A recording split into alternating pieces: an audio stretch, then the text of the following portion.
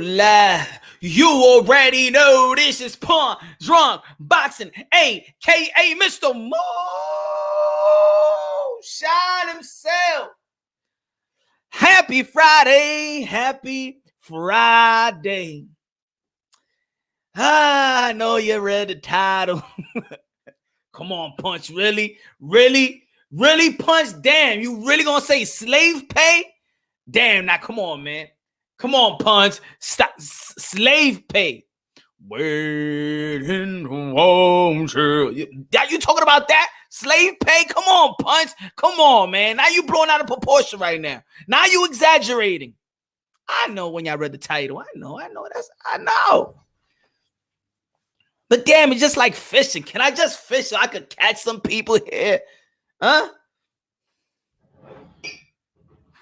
We can all have our different perspective of what I mean about slave pay. I ain't talking about the type of slave like back in the day. No, don't go in that deep. I ain't trying to hit that deep. You understand what I'm trying to say? But a lot of people, it's just to break it down to what I mean. Black, what's good? Black, what's good? AB, what's good? Ben, what's good? Third, what's good? Do I got some new info? Hold on, give me 1 second. Try tonight. No, not trying tomorrow. AB Cuts, what up, bro? I think we just got. Put it this way. I think yesterday the people that has done videos, people have gone live. Ain't even past 24 hours, and we got some information yesterday, and we were just running with everything, right? We were just jumping to conclusion with everything. Oh my God, he's a ducker. Damn, he better get this fight. Damn, get in the ring right now, Fimo. This is for legacy. I don't give a damn if you get paid $5. It's for legacy. Go out there and fight. Ain't even past 24 hours. What's good, Lisa? What's good, Johnny? Ain't even past 24 hours. Yesterday, everybody had the answers. They had the answers, man. They had the answers. The same answer that Kanye West was looking for. They got the answers, Kanye. They got the answers. Everybody got the answers, Kanye. Everybody got the answers.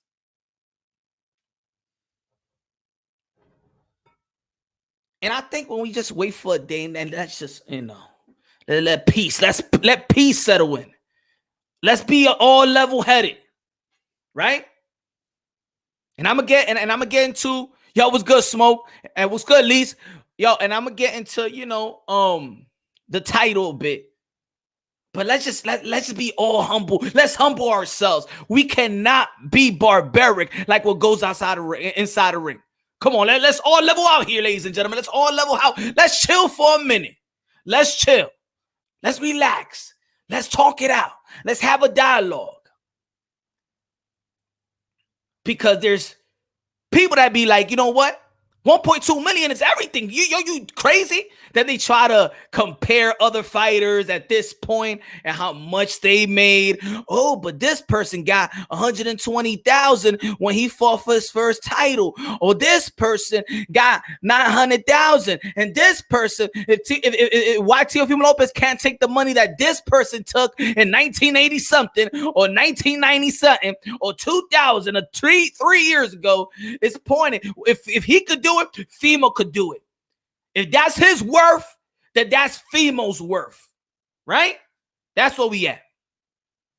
Of course, Loma took his cut, just like Fimo was about to take his cut too. Yes, we understand. We not. And this not even about Loma. We know Loma, right? Just let me go with the Loma. Just let me go. What's good, Kick? Just let me go with the Loma. Loma is not dictated by money like that. If the dude was fighting close to 400 amateur bouts, that the guy money was not driving Lomachenko. Came to the professional level.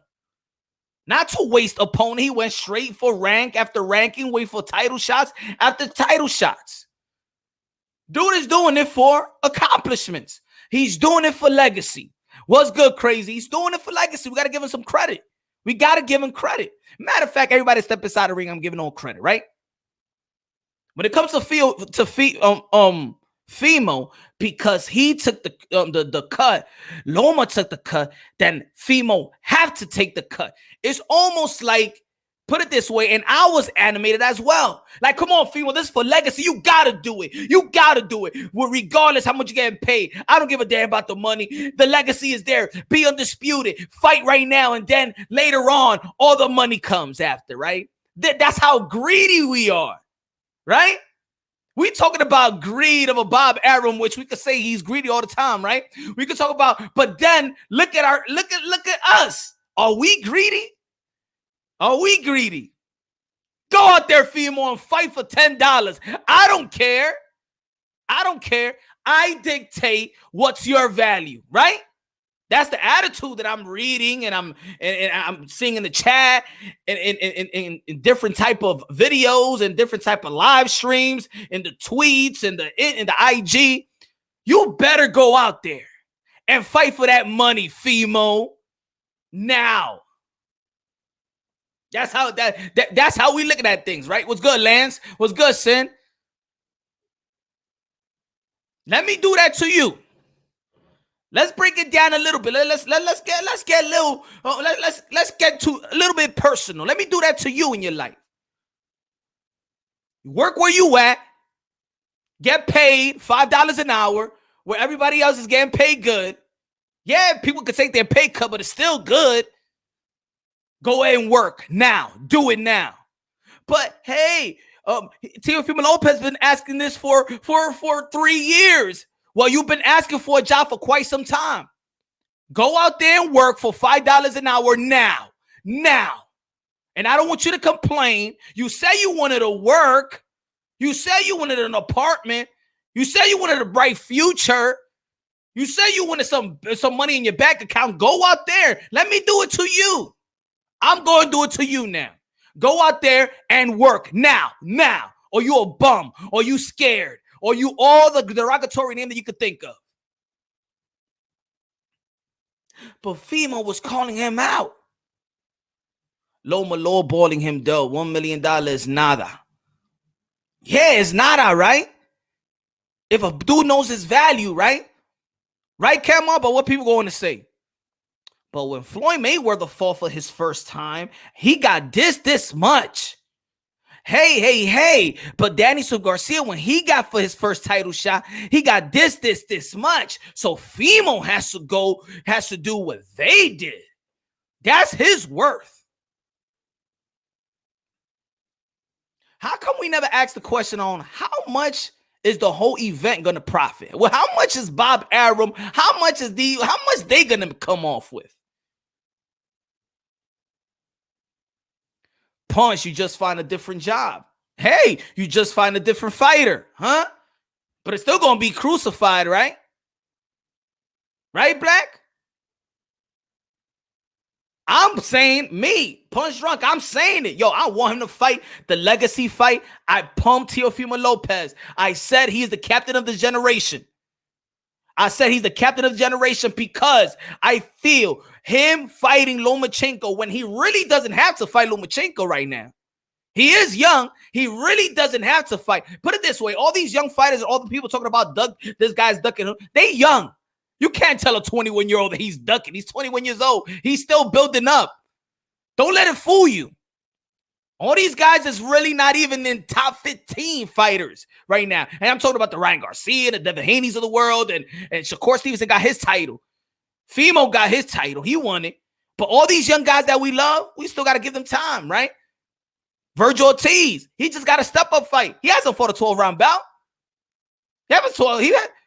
He can't duck nobody. He's still moving up, right? But Teofimo Lopez was going to go for undisputed bout. And later on, we could talk about the undisputed bout again. Oh, no, it's Devin Haney got the title. Morally, we know what the hell is going on. We know what it is. Stop it. Did you ever get in touch with the... Oh, yes, I did. Yes, I did, Johnny boy. Yes, I did.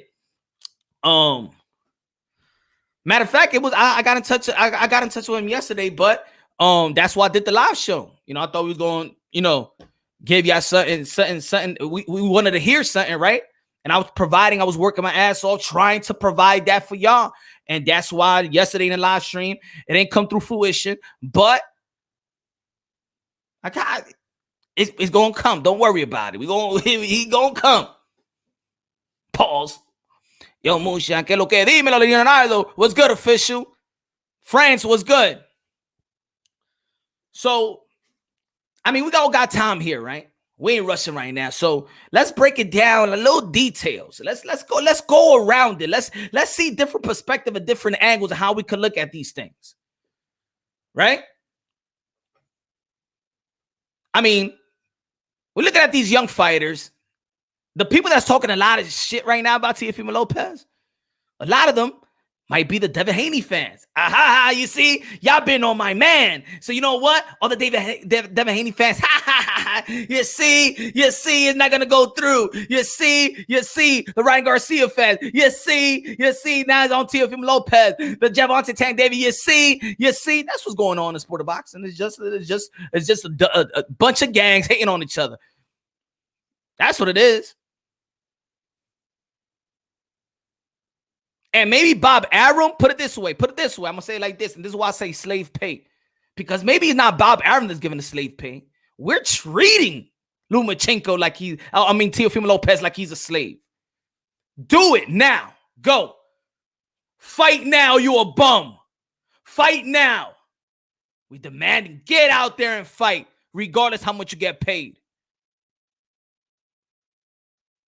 When should he be morally correct to say, you know what, I'm not taking that fight?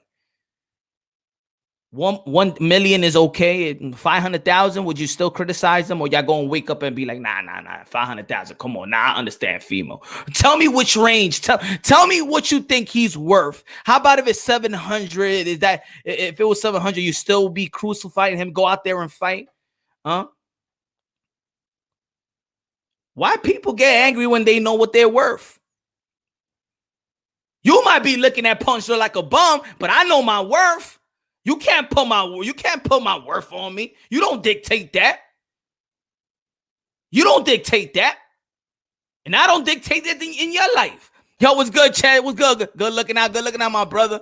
Good looking out. Mr. Moonshine, the chat was up. My people, hope y'all all Gucci. Yo, Punch just copped some merch. Good looking out. Yeah, the merch is out, man. The merch. People have been asking me for a while, the merch. And I'm saying, yo, it's going to be here. It's going to be here. Right there. It's on the channel, man. Cop the merch. Support your boy. Smash the like button. Loma scared of Teofimo Lopez. Now, no fighter is scared. This is what they do for a living. No fighter is scared. You know?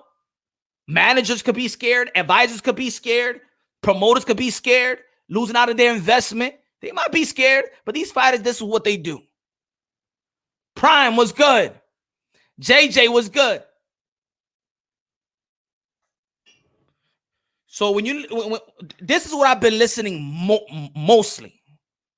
That female, that 1 million is enough. Get out there and fight and go for legacy, right? I feel it. I want him to get that legacy. But then who am I to tell him how much he's worth? Who am I? When we talking about 1.2 or $1 million, are we forgetting about taxes? What's good, Dragon? Huh? Are we thinking about the managers he might have to pay in the cut? Huh? Nutritionists. We don't know who's helping him out. Sparring partners and good sparring partner for Lomachenko. You think sparring partners come cheap? He ain't gonna come off with 1 million out of that with tax. No, he's not gonna come off $1 million. What's on the contract, ladies and gentlemen? Do you know what's on the contract? Or y'all just looking at a piece of paper? It's almost like a stimulus check. People want the $1,200. I just want the $1,200. These government, they're Republicans, Democrats, why you go on vacation? Well, I want my $1,200 right now. And I got 3 kids. I wanted a $500. Y'all just looking at the number, right? But y'all not looking at the contract. It was a pay-per-view. It is a pay-per-view. You know the percentage of who's going to get the back end of what? Do you know that? Or y'all just looking at one number, 1.2 million. You think a contract says Fimo and Lomachenko 3.4, 1.2, and the line, signature, and sign. You think that's the contract? You think that's how it goes? Huh? You just grab a crayon and write Lomachenko, Teofimo Lopez, the X and the line, and it says signature 3.4, and that's the contract. Y'all understanding? It's more than just the number. We don't really know what's in the fucking contract. Excuse my damn language. We don't know. Nobody here has looked at the contract, right? Nobody here has looked at the contract. How about if it was pay-per-view and the contract says, okay, Teofimo Lopez got 1.2, but Lomachenko gets 90% of the pay-per-view back in money. Have y'all questioned that? Huh? Huh? Nah, y'all not questioning that. Y'all don't know the ins and outs of the contract. So yeah, you just looking at him like, yo, go out there, 1.2 million, go out there and fight. Go out there and fight. That's what we looking at it, right? Maybe we acting like slave owners because we think that boxers are just pit bulls and chickens. That's what we are.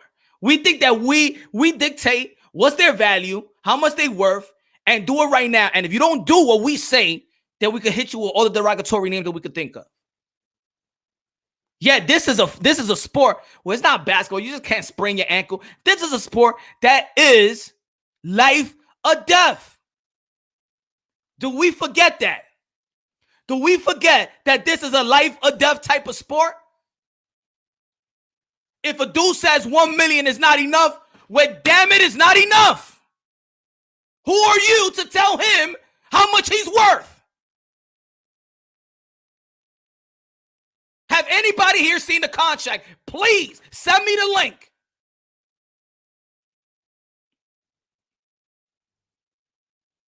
Oh, yesterday trust me, I was like, yo, come on, Fimo, come on. You better fight this for legacy, undisputed. Just fight right now, and you're going to get all the money after.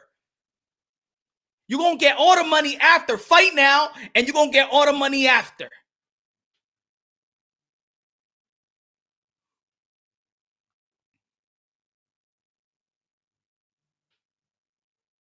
You could put that in. You could actually, you know what I'm saying, like, translate that to life itself.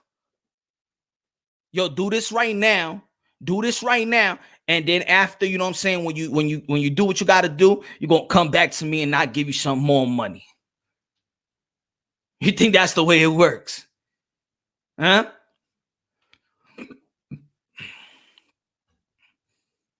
How about Pichardo Colon? Do anybody cares here about Pichardo Colon? Let me ask you a question. Does anybody here have checked in the last month, days, or year on Pichardo Colon? Has anybody here tweeted, messaged his mother, his family? Has anybody gone to the Bronx and see Wilfred Benitez? Huh?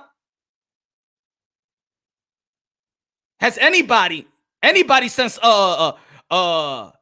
some type of, you know, like a GoFundMe to Pichardo Colon? Anybody? Has anybody checked on Patrick Day's family? Has anybody here? Can you tell me, please? I mean, we're so, you know, demanding of what they supposed to do and fight and how much they need to fight for. Has anybody checked on these on the family of these persons? Have anybody checked on Pichardo Colon? Has anybody? No.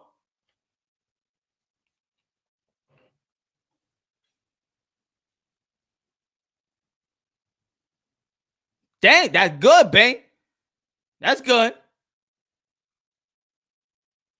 But I assure you, yeah, it comes with it comes with the sport, though, Punch. Yes, and you know what comes with the sport? Negotiating your pay. That comes with the sport too. Nah, yeah. That comes with the sport too. Said that same thing about Charlo and Andre. People call me PBC protector. I'm saying the same thing about Teo. Pay these fighters their worth. Exactly. Ladies and gentlemen, think about it. Let me read on Smoke. Said that the same thing about Charlo Andre. People call me a PBC protector. I'm saying the same thing about Teo. Pay these fighters their worth. Now, because that's what it's seen. This is where people are mad.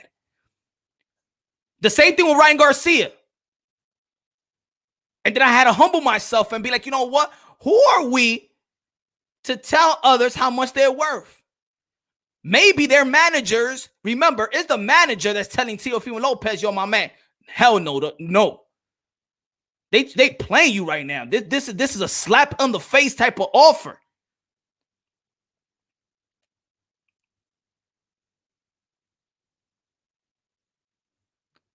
No, I'm not even saying that. None of them is a diva. None of them is a diva.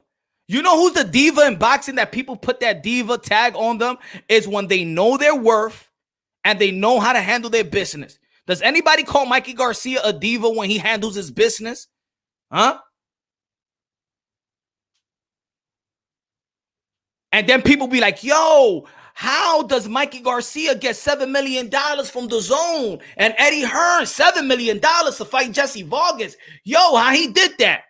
Oh, because the dude know how to negotiate his deal. Up to $7 million to fight Jesse Vargas. Wow, how? But how? That's what you heard, right? Anybody know the sport of boxing? Yo, Mikey Garcia got $7 million to fight Jesse Vargas. It wasn't even heavily promoted like that. Yeah, he got $7 million. You know what? Because he know his worth. Because it might be so much money in the pot. And these managers know there's money in the pot. And if it doesn't seem fair that you're getting a fair share, and they're just going to take advantage of a young fighter because you think you're going to sucker a young fighter and thinking, hey, come on, Fimo, come on, man. This is a chance of a lifetime right here. You're really not going to take this $1 million? Huh? Come on. Take it or leave it, buddy. Take it or leave it. Take it or leave it, buddy. You're who you think you are, huh? Huh? You're just an IBF champion, huh? Huh? Fimo? This is what they did back in the days. Well, not back in the days. So like when people say, oh man, these fighters used to get, played and not get paid. This is where boxing fans really contradict themselves. I always say that boxing fans are the most delusional fans of all sports. We can have a whole conversation a whole day about how many fighters has gotten robbed and up to in boxing. Yo, that's messed up. Yo, you heard how much this guy paid? Yo, Don King is a thief. Don King be robbing. Yo. And then the next day is, come on, man, my man, fight for that money. Come on, that's $1 million. Come on, man, you could do it. You could do it. Come on, you scared. The next day is, yo, he got robbed. Yo, look at his purse. Yo. Make up your mind. Do you want fighters to get paid or you don't want fighters to get paid? Make up your mind. Do you want them to get robbed or only when you want these guys to get robbed? Y'all just want to do it like that. Let me know. Huh?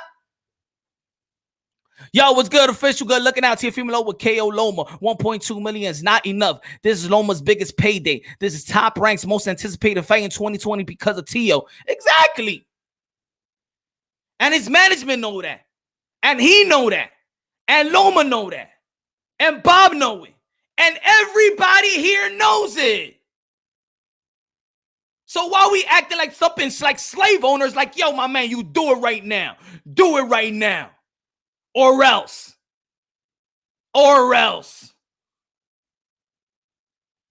Come on, man.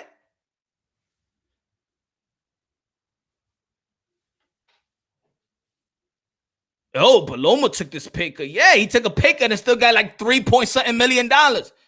This dude, after taxes and paying who he needs to pay, ain't gonna come off with no million. In his biggest fight, he ain't gonna make $1 million. That's 1.2 million, ladies and gentlemen. That's 1.2 million after the fight. When all the money, when it's all cleared, and he needs to pay everybody else. Plus the percentage of his manager. How much percentage of his manager takes? Because can anybody tell me that? Because y'all just looking at 1.2 million. Can anybody tell me how much his manager takes? Managers sometimes take what, like 5, 15%, 10%? Huh?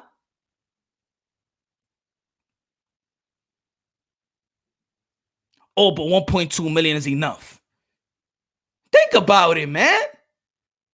Exactly, the biggest fight. Not and look. This is and you know what? You know what? What's funny too is that this is the biggest fight for Teofimo Lopez. Look, this is the biggest fight in boxing right now. All right, this is the biggest fight in boxing. In 2020, this is the biggest fight in boxing. This is just not the biggest fight for Teofimo Lopez. This is not the biggest fight for Lomachenko. This is the biggest fight in boxing 2020. 1.2 million is a sucker ass purse. Get out of here. Now, do I want him to chase legacy? Hell yeah. Hell yeah, I want him to chase legacy. Yeah, I want to become the undisputed. Yeah, I want him to go and strive for greatness and get that legacy money. I mean, get that legacy, accomplishment. I want that.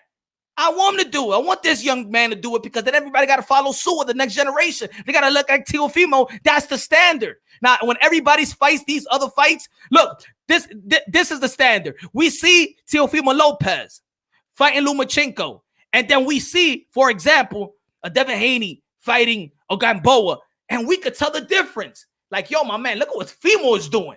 Same age range, and look what you fighting. Look at that, right? And that's how we gauge it. That's why it's important for him to fight this fight. That's why I want Teofimo Lopez to actually go out there and get in the ring and actually go fight for undisputed bout and things of that nature. Managers get 10%. Teo is in the 50% tax bracket with this purse. Exactly.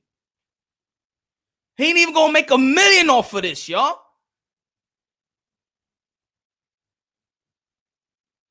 For this type of fight, yes, pennies, yeah.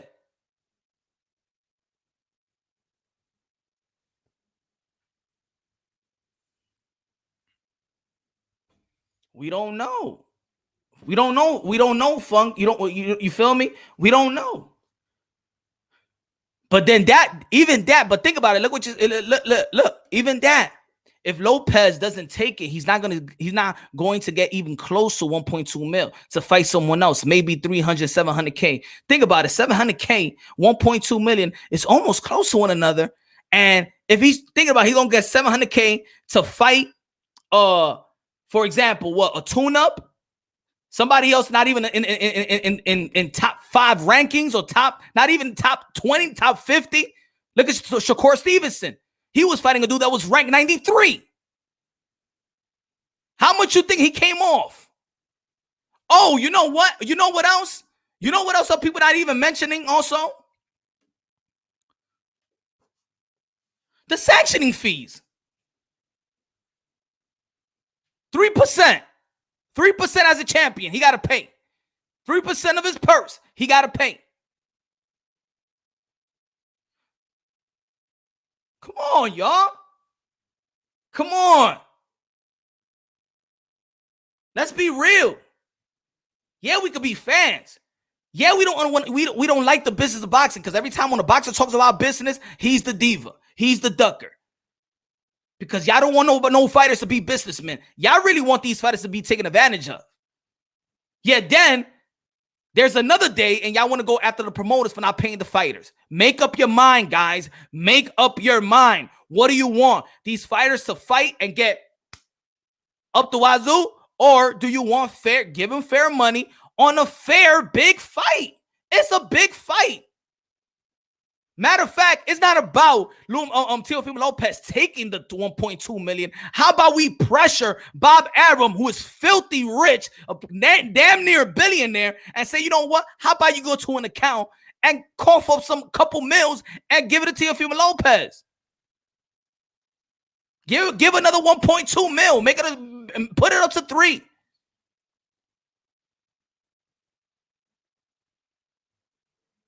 A lot of people want to talk about, they want to compare when a guy's fighting for his first world title. A lot of dudes, when they're fighting for their world title, it's not even a big fight. So I hate when people actually bring that up. Oh, for example, do you know how much Floyd Mayweather made when he won for his first title? Nobody looked at that fight. That's not a pay-per-view fight. This is a pay-per-view fight. This is a big fight. This is a undisputed fight, bro. Do you know how many undisputed champions there's been in the sport of boxing? This is big all over the place. This is big. 1.2 million is not enough. And us fans, rather putting pressure on Teofimo Lopez, let's put pressure on Top Rank ESPN. Let's put pressure on them.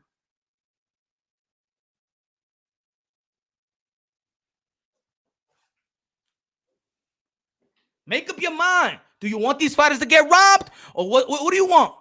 Because I want them to fight their legacy fight as well. But damn, just because it's a legacy fight, y'all want him to be a sucker.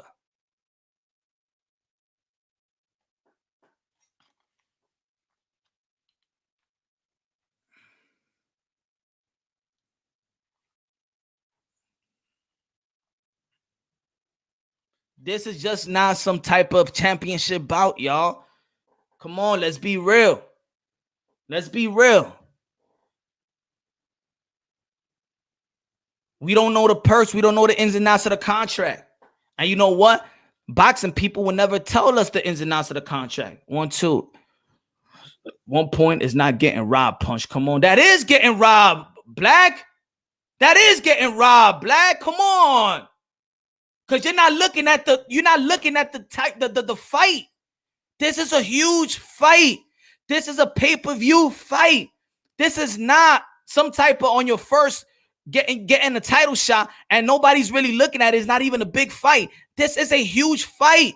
This is a huge fight. Everything is in the marble. It's the best lightweights fighting. It's Lomachenko. Regardless, it's pound for pound, or top 3 pound for pound. This is a pay-per-view fight, and it's the biggest fight in boxing that, everybody been talking about it. 1.2 million is not enough. Black is not. It's not enough. It's only enough because y'all want to compare the 1.2 million to other fighters that has fought for their first world title. But their first world title ain't even that big.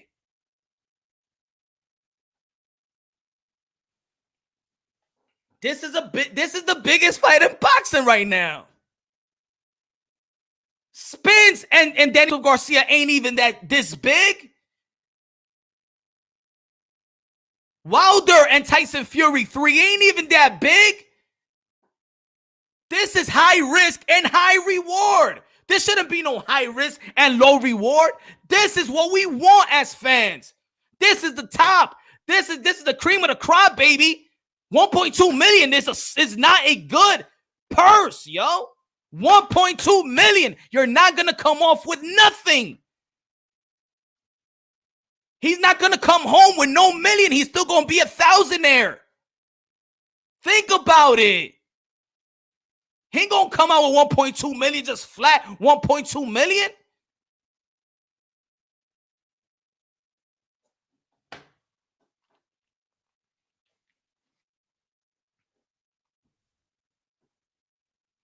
Yo, Carlo, what's good, my brother? Thank you very much, man. Good looking out, man. Thank you for that super chat. Thank you. Now, I'm going to say it again. And thanks for everybody tuning in tonight. Hope everybody's having a good, beginning of the weekend, Friday. For the people that tuned in yesterday, thank you very much, man. It was good. It ain't ended the way I liked it, but, it is what it is. Glenn, what's good, my brother? Sean, what's good? So trust me, I understand. I understand. There might be people that be like, yo, like yesterday. I'm like, come on. I said yesterday, take that 1.2 mil. Take it. And I might say still take it, but I got to understand. I got to be humble about it too. And I got to understand why he's not taking the 1.2. Even if I want him to take the 1.2, I got to understand why he ain't going to take it.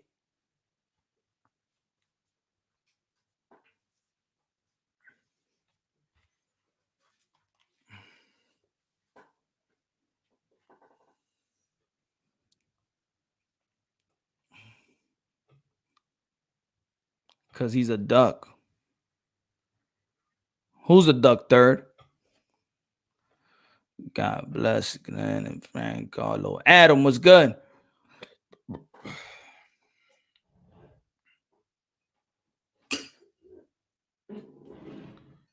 There's certain instances he'll take 1.5.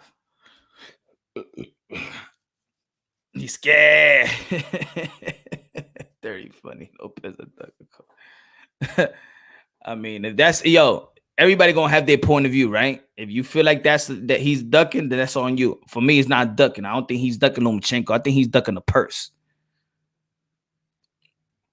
Yeah, if he really thinks he can't win, he would take the fight because his future would be set for life.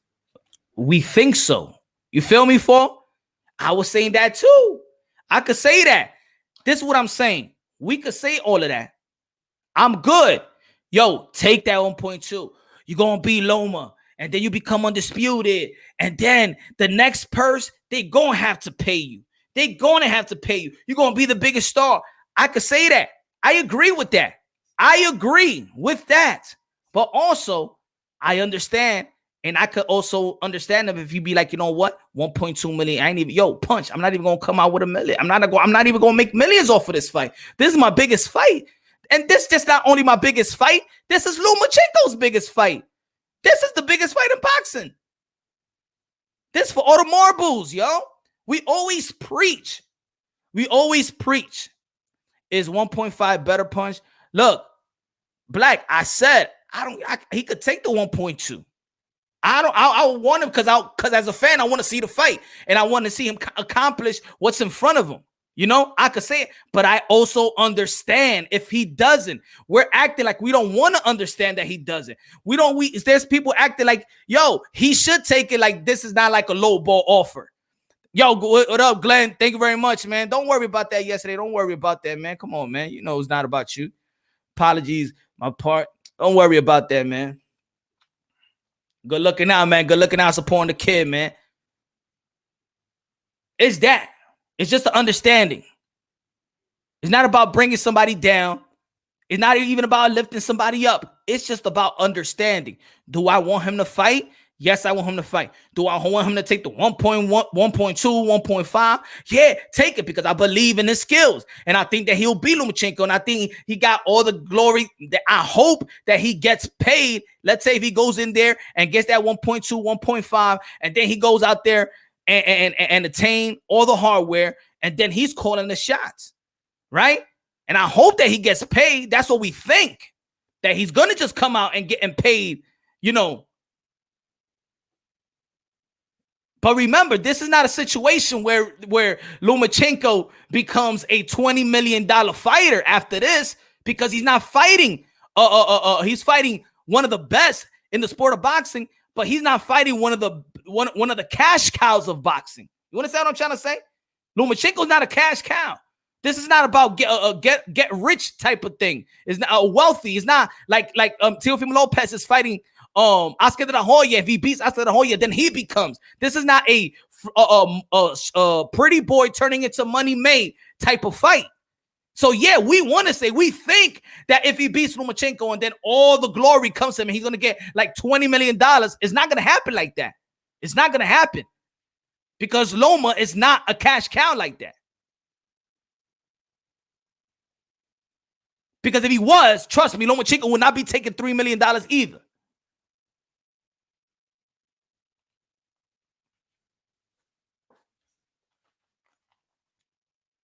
Area wasn't your fault. It was those two.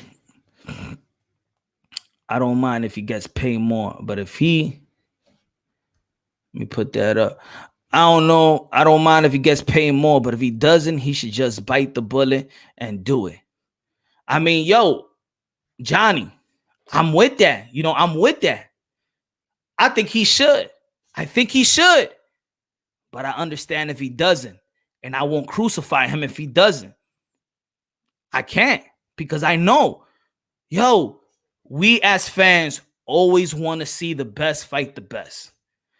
We want to see unification bouts. This is an undisputed bout. Undefeated young champion. Lomachenko, pound for pound. the biggest fight in boxing. This is just not the biggest fight. This is the biggest fight in boxing with all the hardwares in place. Both of these men deserve their money.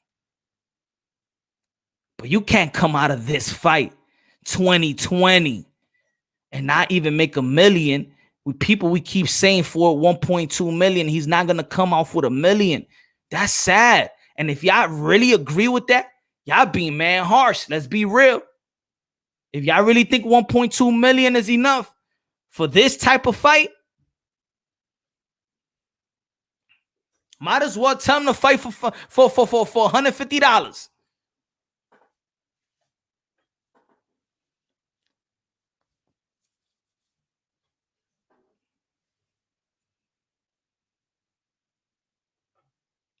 What happened now?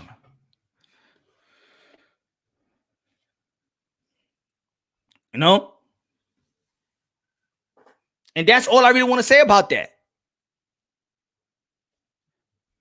And for the fans, we can't stop. Like I said it, I can't say it enough. Stop treating these fighters like they're pit bulls and chickens.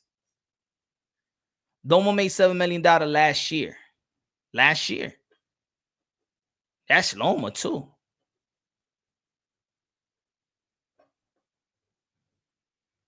And then we want to, we want to compare, you know what I'm saying? It's not about, it's about both of these guys. Both of these guys should get compensated. But I'm telling you like this, after that fight, Lomachenko is going to have some type of million in the bank. He's getting that 3 point whatever. He's going to have at least $1 million. He's going to have 1.5 in the bank. Teofimo Lopez, he's not even going to be a millionaire. He ain't even going to be a millionaire in the biggest fight of boxing. Really? 2020. Really? Y'all okay with that? You got to understand the boxing, man. Tio needs to figure out how to make this fight. This is the opportunity he's been waiting for. Yes, we all know that. Yes, I agree with you, Radar. That talking did not help his cause. Well, he got to talk. I don't take talk that much serious, especially when, you're in position. When you're in position, you could talk all day. That's what I feel. When you're in position, I don't like people calling out nobody. You're not even in position to fight. I don't need no Boots calling out Earl Spence when he's not even in position to get that fight. Then for me, that's clout. But when you're in position, when you're like 2 fights away and you're on your way and you're a champion and you're calling out Lomachenko, then you have to deserve to talk that talk. And bring Lomachenko, make him mad. Talk. Yo, you don't bark, you don't get fed. Why you think Gary Russell Jr. is all of a sudden, after now, all these years, now he's talking? Because look at his career. He gotta talk.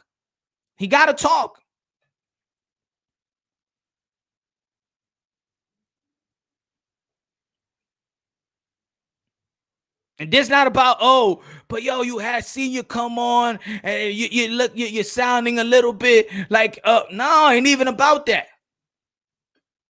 There's people be like, he talk a lot of trash. Man, he's talking about his son, bro.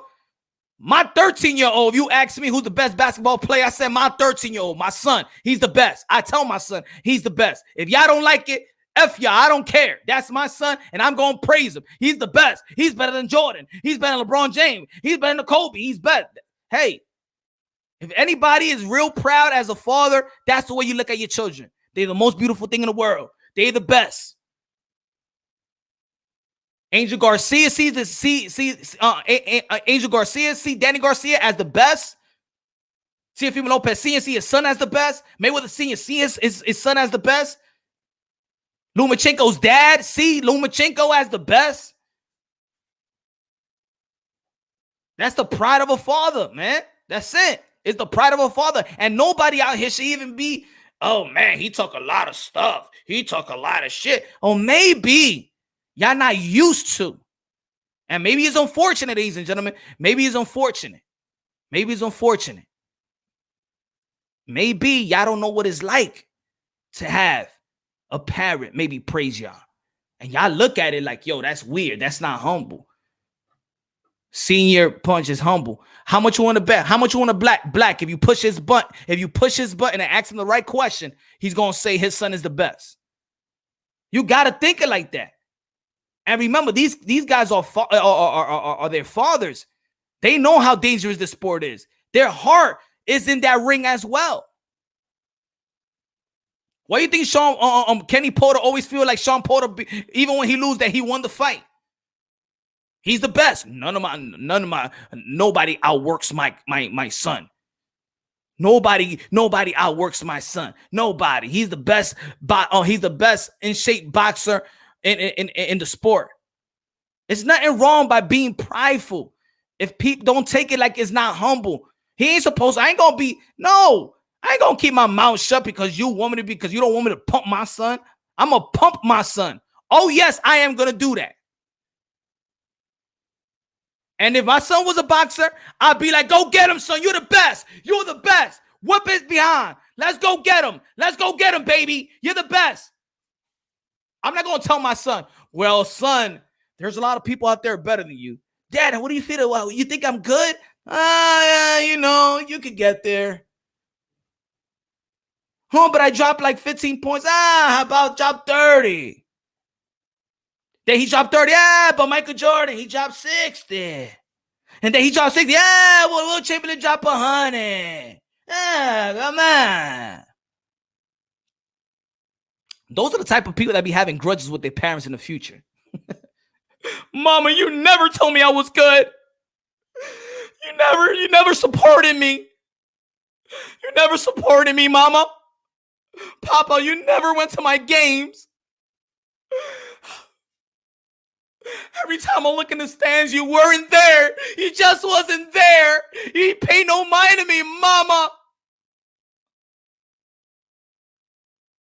I am good. I'm good, Mama. Daddy, I'm good. How about you stop playing this little sports stuff and you really get a job? But Mom, I'm really good. A lot of coaches want me to play. Who are the coaches? What's their name? What's their name? Huh? Look, I don't want you to go to nobody's house, all right? But Mom, could you put me in the league? I'm really good. Stop with this. Stop watching TV. I want you to be a doctor. But Mom, no, I don't want to be a doctor. You never supported me, Mama. I think that's what it is. That people that have problem with that, the Laval Balls of the world, the Teofimo Lopez Sr. of the world, is because you probably, and let's be honest. We could be honest, right? This is Punch from Bay. This is Punch from Boxing Channel. We could be honest, man. We break things down. We break everything. This could be a therapeutic session too for the people out there. Let me know, because I want to love each and every one of y'all. If you have a problem, you need a hug, let Punch up. If you need somebody to lean on, I'm here for you. I'm your friend.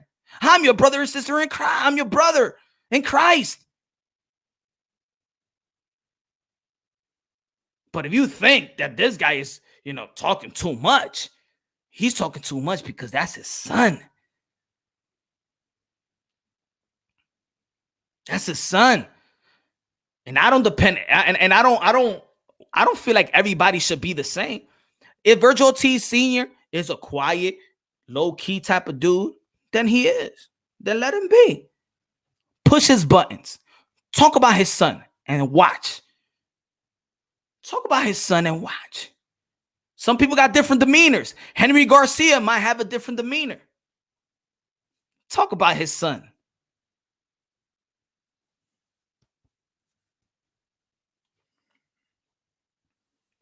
Talk to Bud Crawford's mom. See how she feels about Bud Crawford. He's the best. He's the best.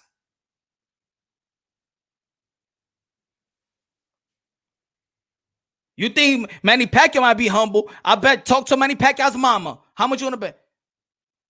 He's the best. He's 70 weeks. What it down being, okay? He's the best. Floyd Mayweather is nothing. He is garbage. You'll see. You think everybody is real humble? Talk about their kid. Let's see how humble they really are. My ass. You talk about my kid. I ain't humble, baby. No. I'm not going to just yeah, my son is okay. He's just moving up in the ranks, and I think there's a lot of people better than him. Can you imagine? And then your son hears that. Damn, he thinks Johnny is better. My dad thinks I'm not better.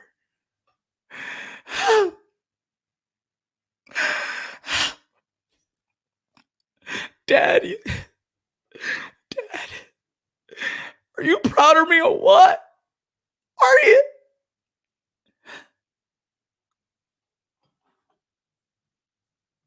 Come on, man. It's like, yo, God bless, Carl. Yo, it's like you see, Angel Garcia, he's in Danny Super Garcia's father, and he's in he's in IG, and he got all the belts.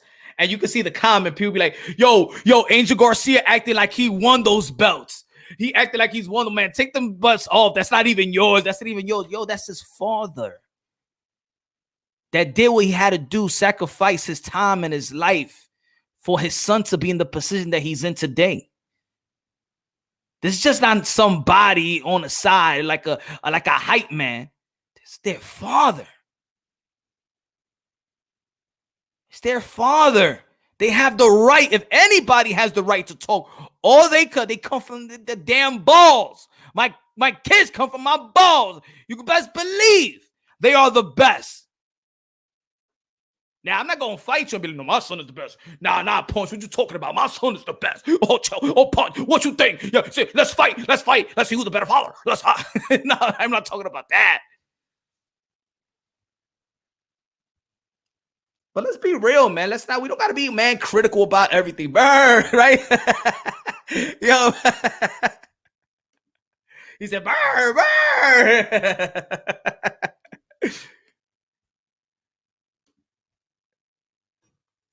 See, I relate to those type of fathers. You feel me? I relate to the Angel, the Angel Garcia. I relate to the Teofimo Lopez Sr.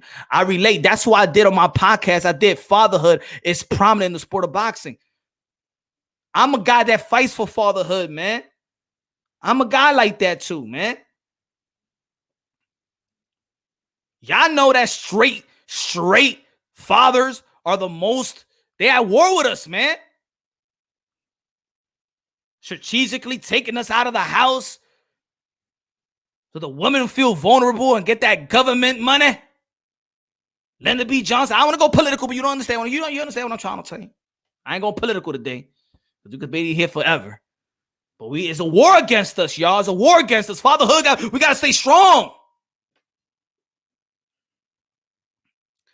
They give Teo $2 million purse that the fight gets signed because that's fair. That's a 60. Yeah. Give Teo, yeah, of course. Give Teo $2 million. Give Teo $2 million. That's good. Does everybody think that he deserves Kenny Porter's another? Yeah, Kenny Porter too. He's a stand-up. All these dudes. That's why I did that. I got a podcast. I think it was episode 4 or 5. I hope y'all could check it out after, when I'm talking about fatherhood is prominent in the sport of boxing, especially in communities and where people say that the father's is absence. And you always want to hear, they always push that pity story that there's no fathers in these people, in these kids' life. But then when you look at the community of boxing, all you see is father and son. Father and son, you see it. You see it. Grandfather, you got Shakur Stevenson's granddad. You see the generation of Mayweathers. You see it. You see it. And if they're not trainers, they're managers or something like that. Even Oscar de la Hoya's father, he wasn't a manager, but you saw Oscar de la Hoya Oscar de la Hoya, his father put him in boxing. Keith Thurman's dad is there. He's not his trainer, but he's there. And he led Ben Getty and the Henry Garcias of the world and the Andre Wards of the world. Their sons play a major part. Shane Mosley, Roy Jones, even though they had a little, Tito Trinidad. Who could smack Tito Trinidad? There's only one guy. You're going to be like, yo, that trainer is crazy for smacking him in the face. No, you understand when that trainer smack him in the face because that's his father. That's why you understand him. That's why nobody could say nothing if he smack him in the face. Let another trainer smack Tito Trinidad in the face. He'll hit him with a beautiful left hook. But his father could. Mira. Despiértate, coñazo. Despiértate. Dale a Oscar de la Hoya. Dale a este tipo, coño. Wake up, motherfuckers.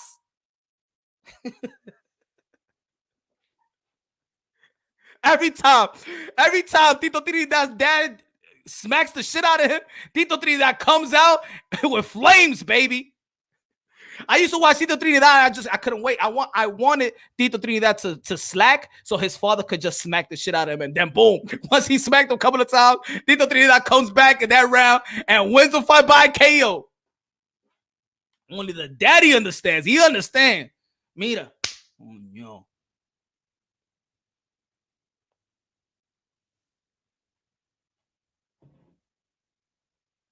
Shout out to the daddy.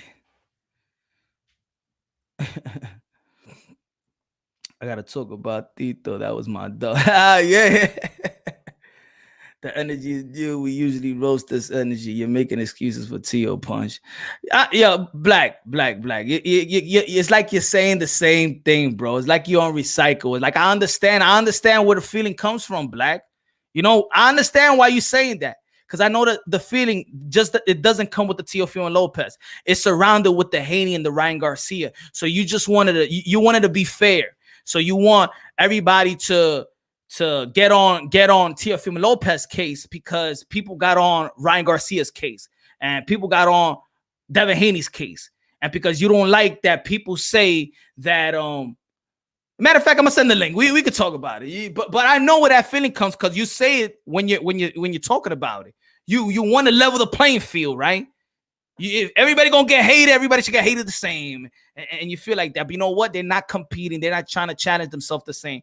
And now, just because Teofimo Lopez look like he's not taking the fight, keep it fair. Yeah, but the thing is, I understand. But that's what I'm saying, Black. I understand because you want it to be. It's surrounded by the Devin Haney hate and the Ryan Garcia hate, right?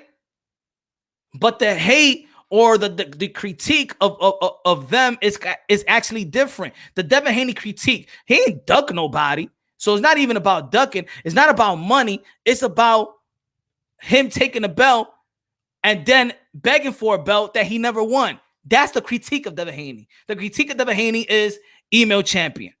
Look at Shakur Stevenson. He even tweeted about Teofimo Lopez. That's a big fight, an undisputed bout. Shakur Stevenson undisputed bout. You know why? Because he don't even see Devin Haney as a champion. That's why people call it an undisputed bout. You know? So it's fair, but it's not about that Devin Haney is scared of anybody or things of that nature. Now, this is different. People are calling him a duck at Teofimo Lopez because he's getting $1.2 million on the biggest fight. The biggest fight in boxing with all the marbles. $1.2 million. They got to fix that up because he's not going to come home with $1 million. He's going to be a thousandaire. That's what he's going to be. But you didn't get into details for Devin. You just roasted him. I mean, there is no detail because there was no. I went a lot in with Devin Haney because it feels like people didn't understand me when I was talking about Devin Haney. But everybody knows what I'm talking about. It's not me the only one saying the email. Even Eddie Hearn said the email. Even Eddie Hearn said the email champ belt. So everybody knows what it is. But then there's Devin Haney. You know, fans are going to be like, well, Devin Haney is this. Nah. Keep it real with Devin Haney. Just like a lot of people want us to keep it real with Teofimo Lopez. I keep saying it. I got the same energy with Teofimo Lopez. I say take the fight. But that doesn't mean I cannot understand if he doesn't take the fight. Because I know, and everybody knows, that's a real low ball offer. We just can't look at 1.2. We got to look at what we coming home with. Right? When you buy a house, when you buy a car, they're going to look at your pay stubs, or they're going to look how much you get. But then, how much you really coming home with? That's what really counts. You're getting paid $70,000 a year. You're really coming home with what? 50 something thousand, maybe. Right? How much anybody here get paid? If you're supposed to get what? $1,300 a week in your paycheck, right? But then all the taxes come off. You be like, damn, they be taking mad taxes, son. I'm only coming home with $700, $800, right? Is it fair? You'll be like looking at your pay stubs and be like, come on, that shit ain't even fair, yo. Where all this tax money comes, damn, yo. So think about it. If you're getting paid $1,200, just think about it. $1,200 a week. Let's say that's your paycheck. But in reality, you're not coming home with that, and you're coming home with like $700, almost $800 or whatever, right? You went from getting 1,000, but now you're really getting hundreds. Same shit. Same shit.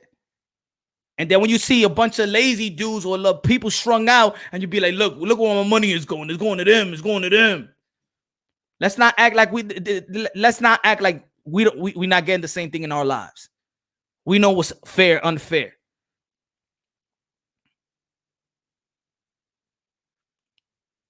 And that's why I love boxing, because it translates to life itself.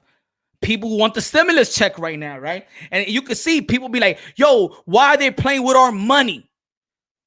That's our tax money. Why they holding out on our money? They should just give up the money. Give up the money. You know why? Because we know the pot. And guess what? Teofimo Lopez manager and Lomachenko's manager and everybody in play knows how much money is in the pot. So when somebody be like, that 1.2 is no good because there's more out there for you to give, then give it.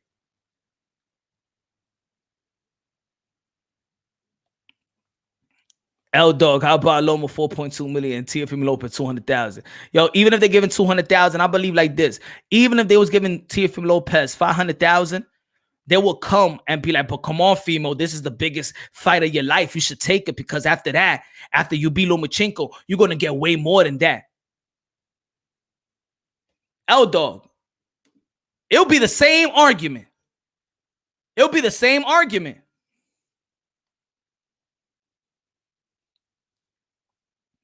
It'll be the same argument. If Fimo was getting 300,000, people be saying the same thing. But yo, fight. Get that money. Get the undisputed. And trust me, your next fight, you gonna make like 5, 6, probably 8 million. Yeah. The same argument.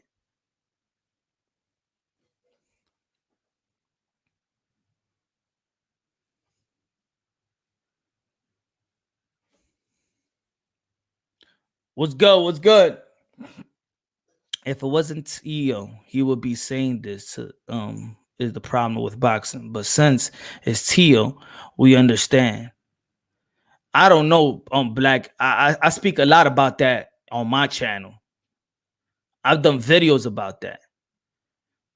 I did a whole video about how fans should respect the fighters. And that's why it's good when I say, that's why I always say, break things down unbiasedly, logically, and objectively. And I'm not saying I'm right either, Black. That's why I like talking to boxing minds. I understand where you're coming from, because a lot of people feel the same way. And I felt the same way, just the same way yesterday. And I love everything what you were saying yesterday, my brother. So I understand you 100%. I understand it. And when I went to your channel, everybody subscribed to Black and Brown Boxing. Great mind. And when I went to your channel, I love everything what you were saying as well. So trust me, I'm with that. All I'm saying is that we also should understand. I'm not going to tell people what to think, but we should also understand that this is a very low ball offers for a big fight. And we also got to understand, let's see if we're going to detail something, let's try to detail it. Even though we don't know the ins and outs of the contract, but let's do the numbers logically. 1.2 million. He's going to be 1,000 there. He's not going to come home with that. He's not going to come home with that. And then when he goes to the negotiation table after that,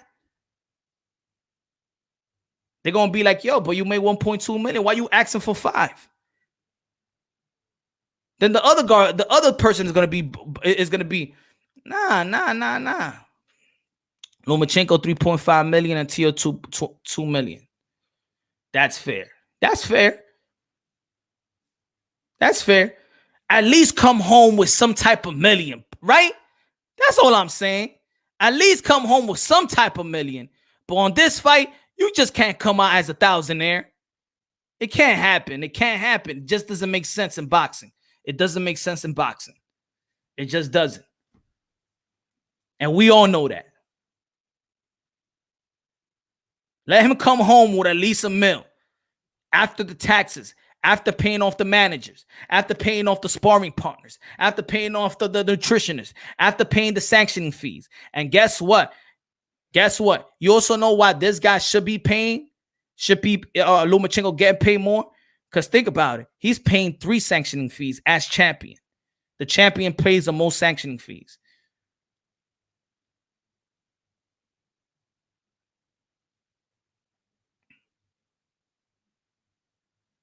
So that's all I'm saying. I agree.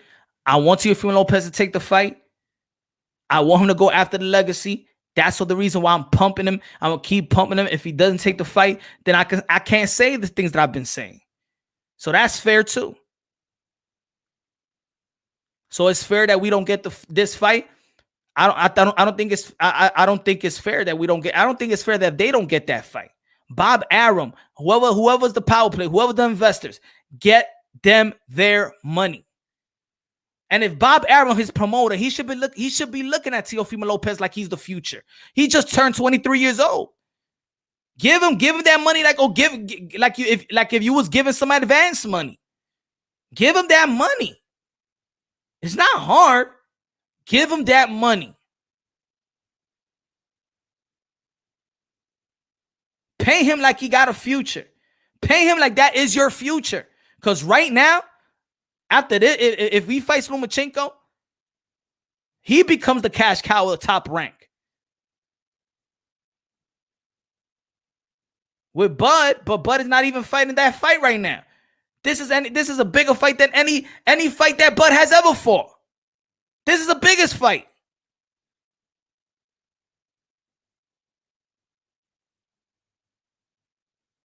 This is not trying to attain undisputed versus somebody that we might not know, who's not even the top dude.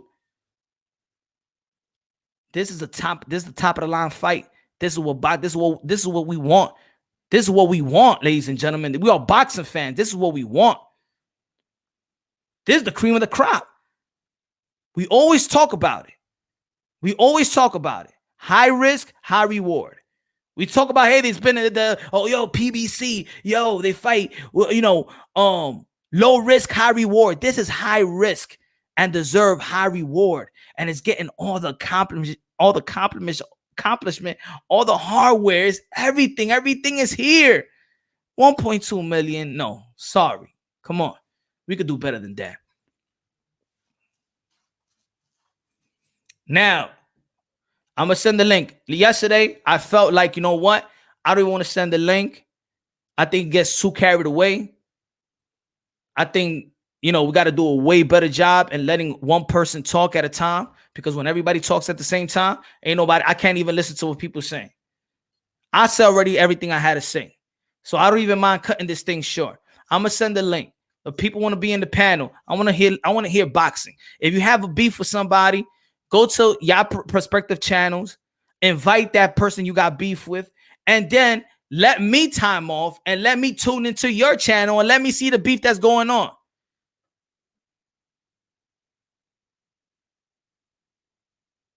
But right now, it's about boxing. Whoever want to be in the panel is about boxing. If you got your drama on the side, stay in the side in the comment box or whatever, or go to your channel, and I would love to see that beef that y'all got. But I don't want to hear y'all beef in this content, in this live. There could be other lives for it. But right now, I was tight yesterday. I felt disrespected yesterday. So smash the like button. Hold on. Let me know what y'all feel.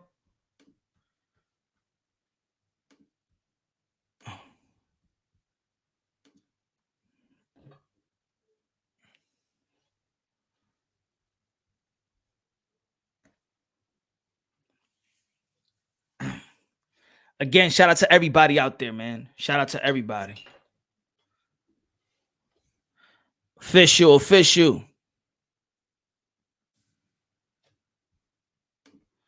Yo, what's good, man? What's good, bro? How you doing, man? I'm doing good, man. Doing good. Better than yesterday. Yeah. I don't come here to argue. Like, I mean, like yesterday, like I feel like people disrespect you on your channel, I felt the and this same is way. about boxing. You know what I mean? Yeah. I felt the same way, and I take responsibility for letting it rock. I just feel like this one thing. I don't feel like I I I think somebody got an echo. I think somebody got an echo.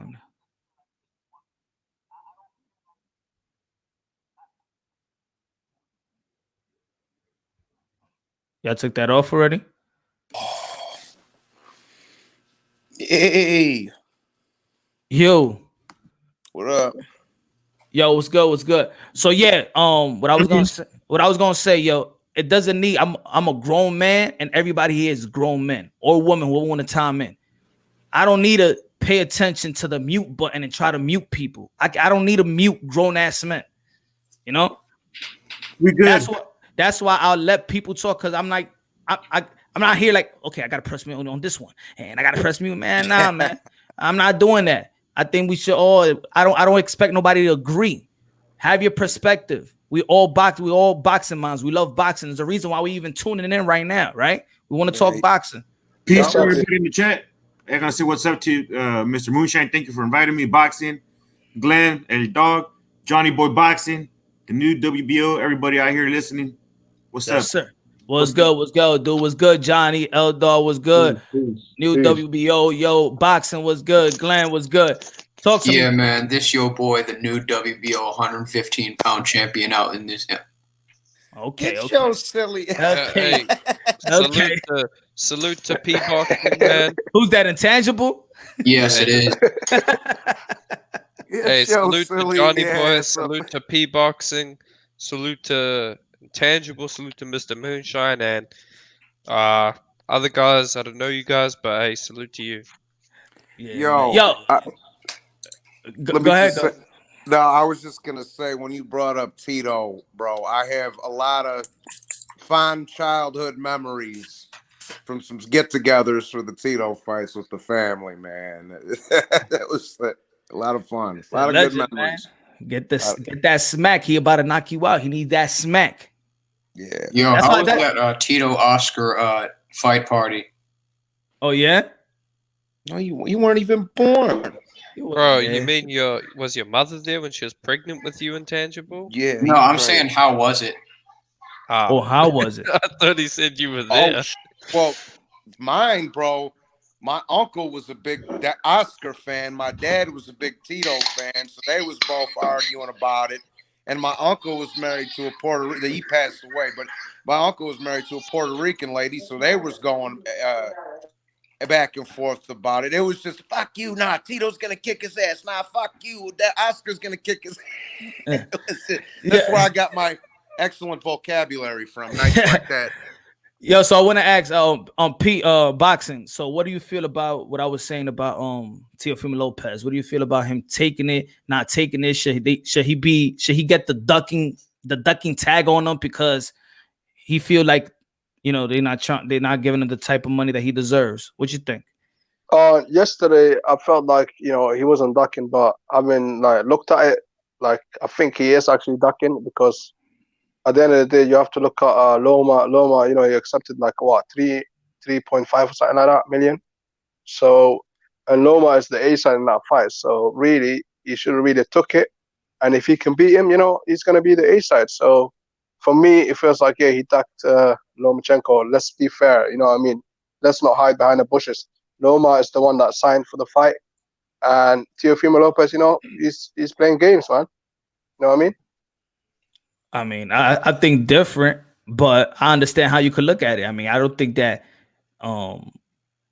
it's hard to debate. It's hard to debate what you're saying. It's hard to say that you're wrong because that's how it looks from the outside in, right? That's how it looks. But I'm just saying, if we look at a lot of people talking about 1.2. People talking about also what you just brought up about, but Lomachenko signed off. So now it's dictated by what Lomachenko said. Lomachenko signed. So he got us. So even if the purse was 200,000, just because Lomachenko signed, should he take that fight too? If it was 200,000?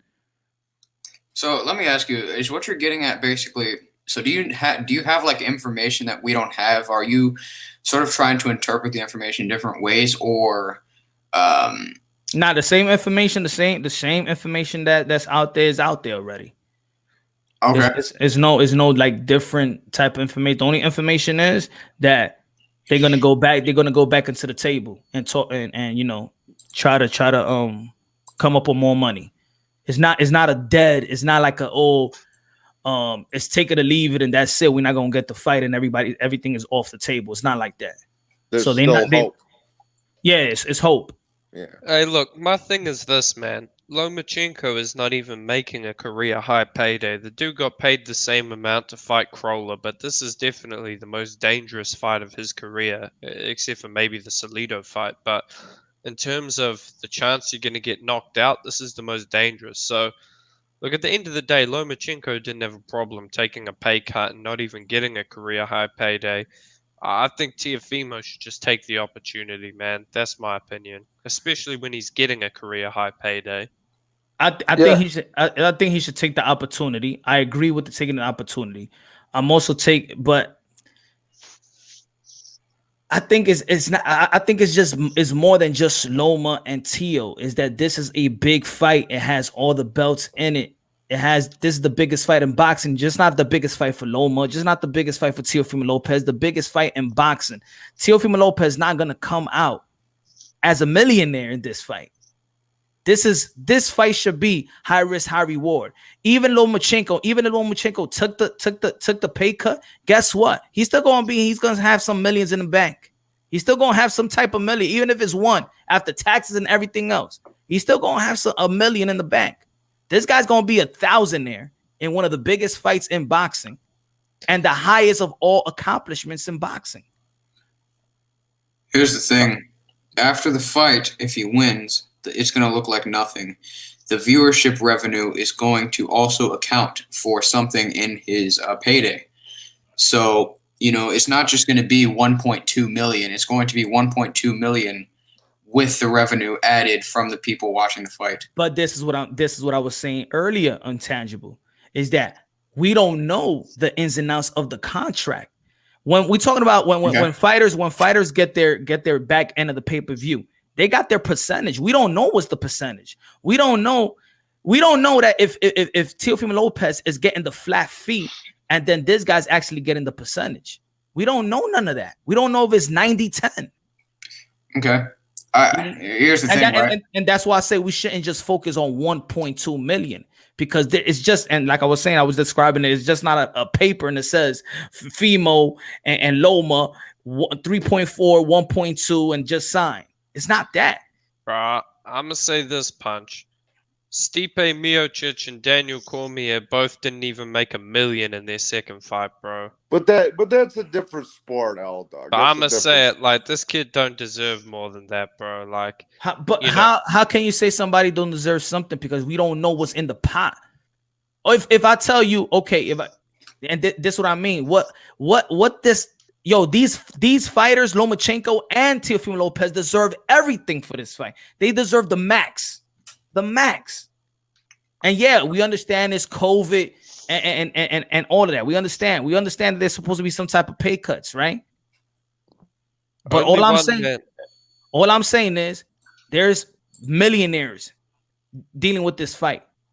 And just like millionaires and just like promoters and just like managers give out advance money, come out of pocket and pay this guy his money. Okay. Here's another thing, anyone though. earning over 6 figures doesn't get any sympathy from me, to be honest. That's on you. That's They're and already that, and, making that, a and lot that's of money. look, and that's what I meant about. That's why I put the slave pay. It's not about this. Bob is giving him that slave pay. Is that us fans are treating these guys like they're slaves? Fight. You supposed. This is what you're worth. What do you mean you don't want to fight?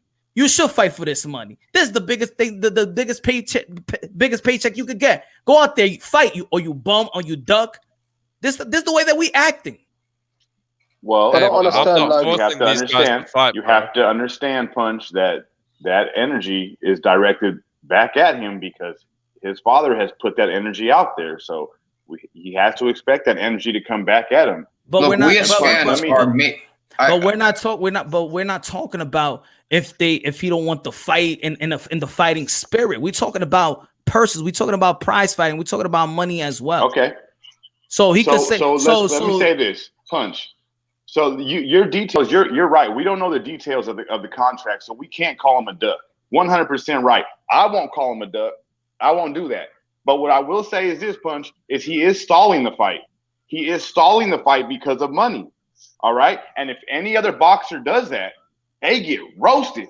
They get roasted. It's bad for the sport. This is what's wrong with the sport. This, and that. But now when it comes to Teo, now we're going to make excuses and we're going to wait it out.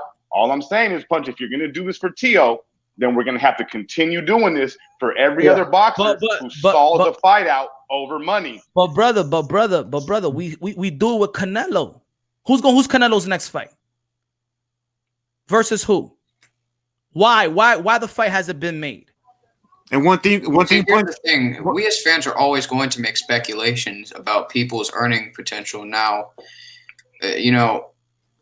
But I'm just saying. I'm just saying. There's a guy that he's the cash cow of boxing, and we're not getting on him because it's money the issues.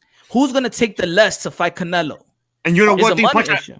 I appreciate you bringing that up, Punch, because you mentioned this earlier. When Canelo fought Floyd, it was one of the biggest paydays, but he got over $5 million in that fight. That's a shitload of money to say, okay, it's the biggest payday, but it's $5 million. You know, it's different when you talk. $5 million was based on what he had brought in previously. Teofimo Lopez, wait. Let me make my point. Yeah. Teofimo Lopez's biggest purse before fighting Lomachenko is $500K against Richard Comey, right? That's not the point. No, wait. One second. No, but that wasn't my point. No, but you didn't make me. You're going off the subject. Interrupting, bro. Dude, stop interrupting me. He interrupted me, bro. He interrupted me. No, you didn't. Oh my. Okay. Hold on. Let me just go. Let Intouchable speak. First. Can I finish my point? Guys, Jesus. Can I finish my point at least? Finish your point and then Intangible. Then go after. So you can just go. My whole point is that both these fighters needed at least a mil take home, man. At least a mil.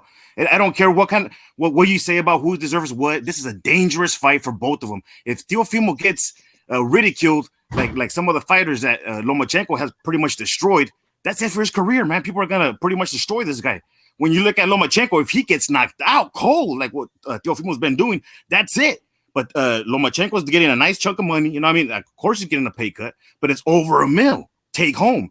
All we're saying as fans, what Punch was talking about, what the title says, a slave purse, is that we're appreciating the fighters. We're asking the promoters, we're asking the sport, we're asking the fans to protect the fighters. At least give these fighters $1 million take home worth in a fight that's so big like this one. That's all I'm saying. Go ahead. Okay, this is new energy. And okay, I understand that, but this is new energy. Well, okay, if it's new energy, hey, it's new energy. You know why? Probably it has to be new energy because we don't get an undisputed bout all the time. Exactly.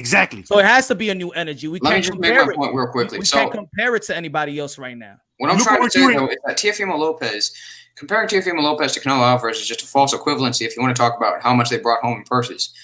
Because if you look at Teofimo Lopez's biggest purse beforehand, which Teofimo Lopez stated himself, okay, this is not just word of mouth from Top Rank.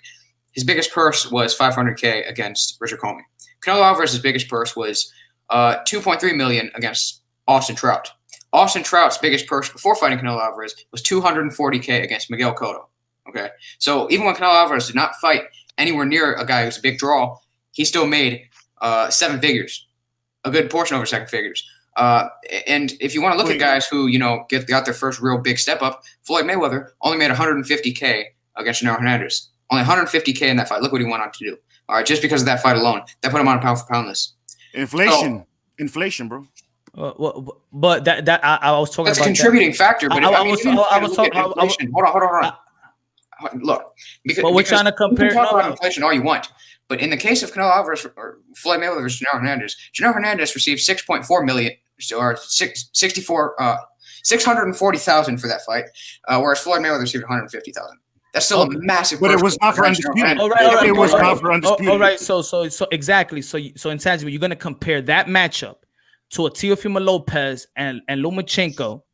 That Lomachenko was a pound for pound top 3 dude in the sport of boxing, and this is an undisputed bout. You're gonna compare that fight to this mega fight. Well, I mean, in terms of many argue he's number one. That's what I'm saying. Y'all gotta include the magnitude of this fight. It's a big magnitude, but I mean that's not necessarily going to contribute in the Loma's the one with the 3 belts. Let me say this. Can I chip in real quick? Hey, Johnny boy, hold on, guys. Glenn haven't said anything yet. Can you time in? All right, Glenn. Yeah, so I mean, it's a little tricky for me because when it comes to undisputed, that's what makes it tricky for me because if it was a regular fight, I would say, well, hey, interns have to do their internship before they become doctors, you know what I'm saying? Shit like that. You got to pretty much get that experience and show people your worth before you start making that money. So I get that portion. But when it comes to undisputed, then it's like, damn. Well, it makes it a little more difficult because at this point, you're talking about, well, hold on. I don't even know if any of you guys heard, but apparently Bob Arum was thinking about taking a college football slot and putting it on ESPN for free versus pay-per-view. So if it was for free, would it make sense what he's paying? Let me pose that question before I even completely respond.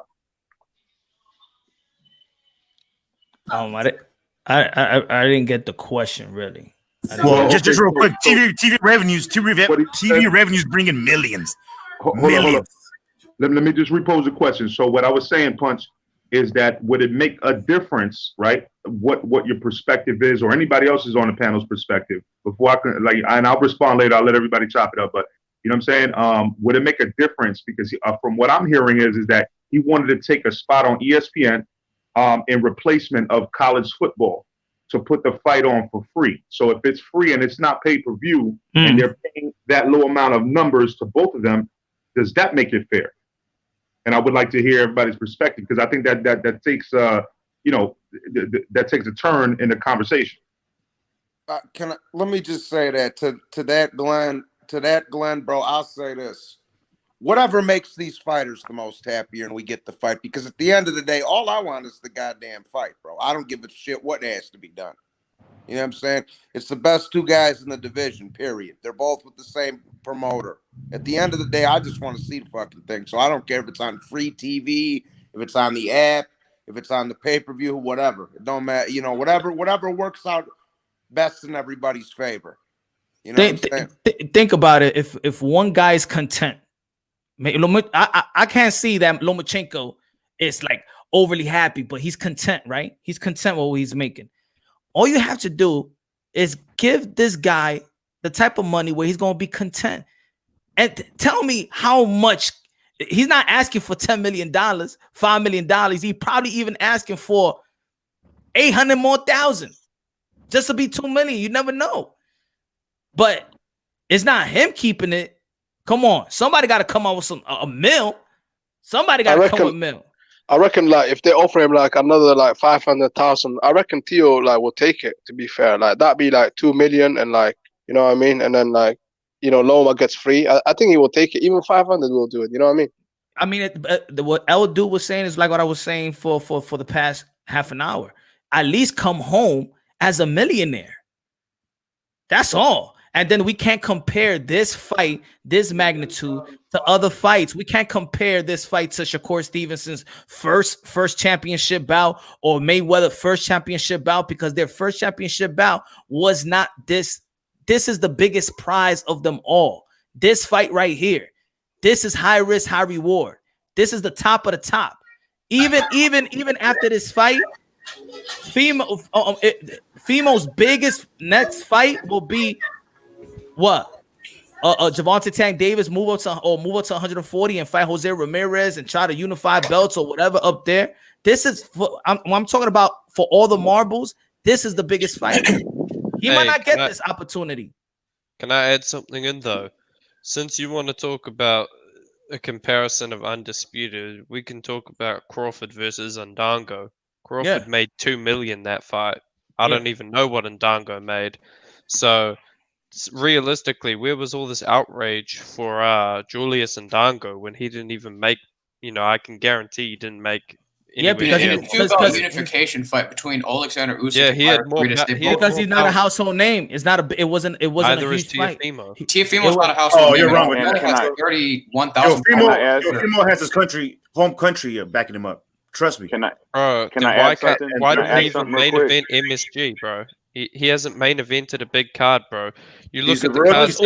He's new to the game. Let me ask you a question. Well, let me ask you a question because y'all bring it up. Let me ask you a question. Let me ask you a question. Y'all bring that Ndango fight, right? Did that fight even had a talk about being a pay-per-view bout? No. Why not? Who's Ndango? Because you're saying that Teofimo Lopez not pound for pound, but it is a pay-per-view. Do you agree that this is a pay-per-view fight? No. Yes. This is not a pay-per-view. Lomachenko and Teofimo Lopez is not a pay-per-view fight. Yes. Teofimo are not draws. It's a good fight, but it's not a pay-per-view fight. Just like Kovalev versus Ward. I 100% disagree. At the moment, they are. Ward was a great fight, and no one cared about it, bro. That was a flop. Yeah, look, Teofimo Lopez is not a draw. You can say that Teofimo Lopez is in an elementary stage in his career, which is why he doesn't draw much. For reference, Shakur Stevenson is about 14 fights through his career, right?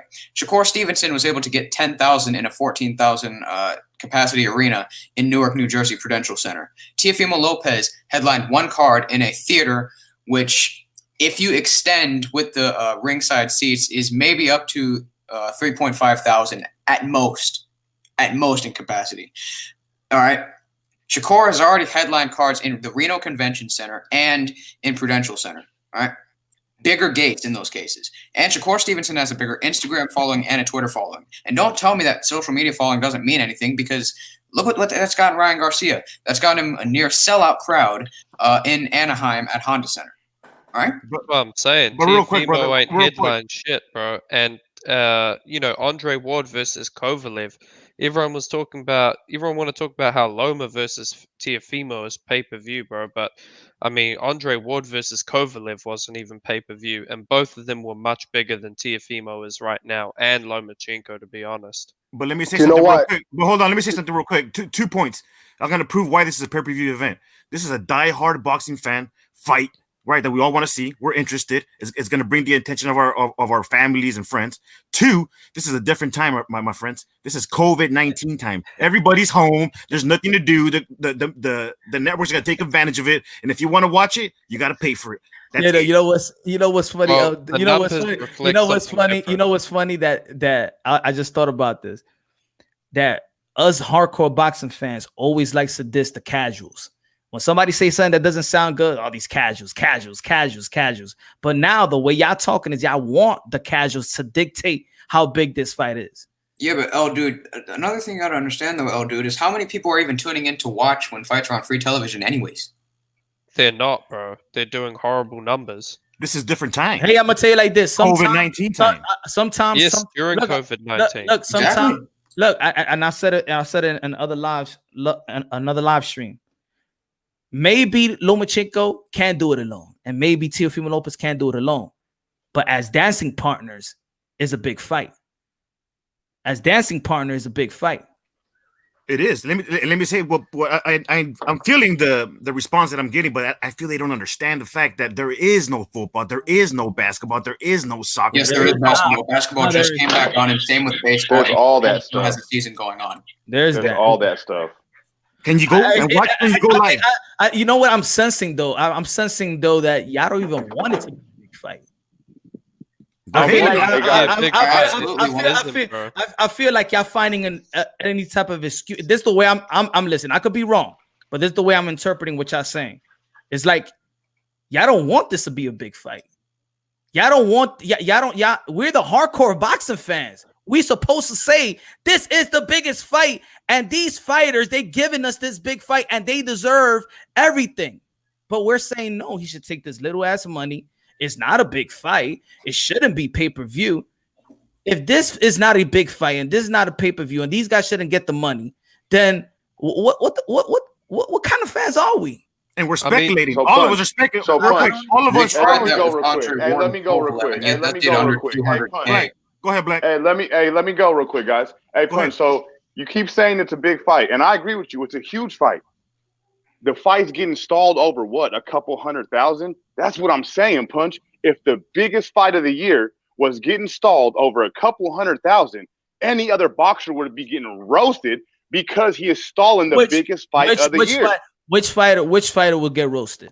Which fight? No, but we're speculating. Whoever's stalling the fight over the couple 100,000. Because at the end of the day, Punch, it's a couple 100,000. Everything's speculation, L dog. Everything is. So how many times do we hear this in boxing? Oh, this fight is about to happen, but you know they got finishing touches in the contract and they got to hash a little things out. But this fight is gonna happen. How many times that do we hear that?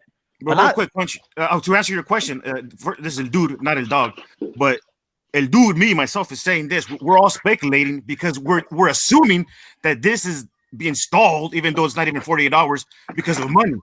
How do we know that Teofimo is okay with the money, but he's not okay with something in the contract? That's what I'm saying. We're speculating that it's money. Maybe Teofimo's okay with the money because he said he wants more money. There's something in the contract that he's not okay with.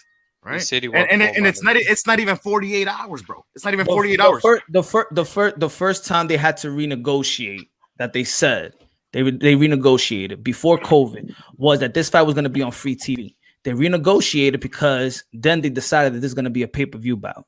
And Bob Arum put out a statement saying so they had to renegotiate and do the numbers because now it became a pay-per-view bout. So now both of these fighters wanted more money.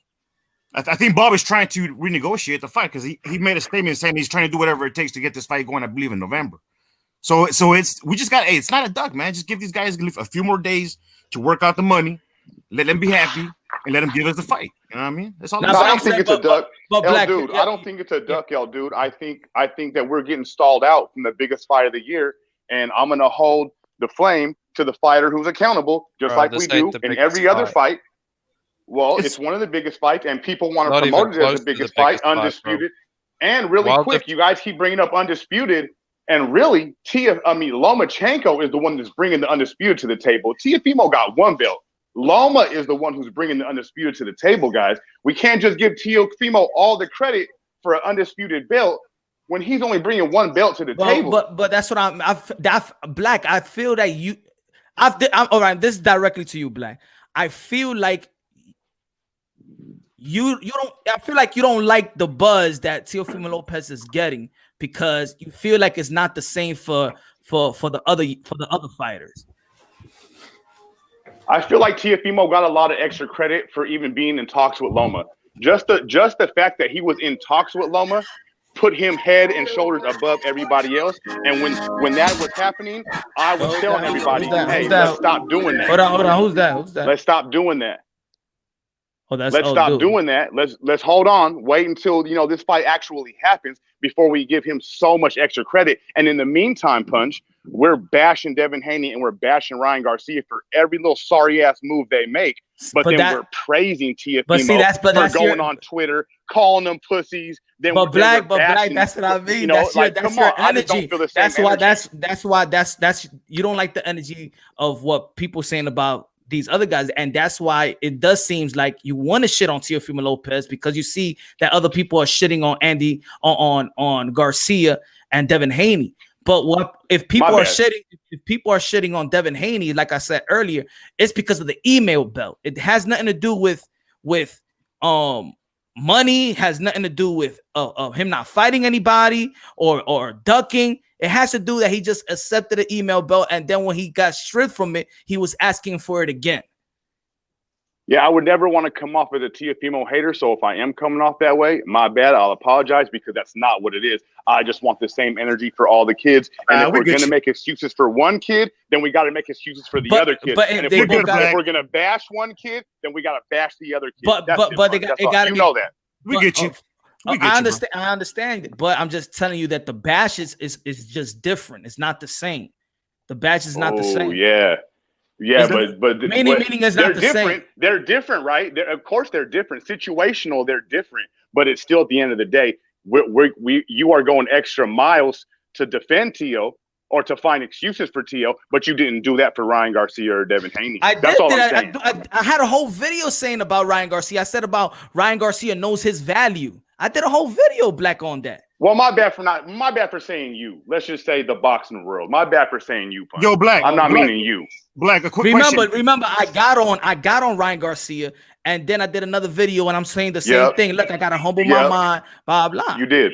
Hey, question. You did, and your second video made me open my eyes to be like, you know what, Punch is right. We jumped to conclusion on Ryan Garcia. We really didn't understand the details to him turning down that 200,000.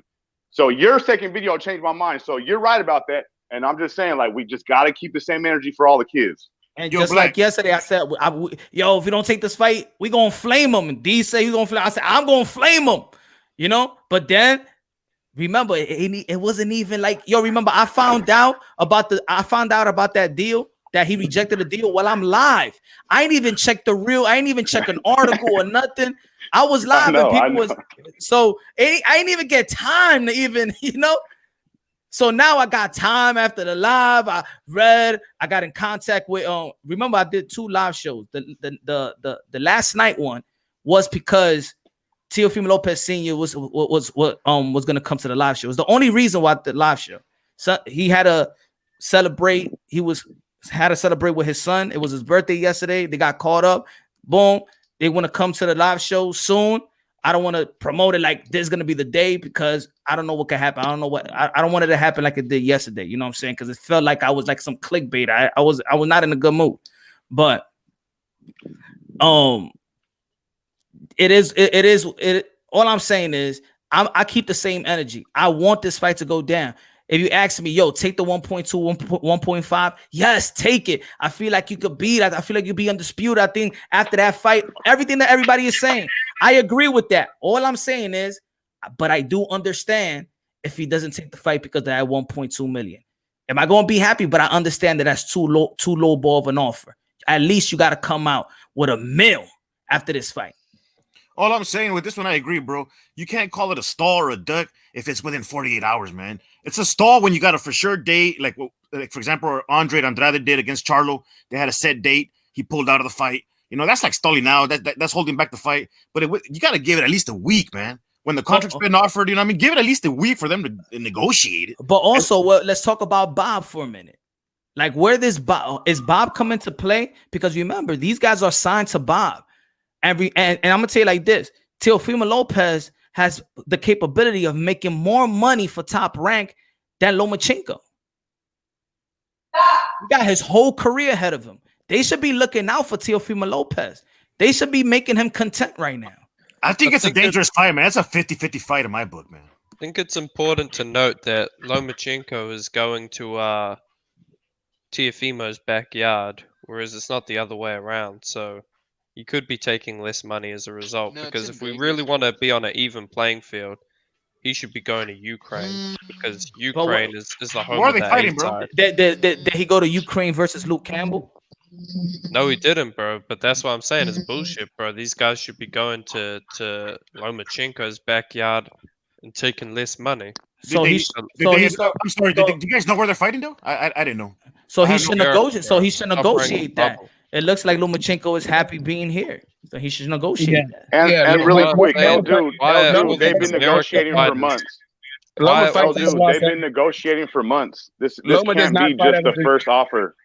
Loma does not fight out of the Ukraine. Also, Loma fights out of Los Angeles. Bro, Yeah, hell no. I believe he trains at the Robert Garcia boxing gym upstairs. He has like a little private section or something like that. Yeah, he's in California now.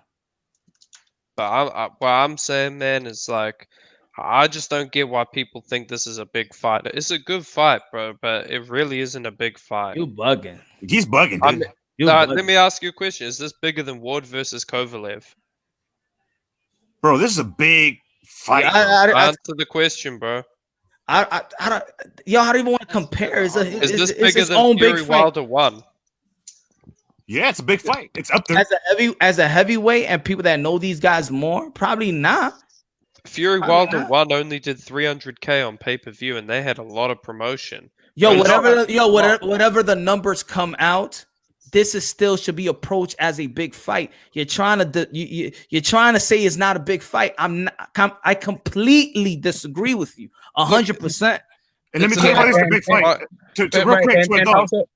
Real quick, bro, to a dog. There's a difference in the fan base because Teofimo Lopez is going to bring in not only his home base, but the Mexican fans and the European fans. He's going to bring both the biggest fan bases and the boxing market together. That's something that Andre Ward and Kovalev did not do, bro. Because how is Teofimo going to bring in the European fans? Because he's a central Latin folk, but he has a huge following. The Mexican fan base has been following, supporting him. Right? They know him. It's a division where a lot of where it's been popping right now. Right? So the two biggest markets. You can't So tell how me is that he bringing in the European fans? Lomachenko. Right. So as far as pay-per-view, I'm not sure. I think it's a dubious prospect to think that the smaller weight classes are actually pay-per-view. I think this is a historically significant fight. I think it's a very highly anticipated fight. And I think that they should be splitting at least a $10 million purse, and it's incumbent on Top Rank to make that happen. Regardless, it's not about COVID. It's not about like if you need to have advertisers, ESPN gets hundreds of millions per week for their advertiser revenue, right? They can find some way to split a $10 million purse and have both these guys be happy. There's a catalog, there's ongoing licensing fees, likeness rights. They can dip in and they can cap it if they need to cap it at a certain point, right? But Top Rank is going to be making money off of this fight for decades, not just for the night that the fight happens. And they can make these guys happy if they wanted to. Nah, I think Smoke. I think that's the problem. I don't think they're trying to cap it. That's the problem. I think the manager sees that y'all not trying to cap this. My fighter is worth more than this. No, what I mean by cap, I mean by if from the ongoing licensing fees, they can say, all right, I'm going to give you, I'll give you a piece of that, a percentage of that money up until, you get $3 million. I'll pay you back for, as we monetize the fight in the future, we'll pad your purse for the night, right? And I'm just saying that they can make these guys happy some kind of way and some kind of profit sharing model for the revenue of this fight moving forward from just the night. That's really my point. Mexicans in Honduras, they don't know him like that. Whoever said he has Hispanic support. No, you're tripping, bro. If you don't think the diehard boxing fans in the world don't know Teofimo Lopez, you're crazy, bro. You're forgetting Teofimo Lopez got booed crying at the Honduran Olympic qualifiers. Is that a big community, Mexicans in Honduras? Dude, you're forgetting Teofimo Lopez got booed out of the arena at the Honduran Olympic qualifiers. That's a whole different time, bro. This is knockout time. He's producing knockouts, sensation. The Mexicans only watch soccer and boxing. That's it, bro. Right? So for you to say that the Mexicans don't know Teofimo Lopez is you're crazy, bro. It's not what I said, bro. Look, this fight, they're gonna pay for it. Mexicans gonna pay for this fight. Puerto Ricans gonna pay for this fight. Europeans gonna pay for this fight. Hondureños, Central Americans, People from the Caribe, everybody's gonna pay for this fight, bro. I think, and what I'm hearing also, I think that we're just looking at separate. We're just looking at Lomachenko and then what Teofimo Lopez has done, or how much could he earn, or how much has he put in the seats. But together is what's gonna make a good fight. The build-up, the promotion leading up to the fight, when all those when the marketing machine is running. Y'all got to remember that it's a process to when it comes fight night, fight week. Everybody gonna be in tune with this. Magic Johnson's tweeting about this fight. It's uniting the world, bro. How many diehard boxing fans do you think there is? You acting like there's millions of diehard boxing fans. There's millions of diehard boxing fans all over the world, bro. And Mexico has hundreds of thousands of diehard boxing fans, bro. How many casuals know who Teofimo is, though? Millions. But how many casuals know who Teofimo is? And the casuals are the ones who pay for the pay-per-views. But that's what I'm saying. It's all is leading up to the fight. That's what I'm saying. We gotta understand. We know this. We hardcore boxing fans. Let's not talk like we don't know this. It's a lead up to a fight. They go once the machine is on it. That's what makes it even bigger. Remember when Ugas and Porter fought, ain't nobody was there. But then the next fight is Porter and Spence, and it's a pay-per-view bout. But the lead up and the machine builds it up to it. There's millions of hardcore boxing fans, right? But they won't pay for fights like Ward Kovalev, Triple G Jacobs. Hell, they'll barely pay for Wilder Fury 2. That fight did 1 million pay-per-view. So there's millions. What do you mean it's a different market? Yeah, man. You're looking at it. There's no, bro. Before Andy Ruiz Jr. beat Anthony Joshua, Mexican fan base were not really in tune to the heavyweight division. Very true. So Teofimo's not Mexican though. Come on. But it's not about. They follow him. They follow him. Where were all these Mexicans at his last fight? He's a Spanish speaker, bro. So where were they all in his last fights? Bro, this is Lomachenko we're talking about. Going up against the knockout machine, Teofimo Lopez. But that's what I'm saying. Hold on. Go ahead. But that's what I mean is like, don't look at this and what he did at his last fight, who was there. Once the machine is behind this fight, I'm telling you guys, man, like people just not gonna be like, oh, that's it. I'm gonna pay for it right now with no build up, no commercial, no posters, no social media advertising. This is gonna be a big fight. It's gonna be promoted this way. So where were all the Latins for Luis Ortiz when he fought Wilder? It's a different market, bro. It's a different market. What do you mean? It's the heavyweight market. I just explained it. There's like 8 million in Honduras. Come on, they don't all watch boxing. I just explained it. You're going in circles. They tuned in to watch the fight, and then they had a pay-per-view. Also, I'm not quite sure. Yeah, but that's what you say. But apparently, it didn't flop because he still did a pay-per-view afterwards, right? I mean, I think that there's this idea that the numbers that you get reported in the media are the actual numbers. I think there's a disconnect there. I think there's also a disconnect with how many other revenue streams are attached to a fight, not just U.S. domestic pay-per-view numbers, regardless of if you have the numbers or not. Right? I think there's just a lot of ignorance, and then people assuming that they know what's going on, and then also people just have a whole lot of nerve telling another individual what they should be doing with their own lives and careers. Yo, I agree with that, Smoke. I agree. Yeah. Think about it. If people are gonna say, oh my God, this pay-per-view number did this. Oh, how they gonna do another pay-per-view? How they gonna exactly? If they still doing pay-per-views, it's because there's something that is working. It's money that's being made. Regardless of the number that you may see. Oh, maybe they say that 300,000 for Spencer Mikey was good. PBC making all but these. But don't compare those numbers to a Floyd Mayweather number, because that's when you be like, oh, those are suck numbers. But who said that was the ceiling? You don't know that doing that pay-per-view fight, they were like, was gonna be our ceiling is to be 420. That's what I think he needs. Do you think Lomachenko Lopez does 300-400 buys? Yes, I think so. Well, more than that, bro. It you didn't think do that in the Lomachenko UK versus- for 20 pounds. It did 200,000 buys against Campbell. We're talking about U.S. market here, bro. Hey, So Punch. so if he was gonna do that, why haven't Top Rank put him Yeah, on? and the U.S. market has lower buy. Yeah, and the UK would not pay for Luke Campbell without Teofimo Lopez. Hey, Punch. How much do you Yo. think pay-per-view buys are gonna do this? Like, how much do you think? Like a million pay-per-view buys, or any estimate? I don't think it's gonna be in a million pay-per-view buys, but it might not be their ceiling. That's what I'm saying. Maybe their ceiling is 400, 500,000, and then that's successful to them. You don't know how much. Remember, they're not paying these fighters $10 million. They're paying them $1 million. The thing is though, like this fight, yeah, like if it wasn't big, like why would they put it on a pay-per-view? Like, you know what I mean? They must know something that we don't know. You know what I mean? Like, I don't think it's gonna do like a million, but I reckon it'll do probably like 400, maybe like 500 max. I don't think it's as big it'll as do like. more than Errol Spence did against Porter or Mikey.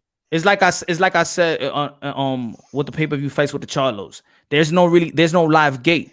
There has to be some type of money coming from somewhere, from another pipeline. And to be honest, I wouldn't even care if this fight was $100. I'll pay for it. I mean, Like, so would I. I don't even think pay-per-view is even. I don't even think nobody's even arguing about if this fight should be pay-per-view or, oh, I'm not going to pay for this fight. Have you met anybody that says, I'm not going to pay for a Lomachenko and Teofimo Lopez fight? Nope. But then again, I haven't met anyone who knows either of them. Yeah.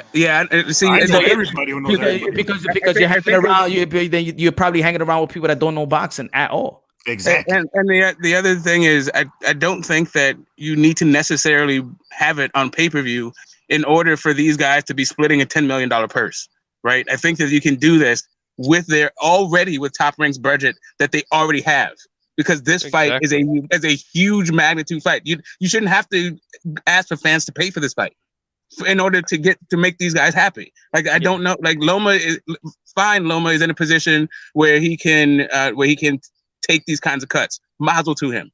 That doesn't mean that Tio needs to be in that same position and he needs to all of a sudden eat shit. Like, the people will be making lots of money off of this fight. That guy shouldn't have to eat shit. Exactly. If it was Loma the one stalling the fight for a couple 100,000, or let's just say $1 million, would we be roasting him, or would it be understanding? And let's be honest. Let's be honest, guys. We'll be roasting him, yeah. And we have to keep it fair. At the end of the day, you know, but who will like be if it was roasting? Loma, we'll be roasting him. So we have to keep it like 100. The same people are hating on the legacy Teofimo right fight. now. I'm not hating on Teofimo. I'm saying he's getting a career high payday. Take the fight. Lomachenko is getting less than what he made in his last fight, bro.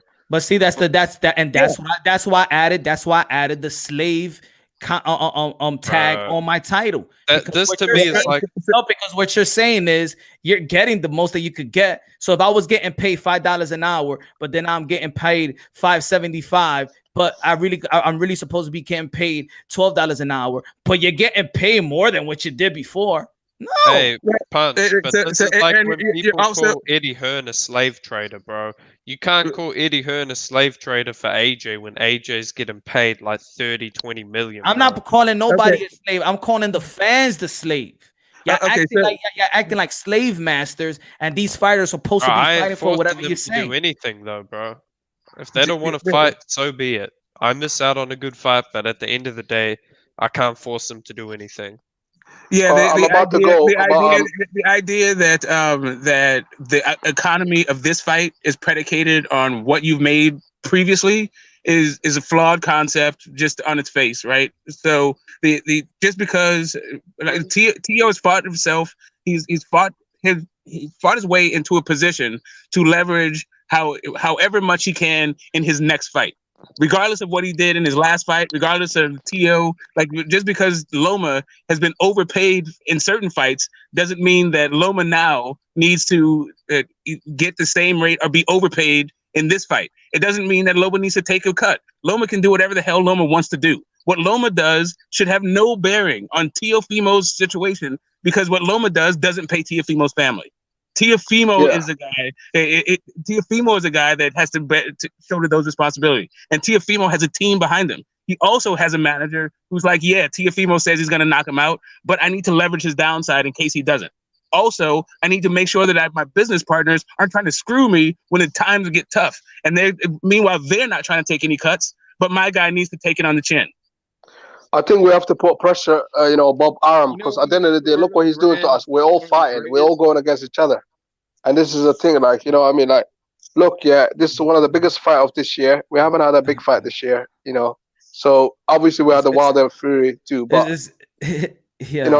But like after that, what we got? Nothing. So let's put pressure on Bob Arum. By the way, I gotta go. My battery's dying. Shout out to L Doc, Get the Smoke, Black and Brown, Mr. Moonshine, L Dude, Glenn. Thank you very much, guys. Peace, bro. Have a good evening. Have a great night, bro. Hey, look, guys. You forgot Tolbert. We're blaming Bob Arum. We're bringing up Bob Arum's name a lot, right? Just like we Keep bring bringing out his name up. Yeah, look, Punch. But a few days ago, when it comes to Terrence Crawford, we're flipping it back around and saying, well, why the fuck you over there with that dude? Facts. If we're gonna be, like a few days ago, we're blaming Terrence Crawford for signing with this dude. Now, when it comes to Teofimo, now we're blaming Bob Arum. Yeah, we're not giving no flame back to Teofimo, no flame back to Senior. Like, come on, bro. It's like I don't understand. I truly feel like I don't know. Maybe my English is bad, yo. I think my English is horrible. Should I switch in Spanish? Because it doesn't seem like people. Yo, hey, Punch, switch to Spanish. I love it. I do. How do y'all want me to flame Teofimo Lopez? Give me the script right now. How y'all want me to flame him? And when it came time to put up, you ran away. That's what you want me to say. He ran away. That's what I said, bro. He talked all that shit about how, Loma requested to move hotels when he found out Teofimo was in the same hotel, all that. He was just so terrified of him. But Loma signed the contract and he didn't, bro. That's all there is to it. So if the contract was $1, he should sign the contract because what he said about the hotels and that's what I mean. Matter of fact, I could debate this better with a casual than that what you just said. Nah, he talked all that shit. Casual offered a career high payday. What a better debate than that. He got a career high payday. Who cares about the career payday? Who cares about that? It's not the same. It's not the same. I mean, look, if he wants if Teofimo really feels like this is an easy fight, shouldn't he just take it? They're jumping exactly. But see, the thing is, y'all want me to flame him. Look at this stupid. For me, this is the type of comment right here. Hold on. He goes, Punch, please, bro. Just call it like it is. Stop being biased, man. Just because you're connected with Senior, you got to cheerlead and cheer. Like, was I cheerleading? Was I promoting Teofimo Lopez before I even knew Senior or he came to this channel? Like, what y'all talking about? What y'all talking about? You've been repping Teofimo way before Senior came on. You've been repping Teofimo since day one.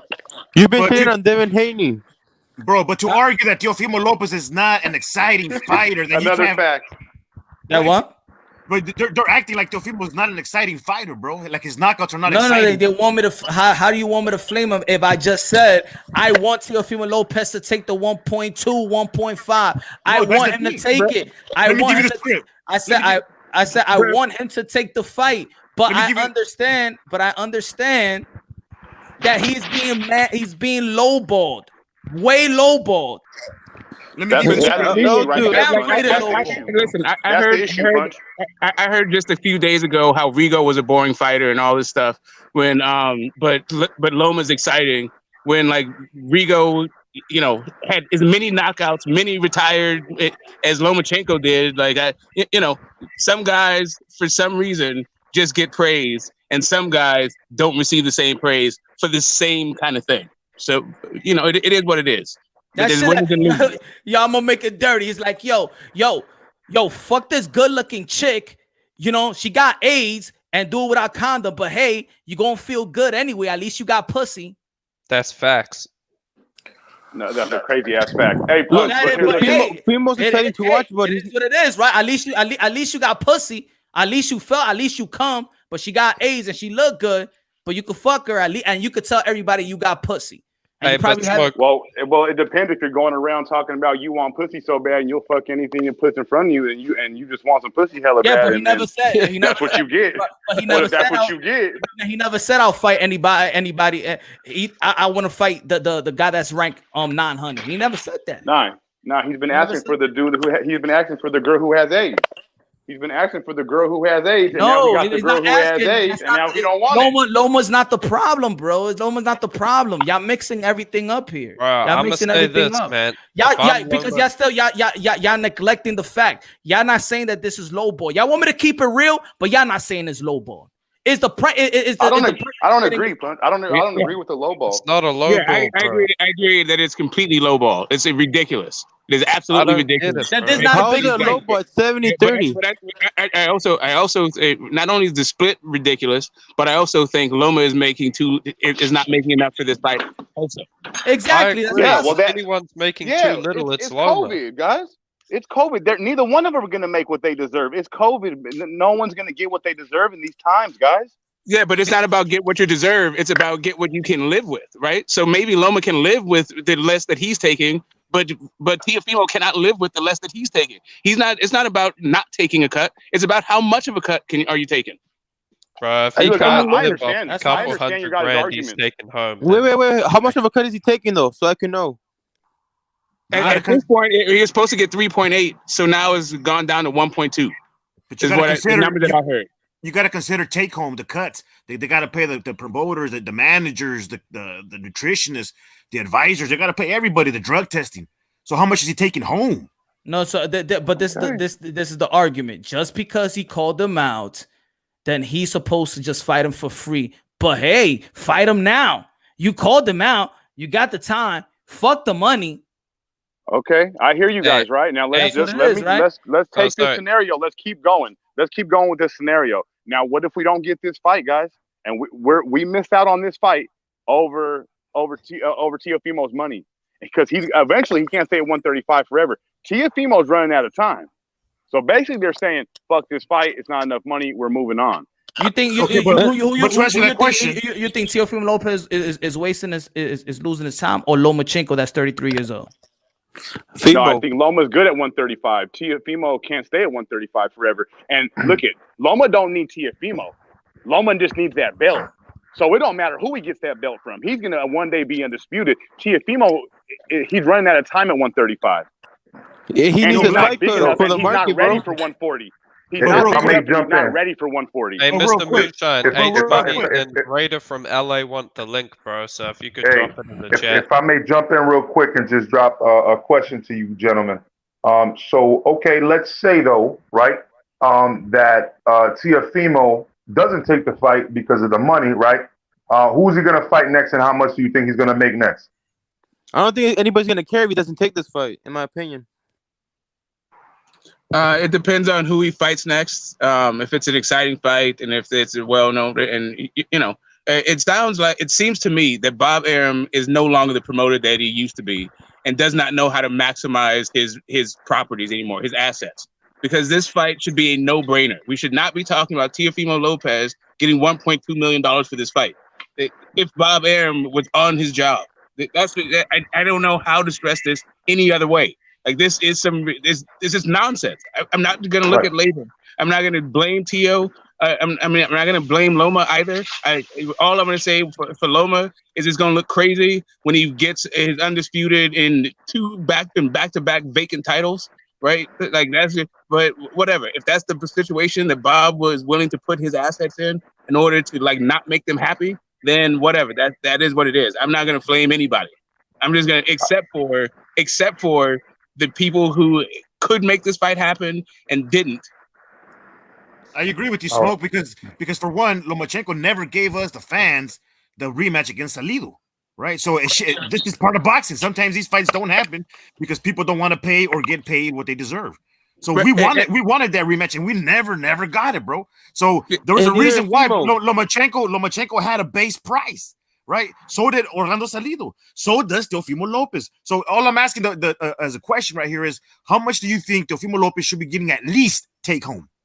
Just to answer Black and Brown's question, just to answer Black and Brown's question, my interest as a fan does not require fighters to take less than what they feel like they need to get into the ring, right? I don't need to see fights if that means fighters feels like they are putting their lives on the line for less than what they deserve.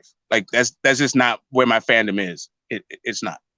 And as far as what I think he should take home, it's whatever it is he feels happy to get within the ring, and I'm sure, and I'm good. Like I just want those guys to sit down and work it out, and so that the guys are properly motivated and incentivized to give me the fight that I want to see. They're risking their lives. So you just said your fandom is not. You're not concerned with what if they're happy what they take home. So once they get into the ring, if they're not happy with what they're making. I'm confused on what you just said. I don't get it. Okay, it makes sense to me. It makes sense to me. Yeah. Okay. So then I'll say it. I'll say it. When it comes, my fandom does not require a fighter to take less than what he feels like he should make. I am not going to be like, you should take less than what you think you should make because I want to see the fight. That's not where my fandom takes me. I would like for both fighters to be properly incentivized, properly motivated for a fight of this magnitude, so that I know I'm going to get the fight that I want to see. Right? I think that all of these are the sort of the intangibles that you need to have a good fight. I don't think anybody's fandom works that way. Get the smoke. I think we only talk about it in situations like this when we're not getting a fight because of money. That's the only reason we're talking about this. We don't talk about this on a fight-to-fight basis. You know we don't. It's only when there's an issue over one fighter not wanting to fight because of money. And then that's when we have the issue. So nobody's fandom really is concerned with money. Black. No, Black, but no one says shit. But your question was in the face of that. Your question was, are we okay with not getting the fight over money? And I'm telling you, yes, I am okay with not getting fights over money. Totally. Okay, well then you should have just said that because you confused me with everything else you said. You should have just said that because I understand that. I did say that. No, you didn't. You wrapped it up a whole different way. You wrapped it up a whole different way. Yeah. No, I do not need for guys to go in the ring with feeling like they're not properly compensated just because I want to see the fight. Bro, it makes sense. It makes sense, Smoke. I agree with you, bro. Because for one, these guys are risking their lives, and if they have a set base price of what they deserve to get paid, it's not exaggerated. Teofimo Lopez is not asking more than Lomachenko, right? There's something there that he's trying to renegotiate. Why don't we have Lomachenko show what the contract is? You know, give the fans the contract. Look, this is the contract. Is it fair? Is it not fair? And then we could say, oh, Teofimo's a bitch. Right, or maybe Lomachenko. Fuck, what the fuck? Well, why don't Teo show the contract? Because he's the one always on social media. His dad's the one that comes on lives and talks all kinds of shit. Why does Loma got to show a contract? Because they don't have star power. He's the one unhappy. But you know what? They don't control the contract. They don't control it. But exactly, that's what I was gonna say. But you know why? When we bring up other names, like when we bring up but keep the same energy with the guys like Bud or keep the same energy like the guy like Devin Haney. It's because Teofimo Lopez out his mouth never said he's his own boss. Even when Devin Haney was talking to him and Devin Haney was telling him straight up, you got to answer to somebody. I'm my own boss. Teofimo Lopez didn't say, oh, I am my own boss. So when you say you're your own boss, then we looking straight at you because you say you a boss. So you got to make it happen. But guess what? Teofimo Lopez is not his own boss. And Devin Haney ain't out here complaining about money. And Devin Haney ain't out here complaining about money. It goes both ways, Punch. But they're different, Black. That's what I'm saying. That we gotta look at Bob. Because he's the one he's the one that's making this fight. This is his fighters. And this is his one of the most prestige fighter in his roster. You gotta look out for Fimo. You gotta be everybody in this fight, in this big ass fight, should be content. And we were talking about only what 800,000 or $1 million. You telling me you can't come on? You can't supply that million? The only reason y'all want to go after Teofimo Lopez, the only reason why y'all want me to go after Teofimo Lopez is because y'all want a fair play with Ryan Garcia, Devin Haney, and Bud and all of that stuff. Y'all just looking at every other fighter. That's why y'all want to get at Teofimo Lopez because y'all just don't like same energy. No, no, the but- world don't know that's Teofimo what like it is. that. We like to Well- keep the same energy across the board. But We want it's- everyone judged on the but it's a same playing different- field. it's a different Yeah, situation of those energies. Is a different situation. It's a different situation. Ryan Garcia had to renegotiate his contract with Oscar De La Hoya. He was talking shit. He was like, fuck this guy, man. I'm going to quit. You better pay me what I deserve. Right. I'm not going to fight this guy. And then what happened? He got his contract boosted. Because it's different He's times, being bro. These guys lowball, got to though. get paid. These guys got to get paid, bro. Teofimo Lopez and Lomachenko, this is a big-ass fight. And anybody who says it's not a big-ass fight, man, you're fucking hating, bro. It is a big fight, Ryan but Garcia's is he gonna win over the Instagram casuals? photo gets more likes than Teofimo. Shit, if it's not if it's not a big fight, nobody be talking duck. It's not a big fight, right? Exactly. It's not a big fight. Yeah, I don't No, care. it is a big fight, but do they win over the casual fans though? Nah. It's not a big. Y'all not a saying big it's not a big fight. L Dog said it's not a big fight, so he don't care. He shouldn't even be calling nobody. It's a huge fight. Nobody's It's a ducking. huge fight, and we ain't getting it. It's not It's a a huge huge fight, and we ain't getting it. It's a little fight. All right. So if it's a huge fight, then damn it, both of these men should be compensated. People talking about Wan Hing Miniothan ducking knockout CP Frischmart. No one gives a shit he's about not a that duck, fight, man. bro. He's a bum. It's nobody. It's a little fight, man. It's a bum. It's not a duck, man. It's nothing. It's a tune-up. If this is not a big fight, huge fight, then we shouldn't even be asking. Yeah, nada. It's nada, man. Not It's an a little undisputed fight. bow. It's Yeah, nada. Nothing. Bro, it's an undisputed fight like Ndango versus Crawford. Nobody gave a shit about It's that one. nothing. It's Come nothing, on, bro. man. You're comparing Ndango. Nobody knew Ndango. Nobody even talked about that being a pay-per-view bout.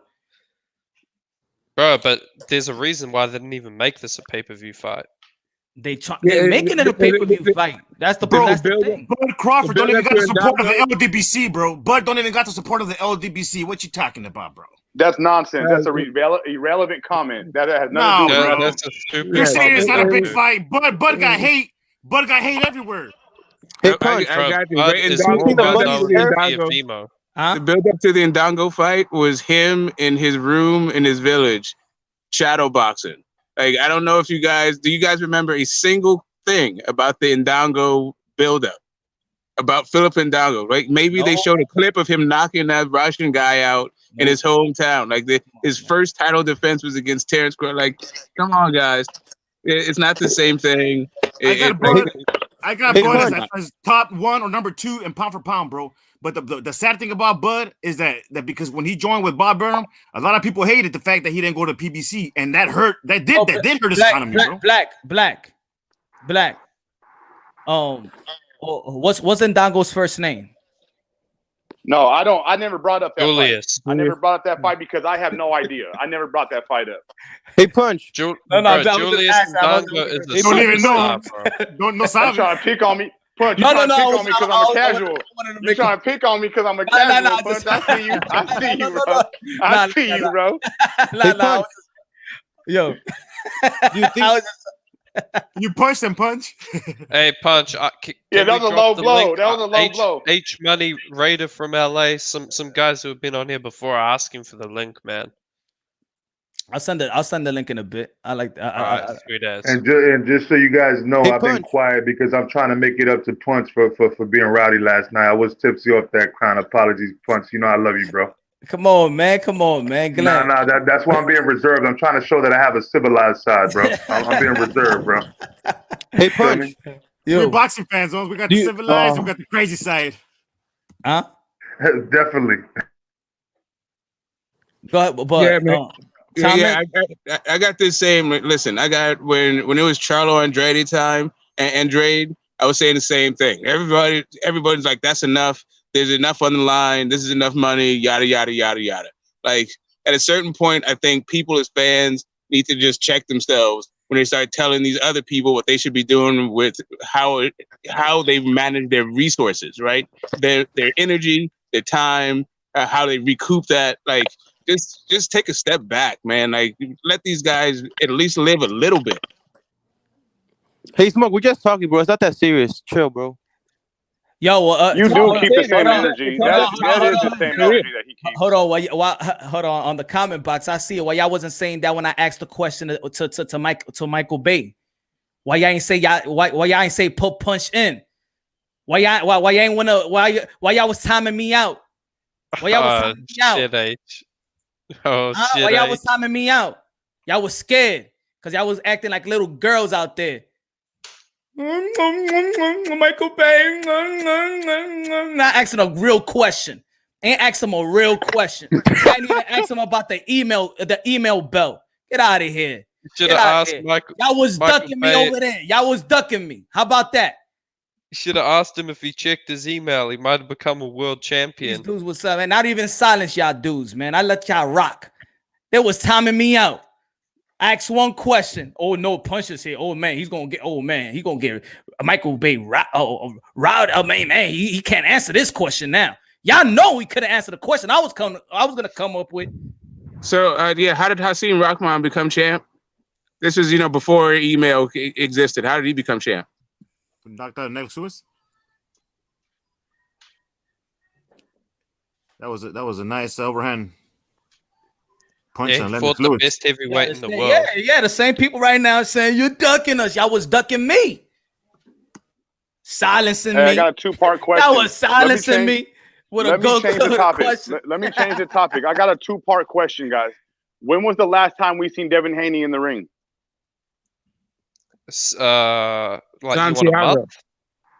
Santiago. And Santiago's not a bum.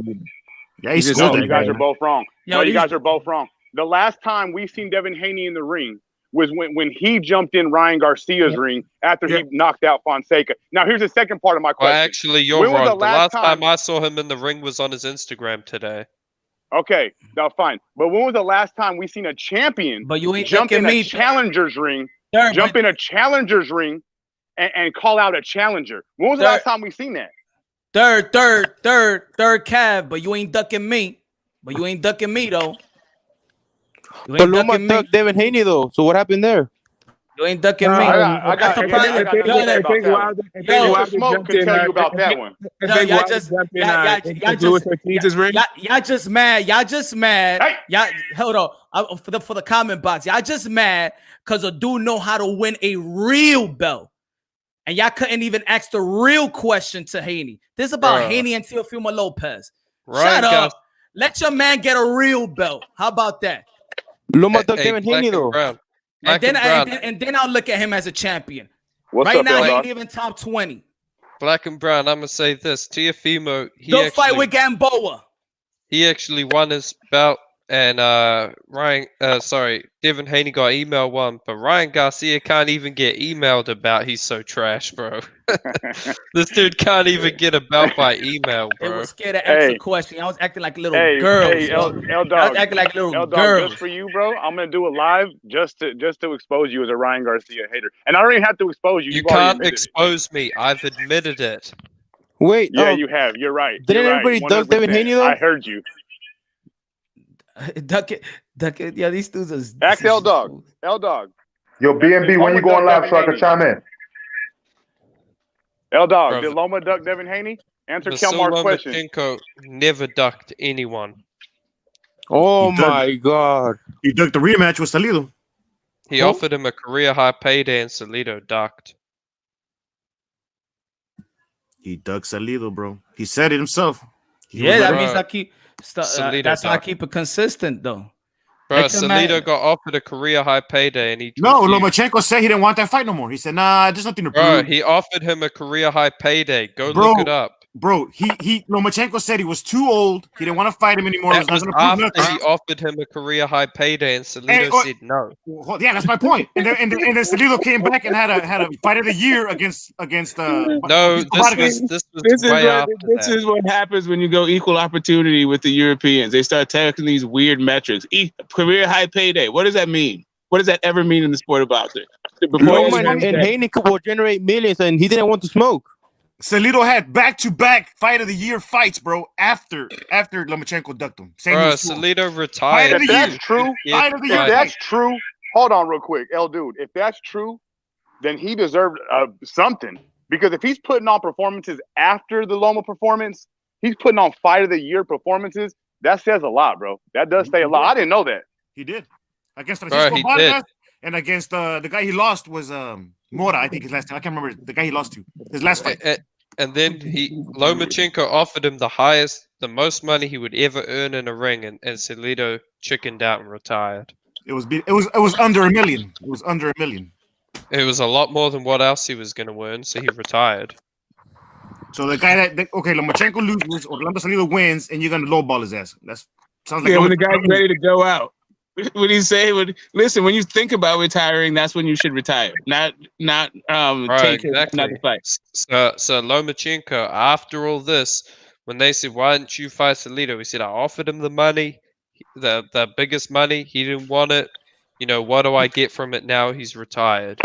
Yeah. See, that's the thing. Lomachenko towards the end of that fight did really well. Like he made the proper adjustments, and I really respected it. Became a fan, a big fan actually. He did get it, but he did get his ass whooped in that fight though. Yeah, he's a that was a clear robbery.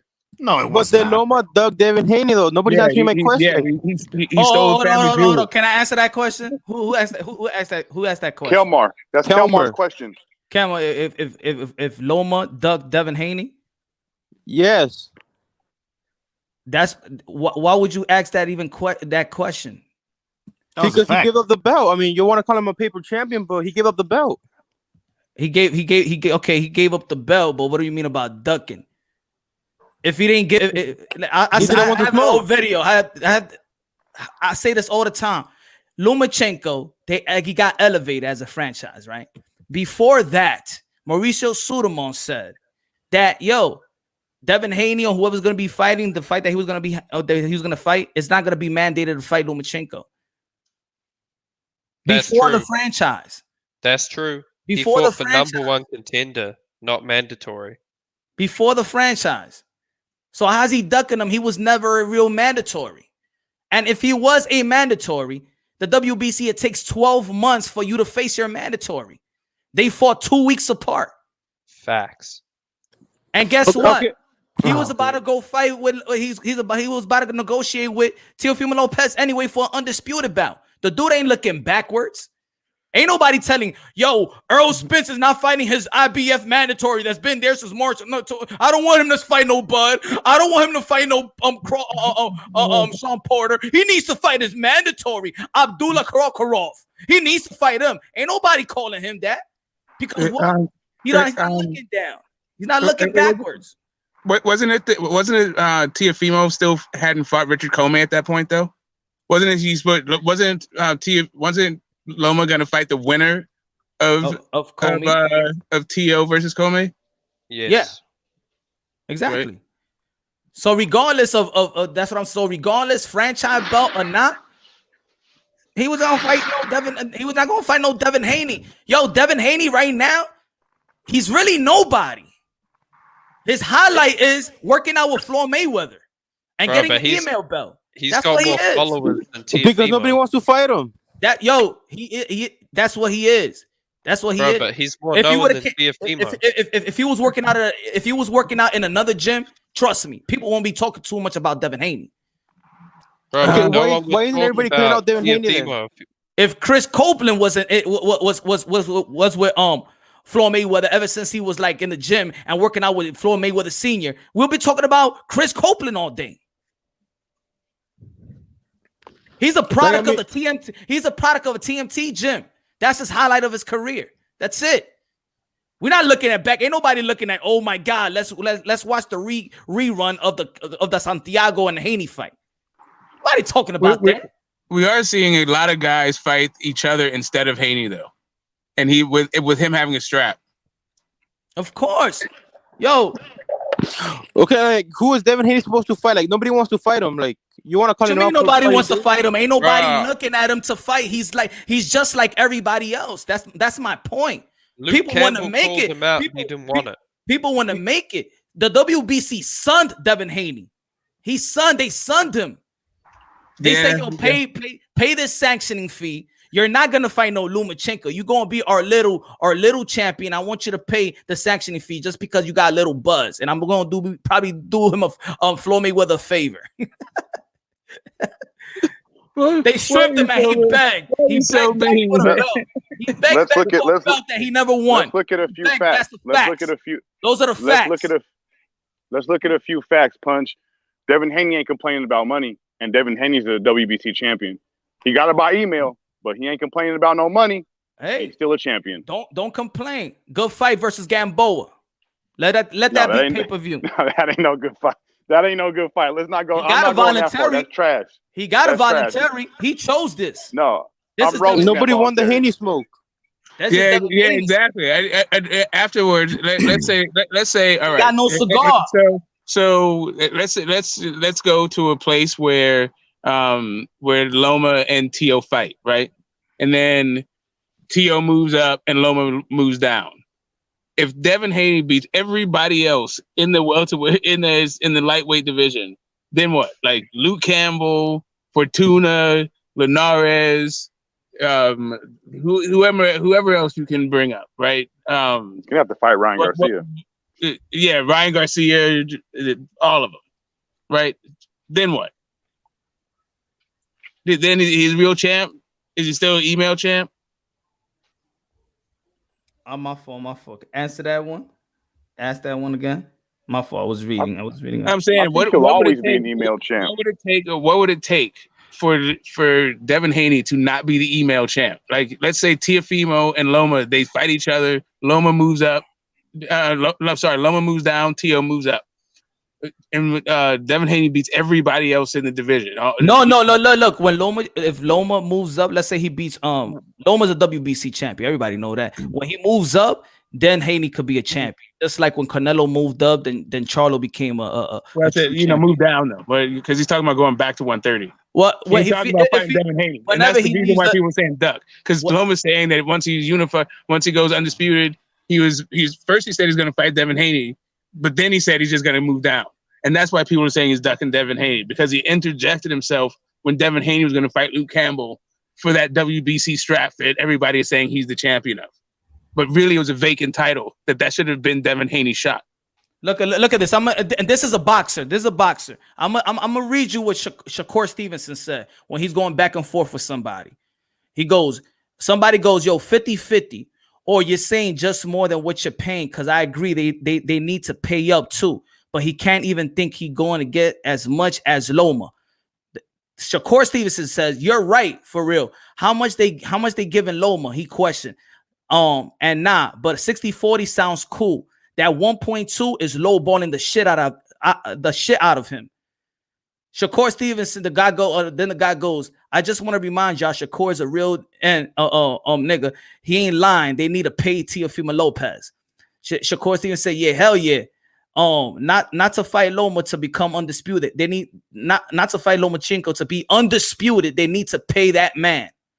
If Shakur Stevenson is looking at this fight as undisputed, Shakur Stevenson is not acknowledging that Devin Haney is a champion. Another fighter acknowledging that this is an undisputed bout. So when somebody say undisputed, that means that Devin Haney ain't no damn champion. Bro, you can't have undisputed when there's a dispute to who is a champion. You're not making no sense. You're not making no sense. Ain't nobody ducking. Nobody look backwards, bro. Do you understand? Do you understand the WBC rules? Then why didn't he become champion then? Because he got elevated. He got elevated. He got elevated. Just like Charlo with the Canelo. So you telling me that you exactly want, another duck. So let me ask you a question. You rather watch a guy go after his quote unquote mandatory that is not even an immediate mandatory, that not go after an undisputed bout? So think about it. If he would have gone after Devin Haney and Teofimo Lopez, let's say, is calling him out, then he's ducking. Then Lomachenko will be ducking the undisputed that he'd rather fight a mandatory. The same shit that we telling Triple G. Why you gonna fight another fight when you could become a unification champion by fighting Demetrius Andrade? Y'all sound man stupid, yo. It's not Devin Haney are the most delusional fans in boxing. How the hell how the fuck do you want him to go after a mandatory when he's going after an undisputed? That makes no fucking sense. He became the champion because he didn't want to smoke. Yeah, the problem punch is how he became champ in the first place. It was because that was supposed to be Devin Haney's shot. He put himself in Devin Haney's place.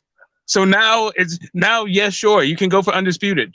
But if the undisputed doesn't happen and then he leaves the division, then that seems like you did this whole thing to avoid Devin Haney, not just to become undisputed. And if you'd have just let Devin Haney fight Luke Campbell and then fight the winner, then maybe he wouldn't be having this Devin Haney kind of thing.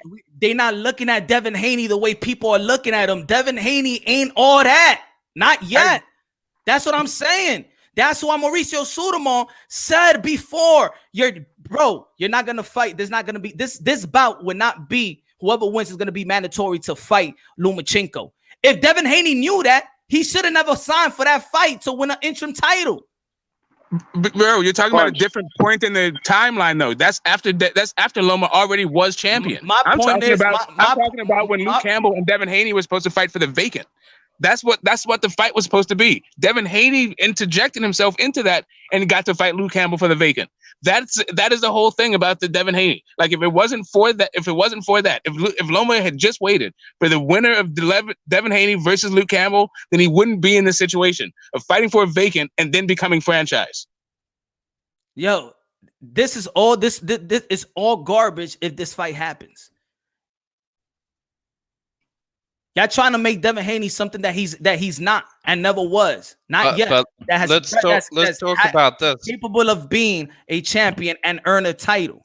Hey, Teofimo was offered a spot in the WBC tournament, but he ducked when he saw that Devin Haney was in there, bro. Stop with the duck word. He went to the IBF and became a champion. Why the fuck is this duck word coming out of anybody's mouth? Then he went to the IBF, fought Richard Comey, and became a champion. If it was the other way around, I'd be saying the same thing about Devin Haney.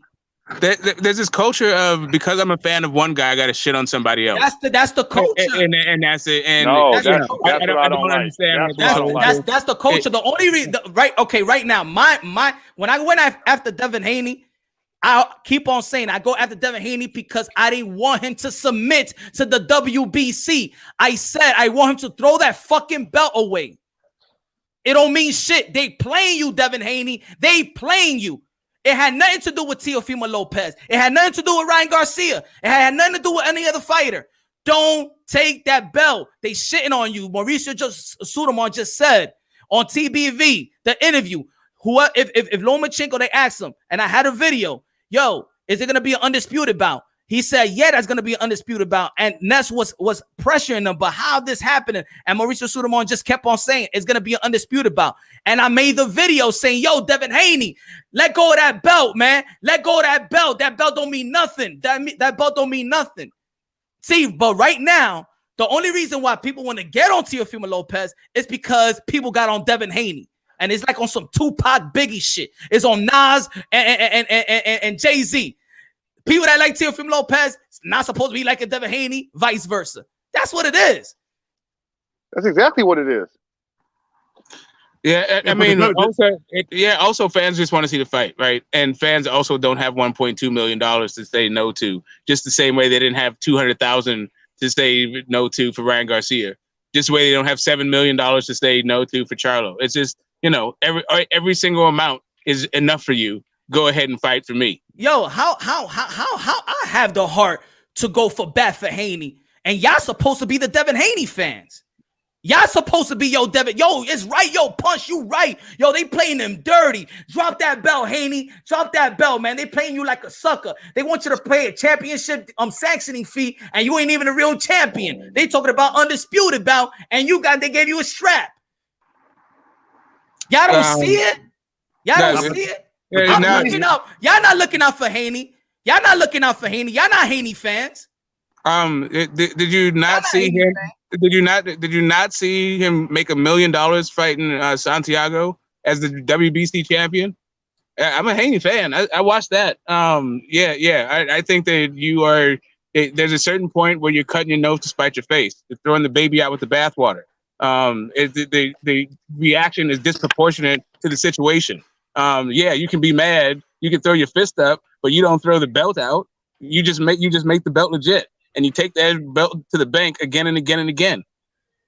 Yeah, he can make it legit in the WBC because there's a lot of fights, man. It's stacked. You got Javier Fortuna, Felix Verdejo, Ryan Garcia, Luke Campbell. Yo, he got Lee Shelby. Devin Haney had man time. He's young, 21, 22. He had man time to make it official, man. That's all I was saying, man. I like watching boxing, and I like when a young dude that's been training ever since he was a child and a kid, since we've been following Devin Haney. We've probably been following Devin Haney longer than we've been following a lot of people because he's been in the eye, he's been in the YouTube circuit, he's been in the TMT gym. We have seen Devin Haney, Roy Jones, and everybody else and working out with Zab Judah. We've seen the growth. So that day that he becomes champion, everybody cries, and it's a moment that you just see the growth. It's like is a story.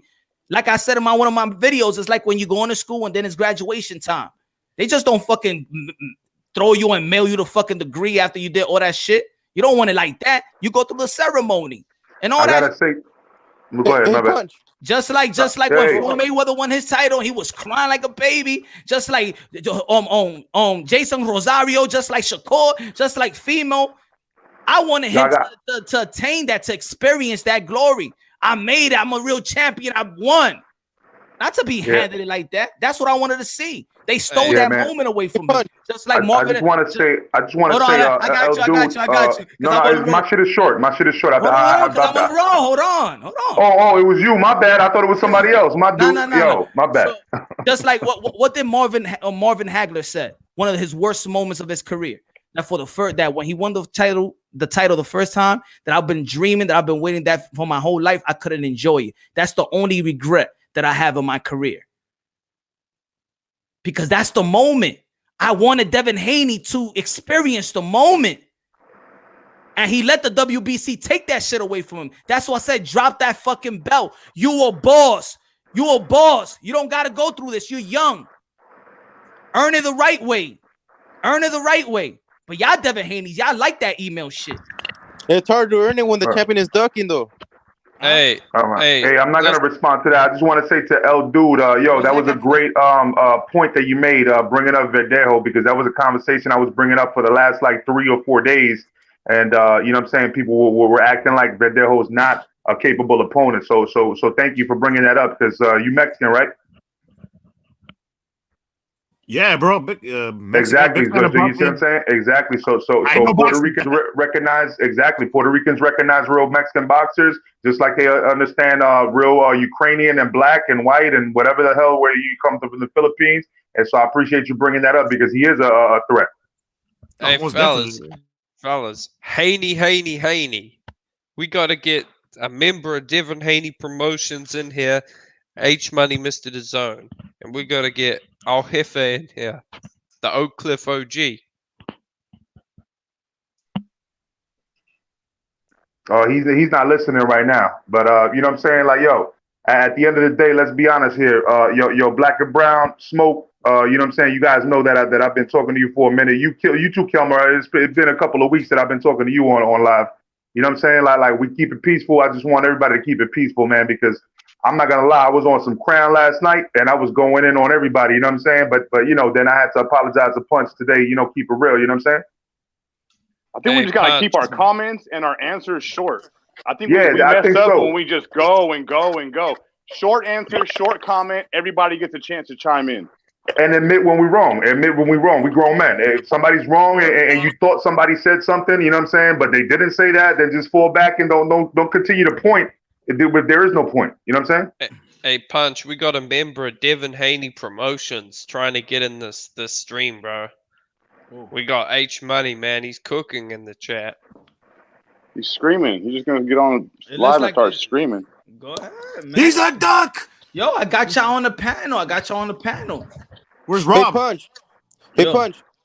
Thank you for having me. I'm going to go to sleep now. It was fun debating this. Okay, good night, everybody, and God bless. Same here, brother. All right, Kilmar. All right, God bless, brother. Yeah, next time. Good night. Hey, all right, Guido trying to come in, though. I know that. Guido's trying to come in. I know that.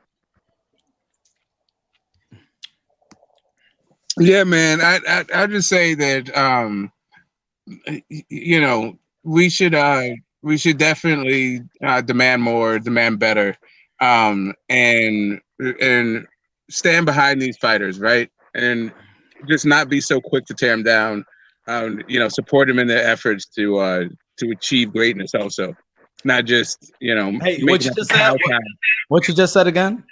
I'm saying we should support them in their efforts to achieve greatness, not just kowtow. We should support them in the efforts to achieve what? to achieve greatness. We shouldn't just go around saying this is what you said, so now eat, pound sand. Like take whatever they give you. If they're the champions for us, we should be the champions for them too. That's true, bro. Hey guys, let me ask you guys a question, and this might get it lit right here. How good is Richard Comey right now in this present time? How good is Richard Comey when he fought Teofimo Lopez? I don't care how good Richard Comey was before and what he accomplished before. How good is Richard Comey now? And how good is he going to be from this point on? H money, you shook. Cause I showed up. I was in the comment box, and when you press the link and I press the link button, you deleted me right quick, just like that. Hey, one of you diehards, please tell me. You ain't wanted me to go after Michael Bay. Hey, one of you guys tell me how good Richard Comey is, in the comment box. Is that punch? Oh. Y'all was scared. You know I was gonna make him uncomfortable. Y'all was scared. H now y'all Money. playing like y'all stupid, like y'all ain't see it too. H Money is actually like a member of Devin Haney Promotions now. Good. So what? Good. That's not a good thing, bro. That's not like good. That's not a good thing. Good, man. Good. What I said yesterday, man. Get with the connection that y'all need to get. Get the connections. Get the connection y'all need to get. Good interview. Is Comey washed? Please, somebody tell me, is Comey washed at this point? Is he ever going to fight a top-level fighter? Is he going to win a top-level fight again? Yeah. No. I wanted to respond to that because I was on mute and Punch was going in on the chat. But no, I'll make it brief. Really, I think that we don't know because Teofimo made it look like that. You see what I'm saying? So I don't really know. You know what I mean? Like I understand what you mean. Like, I understand where you're going with it, B&B. But I really don't know. I have to see him fight. Let's put him against somebody else. Maybe he becomes a gatekeeper. You know what I'm saying? Who knows? You know what I mean? Because, with his background, he was really good. I don't know if he was excellent because of the way that he lost against Teofimo Lopez. That was evident right there that he wasn't really great. You know what I'm saying? But I can't really discount him neither because he was a champion. You see what I'm saying? So those don't come easy. You don't get a belt easy like that. You know what I mean? In some divisions, maybe sometimes, but in this particular division, I don't feel like that's easy to come across that belt. A lot of people were counting Teofimo Lopez out in that fight. You know what I'm saying? And that's facts. I think he was the underdog, as a matter of fact. I'm not really sure. I don't remember. He was the favorite, I think, but he wasn't supposed to. It wasn't supposed to be that easy. Nah, you know what I mean? Real quick, man, because Richard Comey, he beat Ray Beltran. And Ray Beltran, I don't give a shit about if you have an undefeated record or if you have a couple losses. Because let's remember, just real quick, Lomachenko lost to Orlando Salido, a man with like 13 losses on his record. So these losses don't really mean shit if you're fighting these crazy-ass fights like Ray Beltran. He's a warrior, man. That guy will put you through any fucking test. So Ray Beltran is an all-out slugger who lost to Richard Comey. So that right there, that's the high caliber, man. That's a high caliber fight. I agree. I watched that fight, and I didn't even know who Richard Comey was at the time when I watched that fight. I'm just sitting down, saying I'm going to enjoy this little fight on ESPN. I'm just going to enjoy this fight. I watched the entire fight. Beltran put him through hell, right? I don't know if it went the distance. I know Comey won, but I know it was a fucking war, right? But even when I watched the fight that night, I was not impressed with Richard Comey. So I'm only asking you guys this. How good is Richard Comey now at the time when he fought Teo and now moving forward? Because Teo gets a lot of credit for beating Richard Comey. But in my opinion, I don't think Richard Comey is all that good. Ray Beltran was a champion, bro. He was a lightweight champion, and he lost by knockout. This is just about to devalue Teo to up others. That's what it is. It's to keep the playing field level. Keep a level playing field. That's all it is, Punch. But my brother is not level right now because he earned a title. It's not level right now. Teofimo Lopez has one up than Devin Haney. It's not level right now. I agree. How much of a one up though? Because they're both champions at the end of the day. One guy beat an old guy, and one guy didn't. One guy got ducked. One is a champion, the other one is a belt holder. Oh, I don't know. That's personal preference, Punch. Because Right, the fact is they're both champions. That's fact. Yeah, man. Interim champions get elevated all the time. He fought for the interim championship. Like I said, I seen Rahman got, not only did he get elevated, but he got elevated off of a draw. No. I know what an interim is. I understand that, but if Loma is still at lightweight, then we know morally the WBC guy is Loma.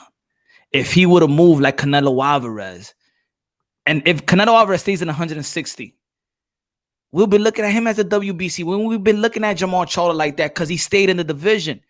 When you leave the division, when you retire, then yes, you become the champion as an interim. You're respected, but Loma is still in 135. Bro, Canelo fought Triple G and Loma fought Luke Campbell. That is not the same thing at all. That's what I'm saying. He fought Luke Campbell for a vacant title and then act like he the man. It's the body of work, man. It's the body of work. Wasn't Triple G elevated? The body of work. It's the body of work. That's what I mean. It's just I feel the game. I feel the game. It's nobody wants to be elevated. Everybody's the same. Okay, let's stay with that. Everybody's the same. If everybody's the same, then Loma, then everybody should understand that Teofimo Lopez should be getting the same exact money with Lomachenko. If everybody's the same, everybody's in the same level. Well, I just hear Santiago's name getting brought up a lot. Like Devin Haney struggled with Santiago, and that was his best fight is Santiago. But I mean, nobody criticizes Teofimo, the guy Teofimo fights. It's unfair. Everyone just praises Teofimo for the guy he fights. Because his last fight was beating a champion and knocked him out in the second round. A washed champion, though. No, bro, that's not a washed champion. That's what I mean. It's just a devalue. I know that y'all Devin Haney fans. I know y'all want to devalue him so bad. Comey was not elevated. Oh my God. Comey was not elevated, bro. Jeez, Comey beat a champion. No, he didn't. A solid champion. He beat Ray didn't. Beltran, bro. He beat Ray Beltran. Beltran was not the champ. You're telling me that Ray Beltran was not the champ when Comey beat him? I'm pretty sure Comey fought for a vacant belt. You're lying, bro. You're lying, bro. I'm a big fan of Ray Beltran. I'm a big fan of Ray Beltran. Ray Beltran Yeah, you're wrong. was I the just IBF. googled it. No, he wasn't. Ray Richard Beltran was. Comey fought Chaney for the vacant IBF title. Who did Ray Beltran lose to? Ray Beltran lost to Jose Pedraza beforehand. Bro, So- Ray Beltran. You're such a big fan, but you didn't even know this man. Come on. Bro, Beltran lost to Richard Comey, bro. Yeah, but that was a title defense from Richard Comey. Beltran was not the IBF champ, bro. He's the WBO champ. And he got schooled by Jose Pedraza. Can anybody tell me? Look it up. Can Can anybody tell me where's Richard Comey in the rankings in 135? Bro, I'm going to be honest. He was second when Teofimo beat him. Can anybody tell me where's Richard Comey? What rank he's in right now? 6th, box rec. Nah, he's washed up. He's nobody. Can anybody tell me if Richard Comey has ever been special? Has anyone ever put Richard Comey and special in the same sentence? Been a world champion, but he was a solid fighter, bro. He's a champion and rank and solid fighter and rank number 6. Champion, let's check out. champion, All solid right. fighter. Okay. So let's check it out. Let's see the validation. He's not Floyd Mayweather, bro. He's not Floyd Mayweather. So let's go by. Has anyone ever considered Richard Comey great? Okay, he's not Lomachenko, bro. Okay, he's not Lomachenko. It's different standards. Let's have they're all the same. Okay, so if they're all the same, let me see. Let me see what was let me see Devin Haney's opponent, where they're ranked. Let me check. Oh, Punch, I'm glad you're bringing this up because I've been thinking about this. You know that the NBA has a stat. It's called, I think, the plus-minus stat. And then the Major League Baseball has a stat. It's called the WAR stat, wins above replacement. They're analytic stats, right? Boxing needs a stat like this so we can rate these fighters at the time of the fight, because we seem to give fighters credit for beating guys who were maybe good when they were 25. But if you're not fighting that guy when he was 25, you're fighting him when he's 32. Black. So you shouldn't get the same credit that you would if you fought the guy when he was 25. 32 is still at the prime. pinnacle of Come's career. 32 Come was a world champion for the first time. That is the pinnacle of Come's Put it career. Put it this way. I ain't gonna give the answer because I want the Haney fans to give me this answer. I want the Haney fans. Can you tell me what was the ranking of Santiago? Can you tell me his ranking, please? Devin Haney fans. Well, I can't tell you rankings. Y'all should know it from the bat because y'all supposed to know his opponents, his accolades. So can you tell me where's Santiago? And then please tell me which ranking. Where's Was it any ranking? If you want to go box rec, if you want to go ring, whatever, just find me. Y'all the Haney fans. I don't do rankings. I want y'all to vouch. I want y'all to vouch for him. I do my own rankings. I don't go off of the weird ass rankings. I just can't do it because like we're talking about now, like you just said, Comey was ranked number 2. You guys really think Comey was a number 2 fucking lightweight at the time? All right. But that's what I'm saying. All the guys. That's what I'm saying. You're saying that he's washed up. He's basically ain't shit. All right, Comey, right? But he's ranked number 6. Now I want to see where Devin Haney's opponents is ranked. Can you give me that? We talking about Richard Comey, so let's talk about. If we're gonna talk about Devin Haney and stuff, can any Devin Haney fans please tell me his opponents where they rank? Tell us, Punch. Tell us. I don't know. I can't tell you. Tell us. Haney. L Dog. Yeah. Can you tell me, please? Because you got the Haney. Because I want to know his opponents. Can you tell me his rank? 39th on box. Can you tell me? I'm asking you a question. It's a simple question. Don't duck the question.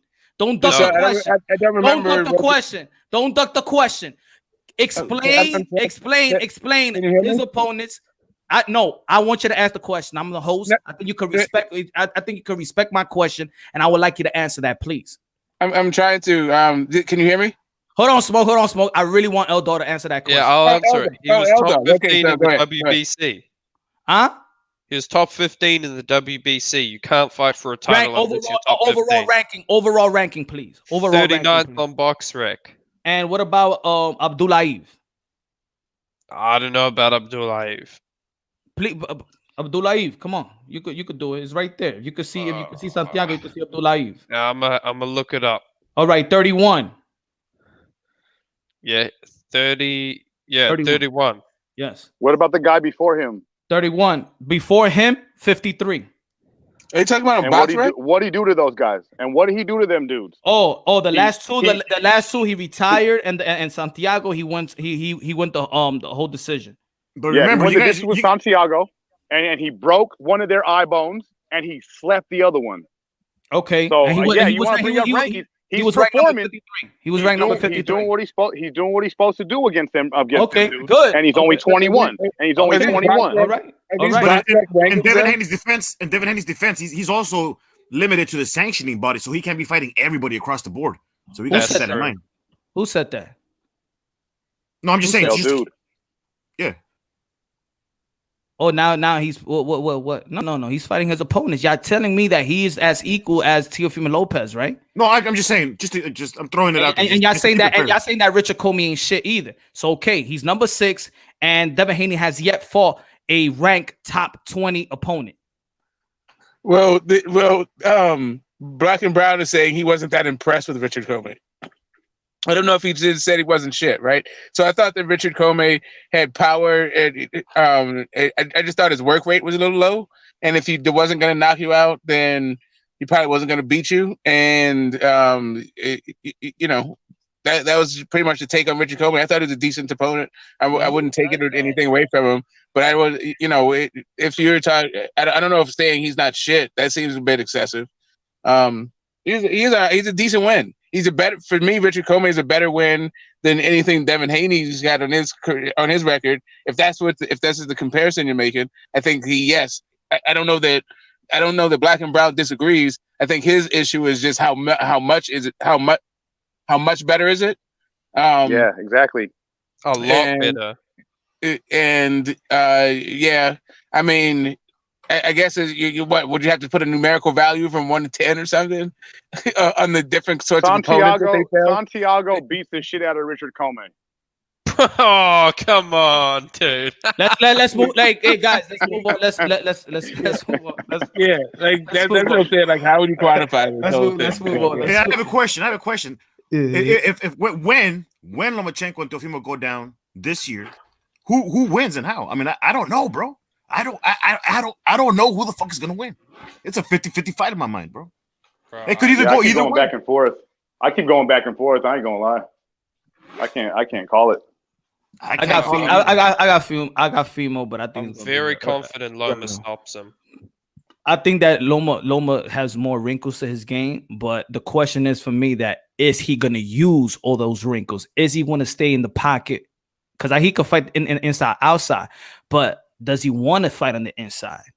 Is he gonna really want to be in the middle of the ring to and let or risk being countered by Teofimo Lopez?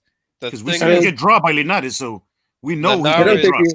And I don't think he's not invincible. Stylistically, Linares is a lot different to Teofimo. The thing about Teofimo is he sets his feet to punch. When you fight a guy like him with a lot of movement, he can't set the traps that counter punchers like to set. Fair. So I think Lomachenko is going to move a lot. He's going to feint a lot. Keep Teofimo readjusting his feet, and he's going to attack on the move. Just small little shots, nonstop. And that's the way to beat a counter puncher is with feints and movement. You can't just come straight in like Kome did. I agree with everything you said, but there's one thing. Teofimo has, I think, twice the power that Linares did. That's true. He can knock him out, but like I said, like if they both had no power, Lomachenko wins 100% of the time. Yeah. H, stop spamming. Well, I'll tell you the truth. I'll just put you on time, man, because not the box looking whack. It's looking whack, bro. Come on, stop being a child, bro. Stop being a child, man. I don't even do that. I don't even do that shit to your channel, man. Stop being a child, bro. That's what I mean. Like, you show people respect in their channel, and then they fucking come over here and disrespect your own channel. That shit is fucking whack. I'll be honest. As much as I think Lomachenko would beat whack, H. I don't do that to your channel, H. It wouldn't shock me if Teofimo knocked him out because he's got that kind of power and speed. And he's got a good boxing IQ as well.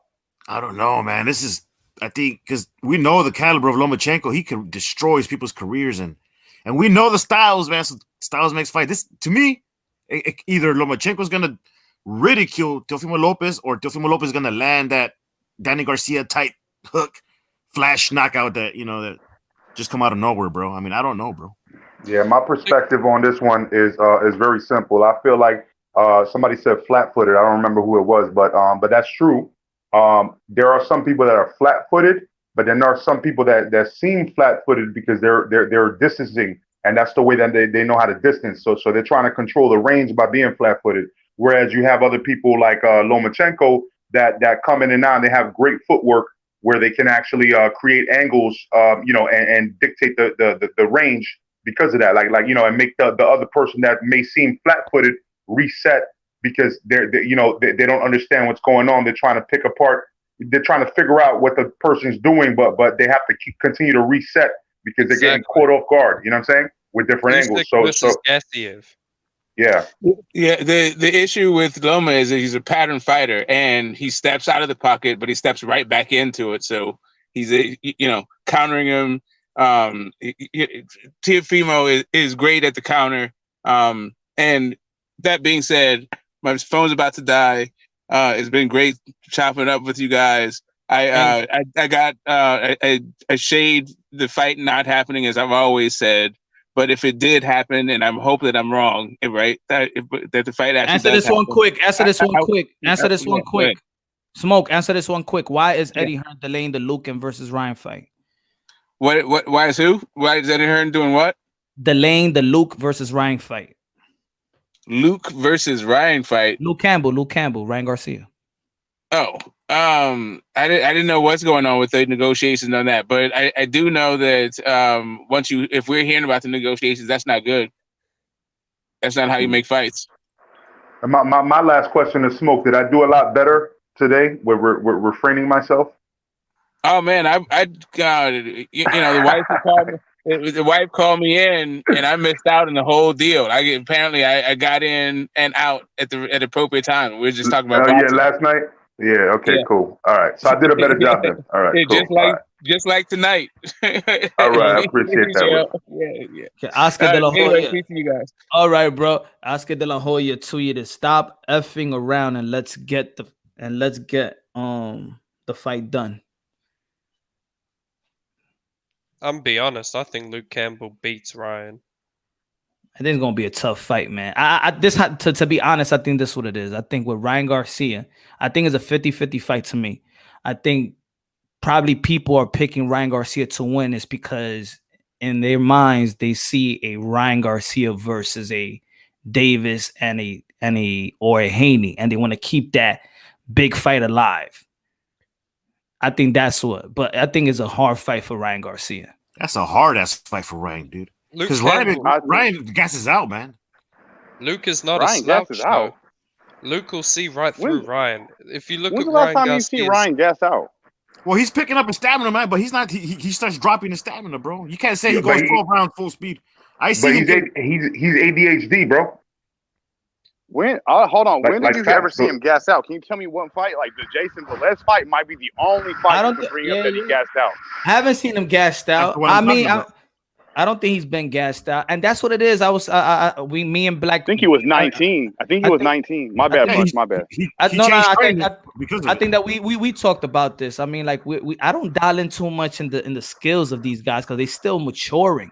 You know, they still not even 25. They don't even got that real man strength yet. Yeah, that's the true. scary part. But he had to change trainers because he was gassing out, and he's been training with Eddie Reynoso. Has been proven he's improving, but he's young. But I give props to his father because that's true. probably another father. You know, some fathers, you know, they want to be the trainer and they probably have the egos and they might not trust. I think it speaks high volumes of Henry Garcia's father to be like, you know what, I've taken you to a point, and I want to hand you off to this trainer. Because also when you're dealing with a trainer, you also got to look at the gym, who the sparring partners, Eddie Reynoso, Canelo, you know, that it's like me going to Robert Garcia. If I'm going to be Robert Garcia, I know I have the chance to spar Ramirez anytime, Mikey, Virgil Ortiz. It's the gym. So his father did the right thing, man. I think that's love right there. He's looking out for his son. He wants him to be great. I think before anybody responds, Guido been trying to get up, and I know that there was like a lot of chaos in the chat and shit like that, but he been trying to get in for a minute, bro. I think Luke Campbell got more stamina than Ryan Garcia, which makes his fight very interesting. I'll say this: think Luke Ryan Campbell is a Garcia lot get- more go ahead, go skilled ahead. than Ryan Garcia. You look at Ryan Garcia, and what I see is a very basic fighter, physically gifted but extremely basic with limited ring craft. You look at all of his major knockouts. He transitions his weight to the front foot, puts himself in a high guard, and waits Left for the hook. opponent he waits for the opponent to attack. Then he transitions his weight to the back foot as he throws that left hook. It's a nice trap, but it's a basic trap. It is something that a crafty fighter who's fought a Lomachenko and a Jorge Linares, who is an Olympic gold medalist, is going to see right through. He's going to feint him. If you look at Luke Campbell's skills, man, that guy could box, bro. That guy could get in and out real quick, and he likes to use his distance. When he sets up his jab, he likes to throw that 1-2. And it's going to be very dangerous for Ryan Garcia to time that 1-2, man, because that jab is the whole key for preventing that left hook from coming in. I don't know, man. It's going to be a crazy fight, bro. L-Dog, you call him a basic fighter. I'm not going to disagree with you, right? But you're leaving out three things that he does elite. His speed is elite. His power is elite. And his energy is elite. That's the main thing about Ryan Garcia. Who's going to match the energy that he brings into fights? You can't just leave those things out. You can't just forget about those I'll things tell you when you this, call him at a the top basic fighter. level- At the top level, it's ring craft that wins fights. At the Well, not highest level, speed, it's ring not craft. speed that and wins power. fights. Yo, lucky punches. No, I said or a lucky punch could win the fight. Right, Oh, but that's a lucky punch. But at the top level, it's about who's the better boxer, really. The better boxer will always win the majority of the time. And I believe Luke Campbell is a far superior boxer. I think he got better skills than Ryan. I think Ryan's he's a quick counter puncher with tremendous power, But Luke, man, this guy got skills, bro, and stamina. Those are Luke two will big keys. dismantle counter punches though, because of how much he feints and probes. He'll dismantle them. Plus, Luke is a southpaw. Wasn't it a southpaw who gave Ryan his toughest fight? That Was Morales Jason? guy, Is whatever? Jason? Oh, I thought it was Jason Velez that gave Ryan his toughest fight. Nah, I could be Morales wrong. arguably beat him, and I'm pretty sure he was a southpaw. See, this is the We're, thing talking, about we're also talking about fights when Ryan Garcia was 19 years old. As the fights you guys are bringing up, so we can't just hold him to the same. We can't hold him to. We can't hold him to them same standards as when he was 19. Now he's 21, 22 years old. Now he's with Reynoso. No, you can't, but you got to bring it up because it's part of You his got to career. bring it up because when we're talking about southpaws, yeah, he's not the same fighter he was then, but Luke Campbell is a lot better than the guy he was fighting back then as well. To me, I think Luke Campbell will win a decision. If it's in America, I'm not so confident Luke Campbell wins because I think there's just too much upside in Ryan. They won't let him lose. If it's in the UK, I'll be very confident Luke Campbell wins.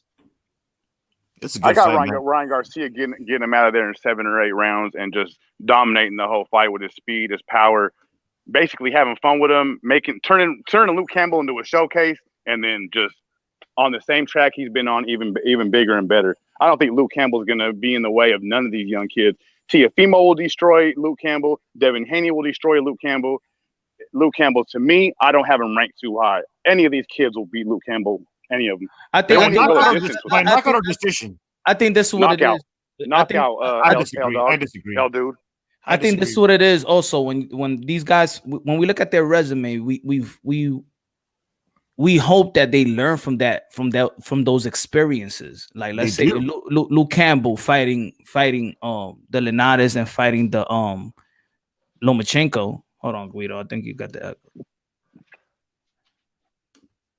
And the Lomachenkos, those experiences are good. It may lead you to a next fight, and then you go back to the drawing board, and then it's you could succeed.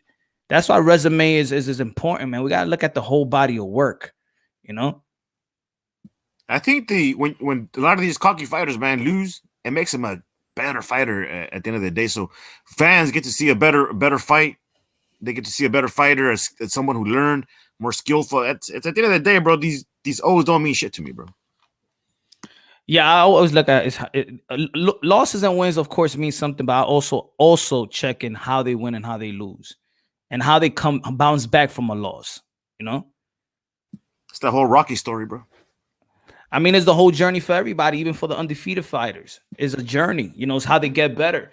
There's a lot of people. It's like a lot of people be like, "Oh man, this guy struggled versus Nakatani, right?" But then the next fight, he got a second round stoppage.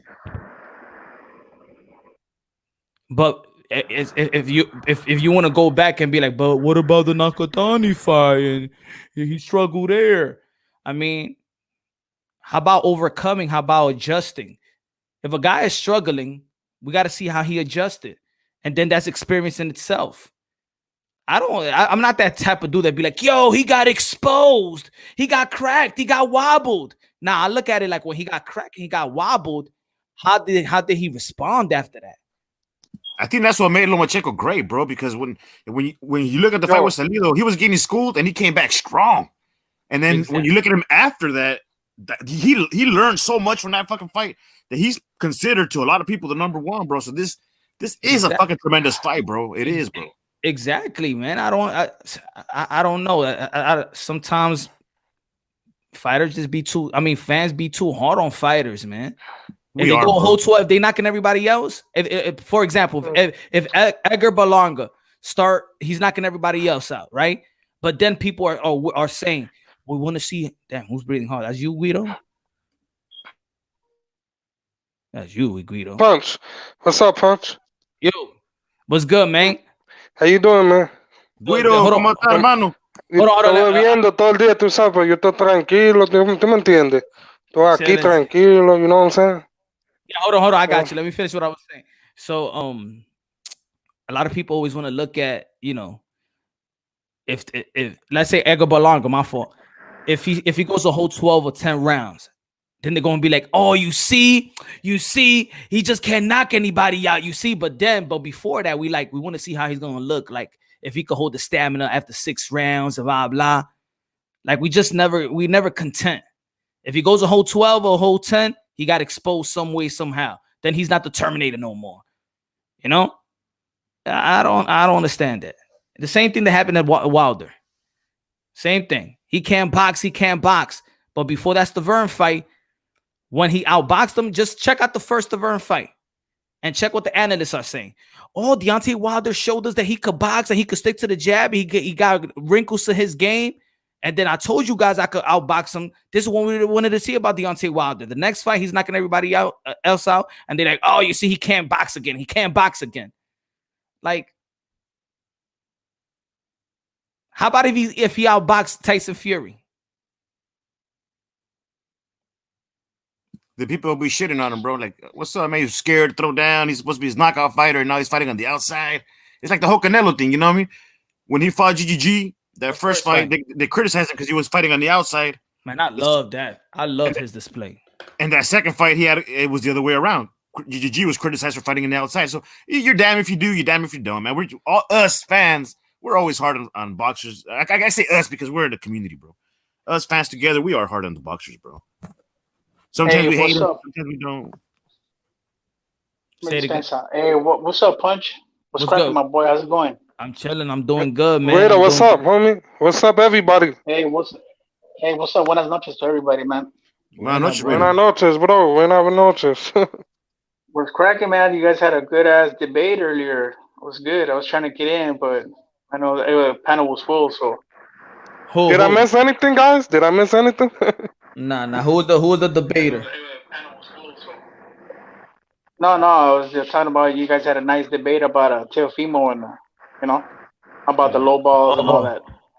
Oh yeah, peace, Raider. I mean, it is a low ball. It is a low ball. We do want to see him strive for greatness. We do want to see him. Yes, we want him to take that 1.2, 1.5 or whatever. I want him to take it just because I want him not to miss this opportunity. It's a big opportunity. It's a big fight. Yet, I understand if he feels he's getting low ball, he don't want to take that money. I understand it. Am I happy about it? Maybe not, but I gotta understand it too. You know, it's logically. It's unmorally. It's unmorally for him to get that type of purse for this type of fight. Who do you see winning, Raider? Yeah, what's up? Both of you gentlemen, who do you guys got this fight winning? Hey, man, like I said before, man, that fight is like a 50-50 fight. I'm going to have 51% Lomachenko, 49% Teofimo. I could see Lomachenko just outboxing Teofimo for the first couple of rounds. And I could see Teofimo just gauging him, hitting the distance, trying to time him throughout the rounds go and end up catching him, like maybe in the middle rounds with a huge shot and just dropping Lomachenko, because we all know Teofimo's timing, his accuracy, he doesn't waste punches. He's real good with that. So I can see him catching him and dropping him. The question is how is Lomachenko going to weather that storm?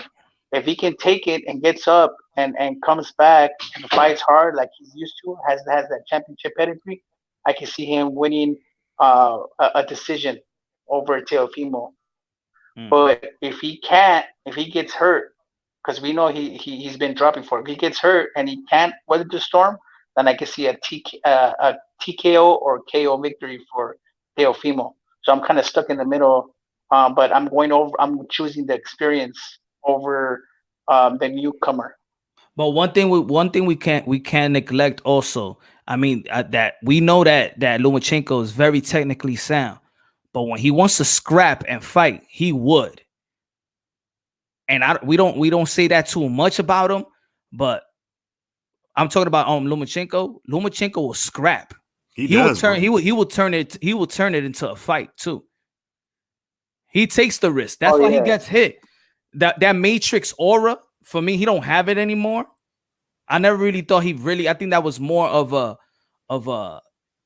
marketing, but he does get hit now. Well, he did have that more. I agree with you at 130. Not so much at 135. At least not as much as 135 because maybe he's a little bit heavier. His feet are a little bit heavier. Just like Mikey Garcia. Mikey Garcia at 135 had excellent footwork, but at 147 his footwork is not as fast. It's not as good because he's heavier. You know what I mean? It's a different fighter.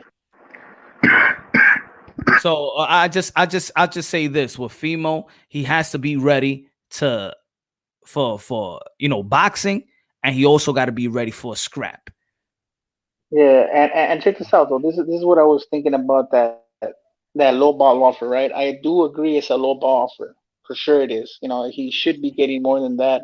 And so does Loma, both of them. Yeah. My thing is this is we all know that that's a huge opportunity for Teofimo, right? And Teofimo actually. Is the question he's got to ask himself is $1.2 million worth that opportunity? That's what he has to ask himself. If it is, go for it. If it's not, then it's not. Think about it. If 1.2 million, if it's worth the opportunity, I mean, if anybody will say to get that type of, because when we're thinking about that 1.2, we just thinking about if he wins, what he's gonna get after, right? That with the things that's coming to him, right? If he gets this 1.2 and loses, and then he becomes a thousandaire again. Nah, he's gonna get big fights still. He'll get big fights against but how if he's already getting lowballed on the biggest fight? It's not only about him fighting Loma, is an undisputed bout. Not only that is an undisputed bout, is the biggest fight in boxing 2020. So yeah, Punch. I see what you're saying. I see what you're saying that if he loses, how he's gonna ask for more later, right? How could he negotiate it if? Here's my thing though. His last fight he got like 500 grand, right? So he's not used to that big money at over $1 million, right? So he's already getting a significant increase and without fans during this COVID time. So if you ask me, I mean, it's a low ball offer because it's a big fight. You know what I mean? It is. I'm not gonna say it's not. I think this type of fight, let's say, okay, Lomachenko took a cut, but the type of cut that he accepted a cut, but a type of cut that he's content with, that it was good enough for him to sign. Well, you got to do the same thing for Teofimo Lopez. Yeah, give him a cut, but you got to have him content. He's not going to be happy. Lomachenko is not extremely happy because he took his cut too. But if this is a big fight and it's top rank and it's Bob Arum, it's very, very easy to make these guys happy.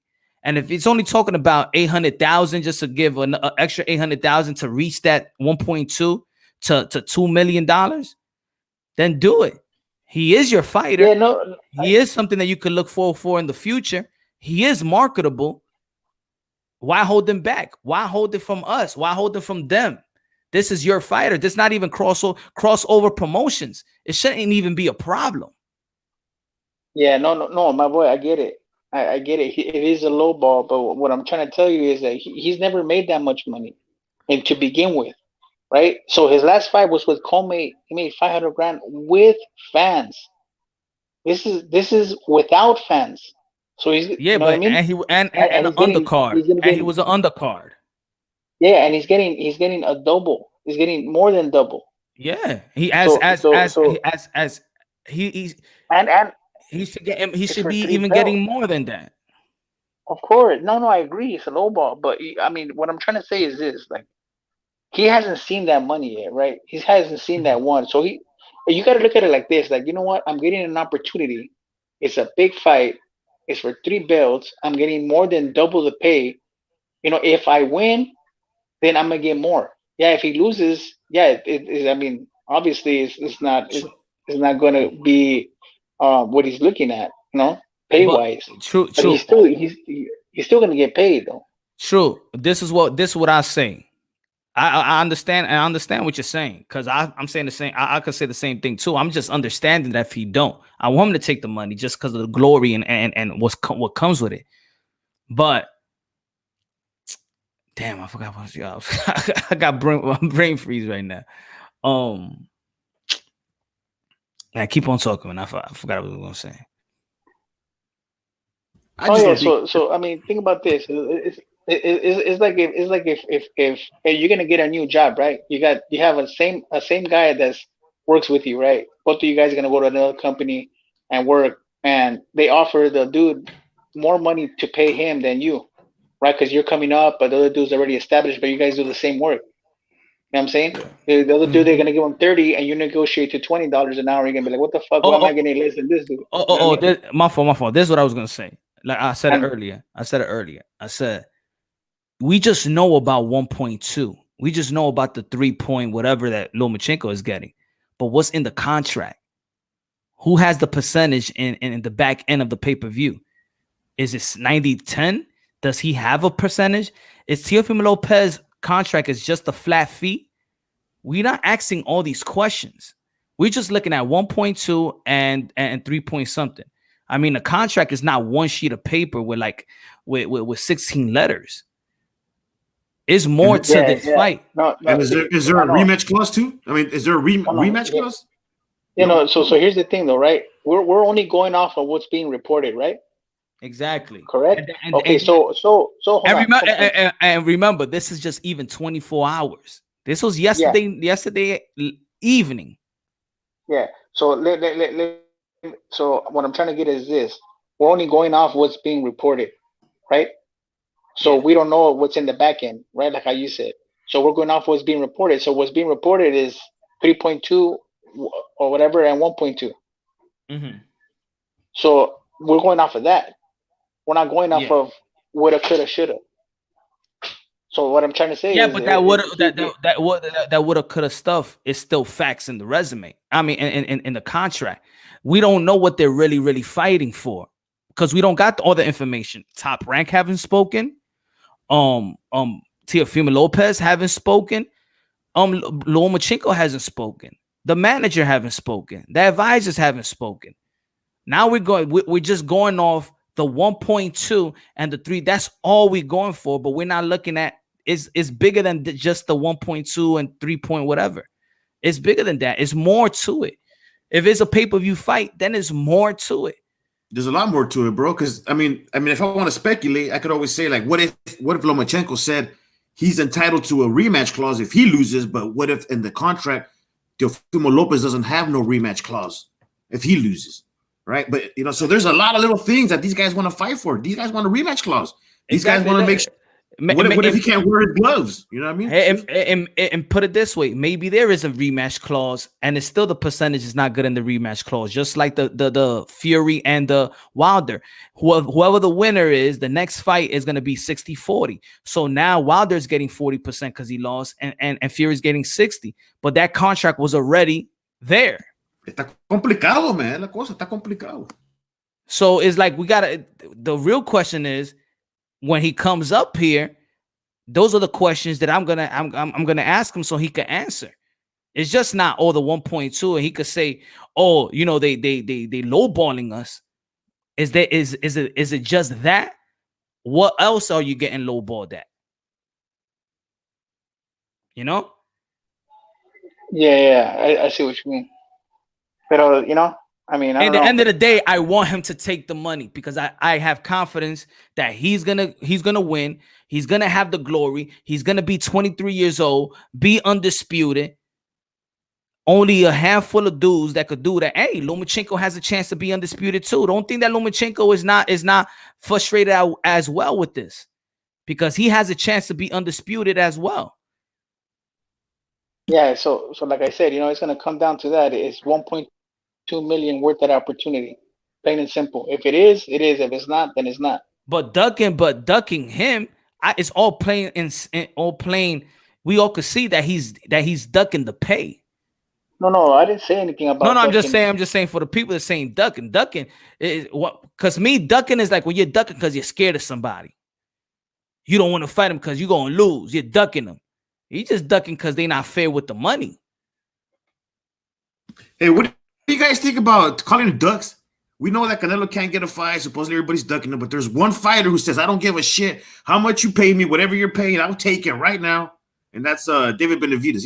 He's calling them out, bro. He's going on interviews. He's going to Spanish interviews, Mexican channels. I think that's a duck, bro. I think that's I think there's fighters out there that know their value. There's fighters out there that all these fighters no que tiene hambre, that like Lomachenko is a guy that probably he was already set. His life was good. He was content with his life. Probably he owns a house or owns it in boxing. It wasn't boxing. You know what I'm saying? That's why maybe he could take those pay cuts. But maybe you don't. But if you don't know everybody else's situation, right? So you don't know, and that's what I mean. That 1.2 after taxes, after paying your manager, after paying promoter, after paying the sanctioning fee, after paying your sparring partners, after paying your nutritionist, you're not coming home with $1 million. You're a thousandaire still, and that's what it is. He can't come off this fight being a thousandaire. He has to, with all the tax and everything, there has to be some type of million in that bank. He'll probably have like $700 or something. You know what I'm saying? Just for him alone. With tax alone, 400. I'm thinking 400 after taxes. What after taxes? Hey, right, 500,000, right? And where the fight is gonna be in California or Vegas? Where's it gonna be? We're gonna tax your ass off. Like people gotta look at that, man. And Punch, and another thing, a lot of people are against there's a lot of people against Teofimo Lopez, even ESPN. They don't give the kid a break. You know what I'm saying? They don't give the kid the credit he deserves too. You know, and maybe he's always getting a hard time anyway. Maybe that trickles down to the low balling, because a lot of people, the production of ESPN and these guys that's called pugilists, don't think highly of him. It goes back into the top ranked people and be like, nah, he don't deserve. He could take that 1.2. Bradley or Andre Ward be like, nah, he could take that 1 point. He ain't worth more than that, because of course they got Shakur Stevenson too. Not Shakur Stevenson. Nah, he worth that. You know what I'm saying? Like. It's always been biased against him. That's what I'm saying. They always unbiased against him. It's a whole game. You know what I mean?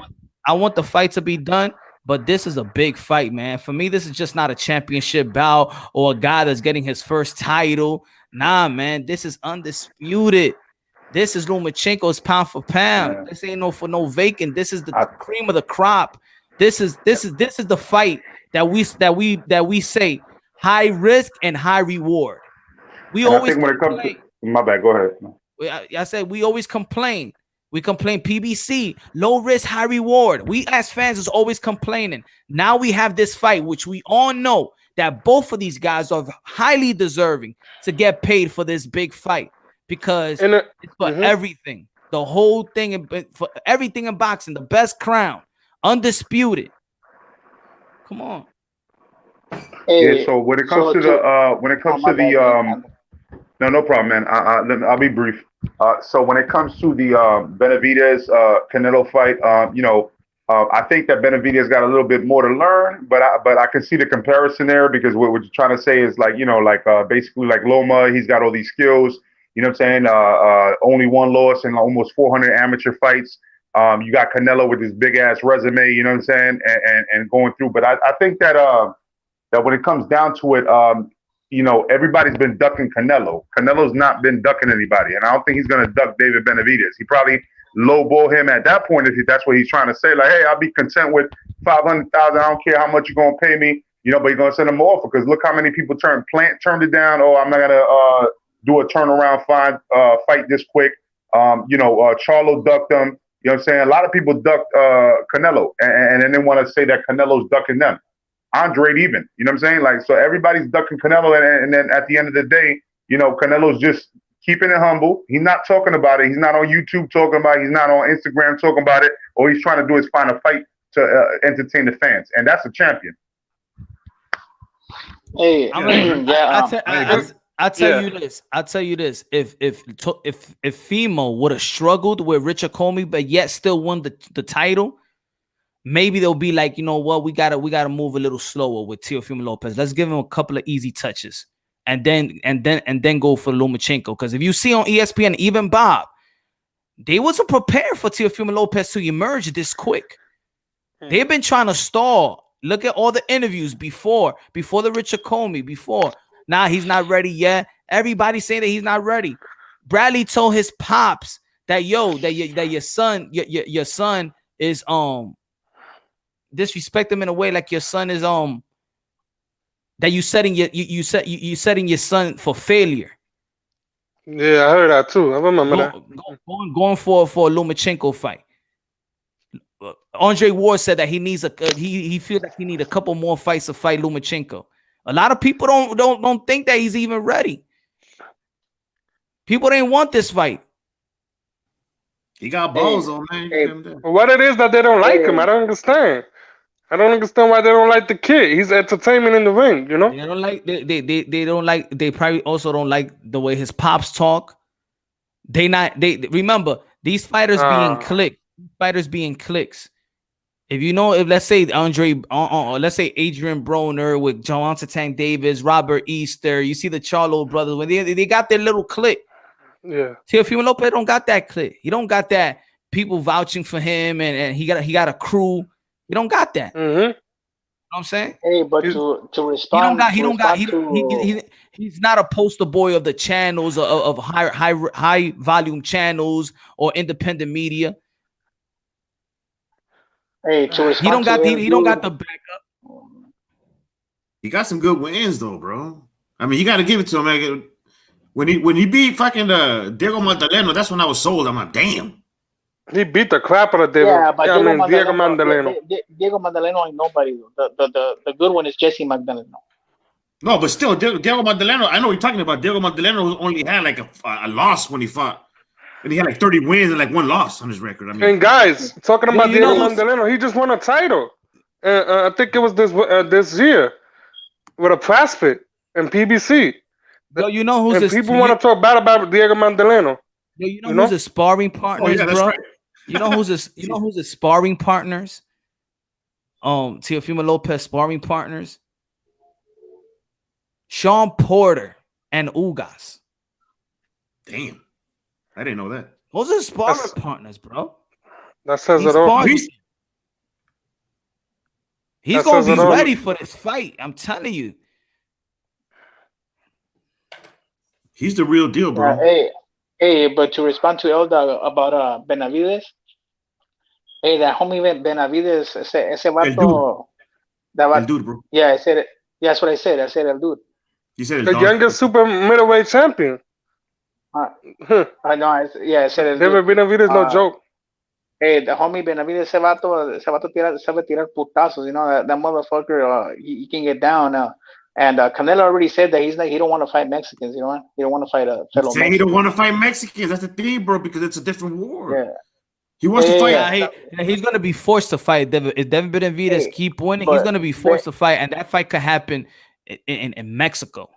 Hold on, but check this out though. The Benavides, he out of all the opponents at 160 and 168, I think Benavides is probably give Canelo his toughest fight out of all of them. I still favor Canelo, obviously. I mean, pero todavía le falta un poquito más corneo a Benavides. You know, he needs a little bit more experience. Yeah, yo creo que hace falta más pelea para pelear con Canelo. Y David sabe hablar español también, ¿verdad? Sí. Yeah, es la bandera roja. Claro que sí, claro. No, but that's what makes the fight más grande, porque sabe hablar español, so they could go. And that's what makes this fight also good with the Teofimo Lopez too, because he speaks Spanish. He got the interviews with ESPN Deporte y toda esa gente.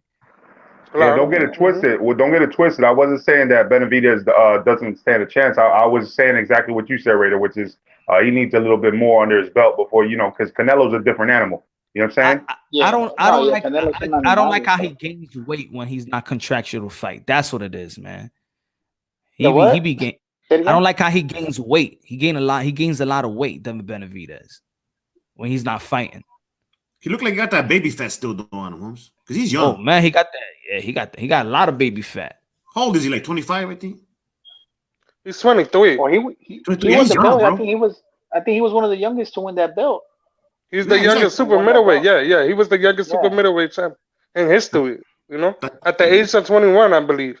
Está joven, Yeah, I man. think it was 21. What about his story, right? Con Tyson Fury, tiene the story. Oh man, he did coke and he was in drug and Cinderella story a Devin Benavides, porque no le hicieron un story así mismito también. Porque ay, yo no quiero, ay, Dios mío, porque él es latino. Porque es latino, eso es. Esa es la verdad. ¿Tú quieres hablar la verdad? Es porque es latino. Sí. Eso es, bro. El Benavides le gustaba mucho el polvo, hombre. Hey, Yo, that would be a good fight. Give him one more try. Give him one more try. Chavez Jr. Benavides. Yeah, un retirement. That would be a good fight, bro. Right? No, pero Chávez Jr. está loco, él está el perico, tú no estás viendo. Por favor. Más mejor, los dos están periqueados. But that fight would actually, now that you mentioned that fight would actually give us a kind of an image, a glimpse into the future of that fight, because if Benavidez fights Chavez Jr., you know what I'm saying? You're going to get a glimpse, because Canelo took that shit personal. He was like, yo, you a slacker. You don't represent Mexican boxing the right way. I'm going to fuck you up. And that's exactly what he did. He fucked him up. You know what I'm saying? And fucking Chavez Jr. looked like a little scared kid in the ring, bro. He was fucking him up. Hey, Canelo hated that, bro. He was weight drained, not bro. only that, but the homie Canelo, that fool didn't even sit down in between rounds. He said, nah, I don't need to sit down for this. Pero he was weight drained, bro. He no bajó de peso también, bro. Eso cuenta. But be honest though, like El Dude, fucking Chavez Jr. doesn't train anyway. Like, you know what I'm saying? Like he doesn't really maintain he's not disciplined. That's the whole point.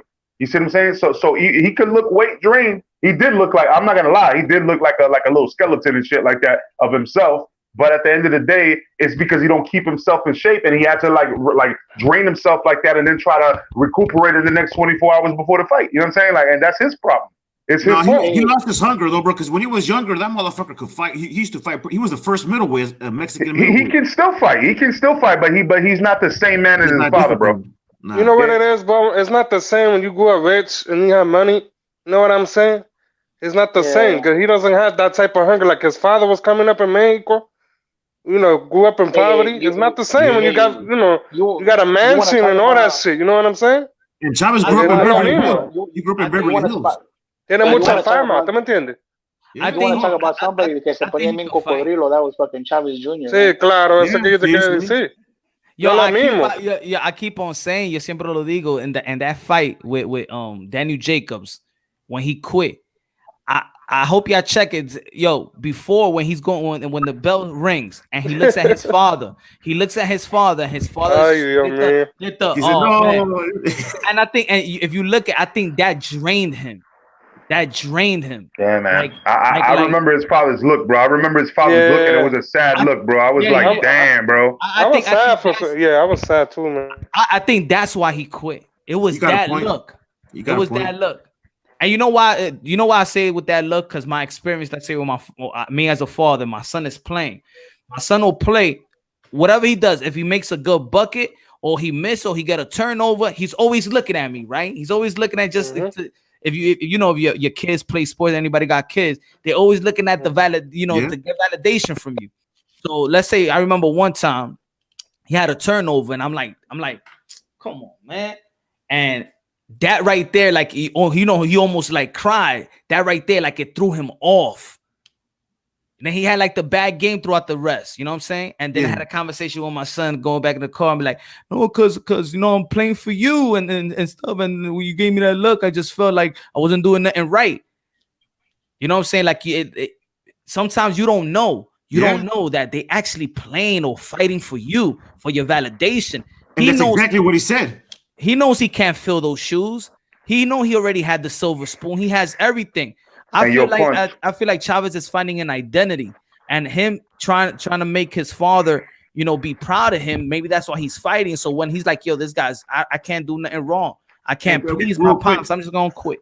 Glenn, before you jump in, bro, just to validate what Moonshine just said, it's true, because he just recently came out and said the reason he boxed was to get the attention of his father, because he was never around. The only way he get the attention of his father was when he fought, because that's the only time he visited him or stayed with him to train. That's exactly what he said. That's exactly what he said. And I never heard that interview, but I always sensed that. Yeah, and all I was trying to do was apologize because I was the referee in that game, and I'm sorry for smacking the ball out of your son's hands. You know what I'm saying? Like it was my fault. You know what I'm saying? I got a little aggressive. My bad, bro. You know what I mean? But you know what? But you know you had I had the connection like that. So you know what I said? You know, after the next game, I'm not gonna make gestures. You know what I'm saying? Like I'm like, yo, my son is 11, 12. Yeah. Like he can make all these mistakes. Why am I looking at it like if he's going pro? Like I know, in bro. 2 years. So I got 9 kids, bro. Trust me. I know that they all have different emotional levels, bro. You know what I'm saying? And I gotta interpret each one differently. Yep. You know what I'm saying? And you're right. You're right. It's a little different with each child. You know what I mean? Like I did the homeschooling thing. I'm in Florida, and you think like they were trying to rush us to go back to school? Yo, we've been rushing to get them on virtual school. So my kids are going to virtual school. I don't give a fuck what nobody say. You know what I'm saying? They're not going. They're not going. Hey, Glenn, I know exactly what you're saying. I got my little girls and everything, and I'm like, fuck that. This stay-at-home shit is better for me. Hell yeah, bro. Hell yeah. Fuck the snotty nose kids. Yo, those little snotty nose kids that get close to my kids, bro. I feel bad for you. You can't go to the dance. Yeah, that's fucked up. my kids wasn't sick at all. They ain't getting sick in school. They stay home. No bad influence, nada, man. You know? Yeah, man. Yeah. But man, you got a lot of bad influence out here, bro. But with the Chavez, it looks like it's hard to please him because even when he's doing something good, it's like you're not pleasing him. You know, it's almost the same thing. Yeah. It's almost the same thing with Mayweather Jr. and Senior.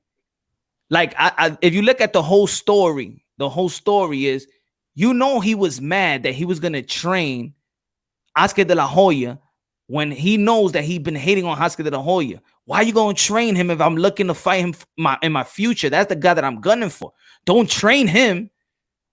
You know, don't train him and teach him all my tricks. And his father even said at the end of that fight, he said, I gave that fight to De La Hoya. De La Hoya won the fight, but that's fucked up, man. You don't think that hurts? It does Come hurt. on, that hurts. Oh, that gotta hurt. Just say that to your own child and say this other kid is better than him and see what. But bro, I can't even get mad at that one because I understand what you're saying. But bro, like that, like he shows Roger Mayweather like a father figure instead of, you know, Floyd Sr., you know what I'm saying? So that kind of hurt Floyd Sr., you know what I mean? Yeah, he could have been a better dad, but, you know, this is a dude that been to the pen, you know what I'm saying, and shit like that. Like he really went through it. So I can't really get mad at the dude for saying, yo, you know what? You're going to be a little dickhead. I fucking gave you came out my nuts, bro. I gave you life, and you're going to treat me like this? Go to my brother? You know what I'm saying? I can't really get mad about that, bro. And brother Punch, I seen a video where Jeff Mayweather was saying if Floyd Mayweather was Senior was trained De La Hoya for the comeback. Yeah, he said, why not? Because he did a lot for my brother. He helped, you know, when Floyd Senior was homeless and all that. You know what I'm saying? With when Floyd Mayweather kicked him out the house, his own house, and Oscar De La Hoya bought Senior a house and a car, and right there. He can never, you know what I'm saying? Oscar De La Hoya made him $1 million trainer, something that his son should have done. And Senior loves Oscar De La Hoya. It doesn't matter what Floyd says. Because at people that got time, the nerve to disrespect Oscar De La Hoya, talking about wear your heels, you know what I mean? But that's ese tipo te rompe la quijada. ¿Y qué tú haces? That's why Floyd Mayweather always have that grudge. That's why he always got to say something about Oscar De La Hoya. Tell me what Oscar De La Hoya be saying about Floyd. Now he be talking shit because now he's defending all the shit that he be saying about him. And De La Hoya came up because his father was always with him when he was a youngster, bro, all the way through the Olympics and as a pro. His dad was always there until he got a heart attack and he died when he was a pro. Mm-hmm. I'm telling you, man, it's father. Hey, Punch. Thank you for making this show, bro. Because we're sending a good message. Your show, man, is on a whole different level, man. Because fathers out there, bro, Latino fathers, man. Big shout out to all the good Latino fathers, and there is no perfect Latino father, man. You know what I mean? We all go through some shit. You know what I mean? They put the pressure on us. Yeah, you know what I mean? So big shout out to all your fathers out there, man. To my jefecitos. Especially Mexican dads, man. I don't know about you guys, but shit, all the Mexican dads that I've seen, even my dad, man, the fools don't even say I love you or nothing. You know what I mean? That's the machismo. Yeah, it's machista. Yeah, see, the machismo love, you know. Yeah. Is that you know when they show you the love cuando ya se están poniendo viejo, ya. Like my pops, and I'll see my pops, and I give him a pound. He give me a kiss in the cheek, and I'm like, but dad, you ain't showing me love back then like that. Ya tú estás como mushy. Hey, you know what it is? You know what it is that my dad tells me, you become a dad when you have grandkids. So like my dad now, he loves my kids, and he's now he knows what it's like to be a dad. And then you know how to become a son when you have kids. Yeah. Exactly. Now you look at your dad different. Yeah, I don't know if I was making. You know, my kids, bro. I'm honestly speaking, man. My father died. He got killed in 1983 when I was 3 years old, bro. You know what I'm saying? He was a police officer in Connecticut, then in New York City in the Bronx. You know what I'm saying? And he got killed, and I was only 3 years old. You know what I'm saying? But I remember his voice. I remember seeing shit. You know what I'm saying? But at the end of the day, you know what I'm saying? Like when it comes down to it, my kids are the ones that made me a man. Like when I had my first kid. He made me a man because I was like, yo, damn, I can't be that ignorant like right now because I used to be a wild dude. And I was just like, oh shit, man, I gotta protect him, make sure that I don't bring extra shit to my house. You know what I'm saying? Like extra problems and stuff. Like I gotta start working, real hard. You know what I'm saying? And things like that. And I just became a man. And over time, yo, I became a good man. I got 9 kids, and they're all taken care of, man. All of them. Yeah, all of them. Yo, it's the thing is, the thing about having kids and I'm being sons, because the sons is the one that continues the legacy, right? Yeah, I got 5 of them. Continues the name. They continue the name. The girls, that's it. They get married with they get married, they lose the name. The legacy goes away. But with the boys, when they look up to us, man, we're their superhero. Ain't nobody could tell us nothing. We could go through anything, any struggles. Our kids look at us like superheroes, bro. Yeah, man. And we gotta always keep that in the back of our minds when we're struggling or whatever. Because there's a lot of good fathers out there, man. You know what I respect, and that's big though, because the Mexican dads tell you, hey, don't stop until you have un macho, until you're taking care of the last name. That's what I did, man. I just thought to get that boy. I had more girls and shit. I was like, man, where's my boy coming out? Yeah. Well, I had 3 boys first, and I still had 6 more, and my girl wants another one, so I'm gonna have 10. That's it. That's the final number right there, bro. That's what's up. I ain't gonna reach there, bro. I ain't gonna reach there, but hey, God bless you, man. It's always that first one, that first child who gets to experiment. We can experiment the most, you know what I mean? We learn when the first one the most. I remember my first one, man. I was more cautious. I was like, had to be shoes on. Always had to be like a little sweater on. And the last one, I was like, todo raíz, zapatos. You know what I mean? Just running around. Like, you know what I mean? The other kids get the hand-me-down clothes from the Damn, bro. That's the way, man. My daughter wears my 3-year-old's clothes. You don't know if she's a boy or a girl. Yeah, that's real dad problems right there, bro. I feel you on that one. Yeah, man. But hey, I want to ask all of y'all a question. I want to ask all of y'all a question. The first kid is the one that kind of has to do everything on his own, because I was the first child, and the first one, dude, man, you got to go through everything. You don't have no big brother to look after you. Nobody. You got to. That's true, man. Man, you got to experience life on your own, man. Like especially when you're around gangs and everything. You don't got no big brother. It's like, you got to handle your shit basically. Yeah. I'm the worst one because I pay them low wages. Like, I make them do mad shit for like $10 a week. You know what I'm saying? Like they get the lowest wages, bro. I don't know if I'm a communist or what, bro, but they get low wages, bro. Yeah, $10, that's not bad. You know what I'm saying? That's what I think. But I make them do that mad shit though for that $10. I'm not lying though. I want to ask everybody a quick question. Y'all living in this country, you know how they always push feminism, right? Do you think being macho is a bad thing, though? Or like toxic masculinity. I'm not saying go beat a woman. Nah, I'm not saying that. I'm saying have your pride. You know what I'm saying? But not too much. You know what I mean?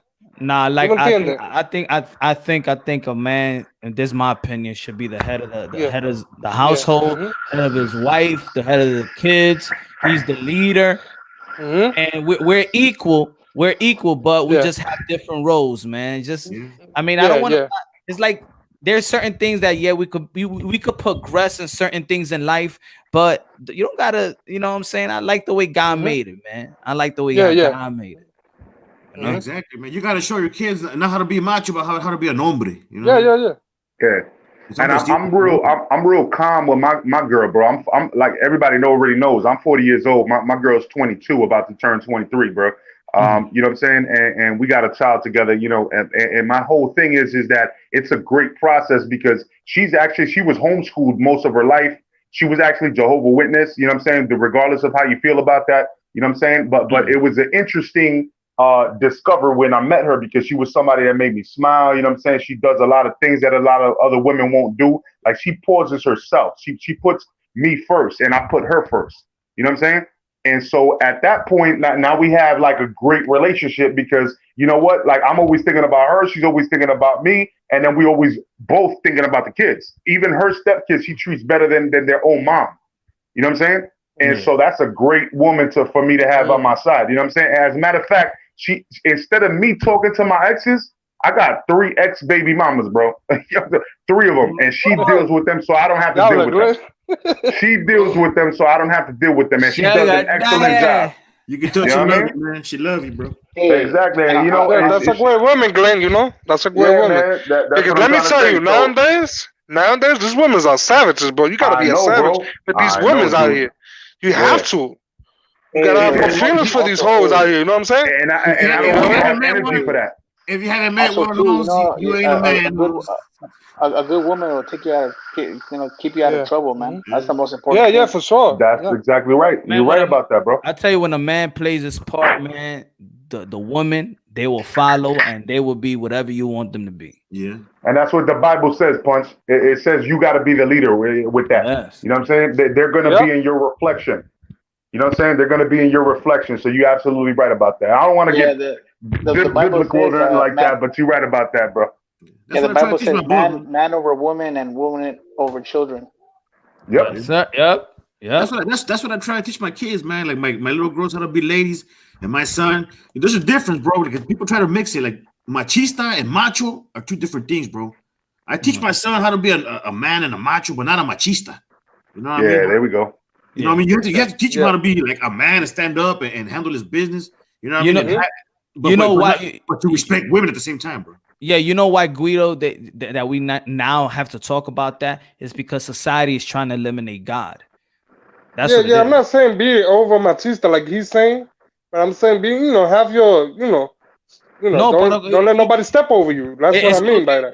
It's como now, like if you say anything in reference como of the Bible, si decimos, it's man over woman, it's Christ over man over woman, woman over children. If we say that, they'd be like, "What? You're not over me." Oh, you because they're very sensitive. People are very sensitive nowadays. That's what I want to say. But, and what's wrong with that? And what's wrong with that? You know what I'm saying? I'm not saying my woman is a slave. Hey, real quick. Hey, Punch. I gotta bounce. I gotta do some shit. But thank you for having me on. Glenn, Guido, El Dude. Buenas noches, El Dude. I've seen you around, but welcome to the streams, man. No. Yeah, El Dude, man. I like your input, my brother. I'll catch you guys on the next one. Hey, peace out. No All doubt, right, bro. Okay, peace, brother. But yeah, man. But yeah, he right though. I haven't heard El Dude, but that's why I tried to give him some props earlier because I know he was on the live chat last night, and I was a little fucking drunk off my ass, bro. I'm not gonna lie, but I'm not gonna say I regret the smoke that I was bringing, but I regret the fact that I was over talking because I didn't hear you. When I watched the video back, I didn't realize that I was talking over you. You know what I'm saying? Because I was responding to the smoke, so I apologize to you, Punch. No, but you already know it's not even. It's it's not y'all. It's not that. About that last know night, that. you know? Is that because we always have a good boxing conversation. No, I've been here before with Punch and some previous shows that he done months before too. Oh, okay, my bad. I haven't. I never met you, but I've been here. I be here like all the time. Like, so I never met you. So my bad. I mean, Yeah, but you're a Glenn cool was dude. here. You sound I like how dude's on perspective, man. I do too. Yeah, I do too. Actually, because he keeps it respectful too. We can have a conversation. It's not an argument. Likewise, same You know here. what I mean? Igualmente. Yeah, man. Gracias. That's the real boxing. So people on the outside, even casual, see, they be like, "Oh man, we're teaching them something."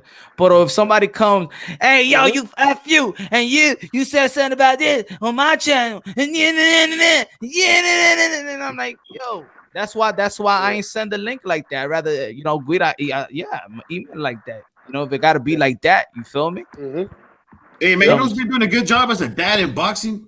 Kenny Porter, man, with Sean Porter. Man, that guy's they've always been working together, doing some good things, clean. The Benavides family. I love boxing about that, because I'm telling you, in our society, they always want to, say that a community is fatherless and things of that nature. But then when you look at boxing, that's all you see is father and their son and the chemistry and how they build their kid from the boy to making them a man. And then look at these guys. These guys are very respectable. I mean, even let's say senior and junior. Yeah, he went through it. Senior went through what he went through, but look at Junior. Look at Devin Haney. Look at Ryan Garcia. Look at Teofimo Lopez. These guys are not street kids. They was raised right. También. Yeah, but Angel Garcia is a different story. He's a little, you know what I'm saying? I love him, but he be out on the border over there, bro. Yeah, but then look at he is. I love Angel. But he brings money. He brings money. He's controversial. He's controversial. I love. Did y'all see a video where he did about when he did a belt, collecting the belt about Vega Ortiz? Don't wake up the kid. I see that because he's petty like that. You know what I'm saying? That's what I'm trying to say. Angel's funny. Yeah, he is. But then look at Danny Garcia.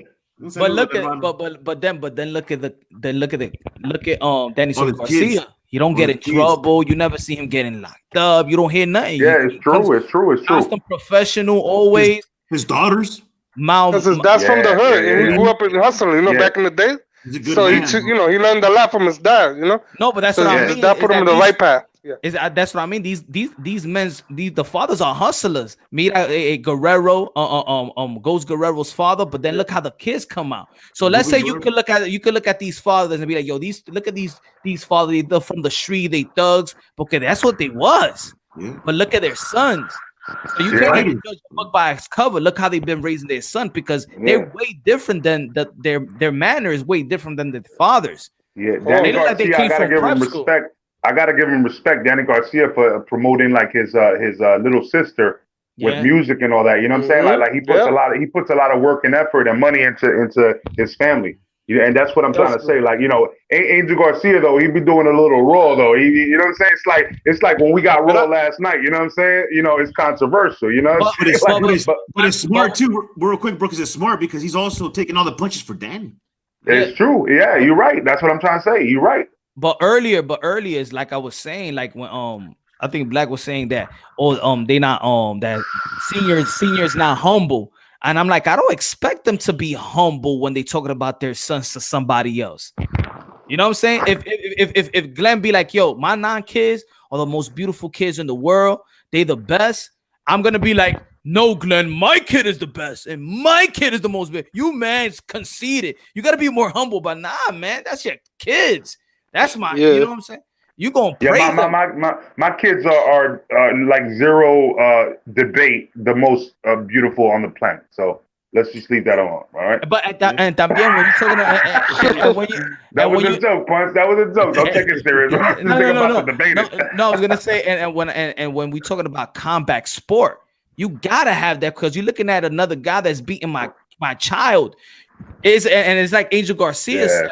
Remember in the interview, he said a year ago, he's like, I'm different from any other trainers. I'm there fighting for my son. If my son don't fight, if my son is not fighting and something happens to him, another trainer would just leave. He's just getting paid. I don't need to get paid. This is my son.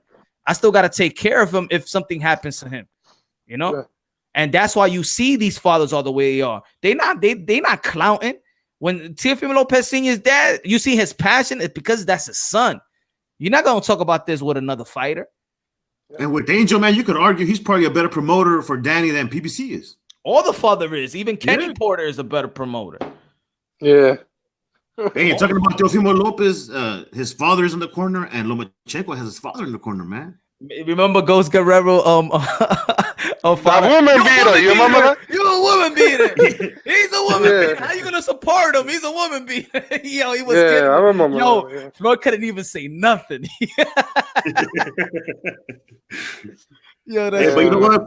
Floyd did give Robert Guerrero a good opportunity because his wife was going through cancer at the time too. So yeah. And he's a good dude too, man. He gets He's a good award dude, from man. the city.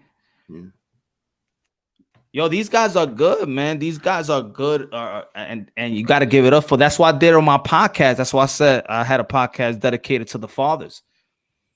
And you know what, bro? Real quick, I guess I'm not. My dream is to make a lot of money. I'm fucking broke right now because I got kids, married, and all that shit. You know how it goes, bro. But you know, but when we get, so a message to you guys from what I learned from boxing, Holmes.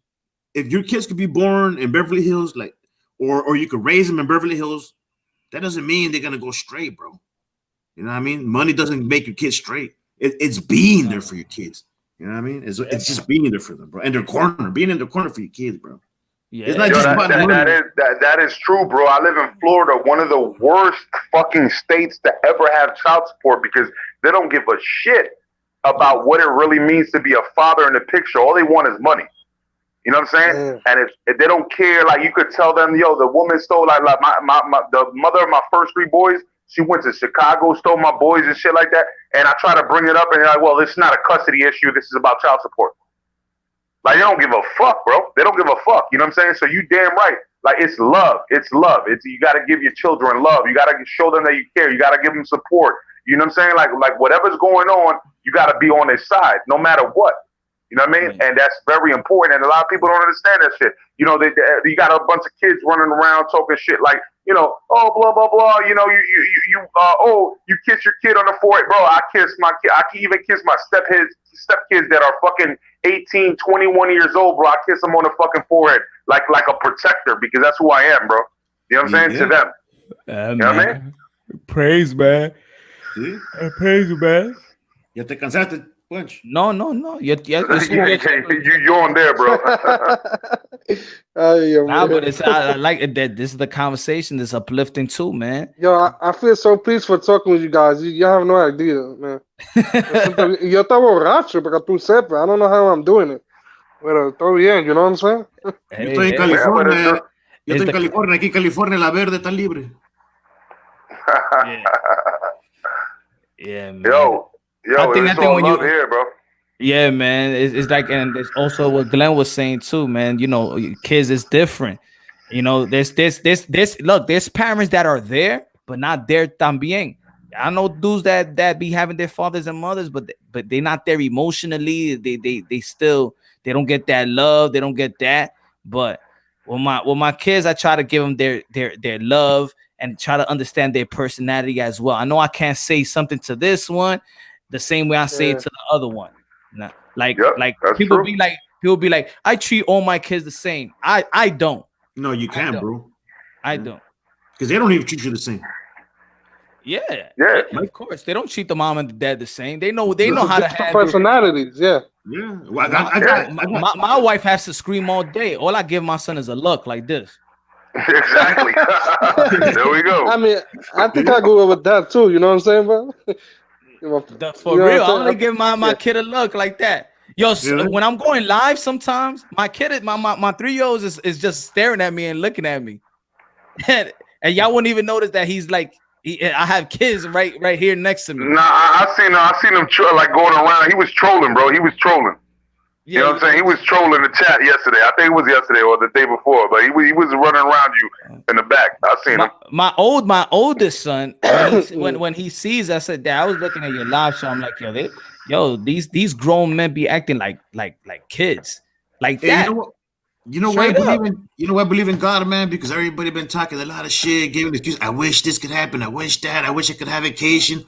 I think God gave us a long ass vacation to fucking take care of our personal family issues and everything. Because right now we're all at home, bro. Beautifully said, bro. Beautifully said. This COVID shit has been, for me, at least with my family, my son was born January 5th, bro. And I've been able to take care of him the whole fucking year because of this shit. You know what I'm saying? And, you know, and don't get me wrong, I get money in other ways, and my girl gets money in other ways. But you know what I'm saying? Like if I have to do DoorDash or whatever, I know you Punch. You said you live too far out to get DoorDash, but that shit is prominent in big neighborhoods. You know, so I make a lot of money off of that. You know what I'm saying? I do other things. I've been a working man my whole life, bro. I've been a working man my whole life, and I never had this opportunity. I've never seen it, bro. So I don't know if I'm ever gonna get this opportunity to be home this long and be okay, Holmes. You know what I mean? And I think this is just temporary, and I think we should look at it like we should start looking at it as a blessing if we're not looking at it as a blessing right now. Bro. We looking at it because we got our priorities and we got priorities straight. You know what I'm saying? Right. And all this thing fell, and we in the house, but we got a wife, and we got our kids. Other people that was just fucking around and fucking all these shorties and shit like that, and COVID hit. They alone jerking off. Or they alone trying to come, or they alone trying to barrage my channel talking shit about me, and they just like somebody we know, right? Like somebody we know. I knew that was coming. No tienen nadie. No tienen nadie. Está sudado en el video. Se pone todo sudado. Ni la mano derecha lo quieren a ellos. You gotta get Robbie to get his take, man. Y por lo crudo and shit. Él necesita amor. Ese tipo necesita una mujer para que se ponga, tú sabes. ¿Qué mujer? ¿Qué? Bully, bro. Did you hear the shit he was saying? Man, if I was in your corner, I'd be telling you some crazy shit in his ear. Like, damn, bro. Yo no quiero ese hombre con una mujer. Ese hombre le da. ¿Es para matarla a ella? No. ¿Por qué tú me fuiste? No. ¿Tú me entiendes, bro? No. Yo, but that's funny, Guido, because I told you that the other day. Pero ese tipo no aguanta con una mujer. ¿Tú estás loco? No. Un hombre es un hombre. Perico le gana a la mujer. Un hombre. Se vuelve loco con esa tipa. ¿Tú estás loco? Una Hishi, una Caitlyn Jenner. Pero no ese. Yo tengo una hermana que le queda bien al bro. Se quedan igualitos. Igualitos. Ay, bendito. Ay, bendito. Se la voy a presentar al bro porque esté contento. Igualitos los dos. Y si no entiende, que aprenda, que se vayan para Google y do translate. Habla inglés, yo voy a decir. Habla inglés. Esto es International Punch Drone Boxing Channel, ¿oíste? Un saludo, vamos a tener a Javier Fortuna, Banana Rosario, Asco Valdés, Betran, así ya. Salió como Walter Mercado ayer el Rob.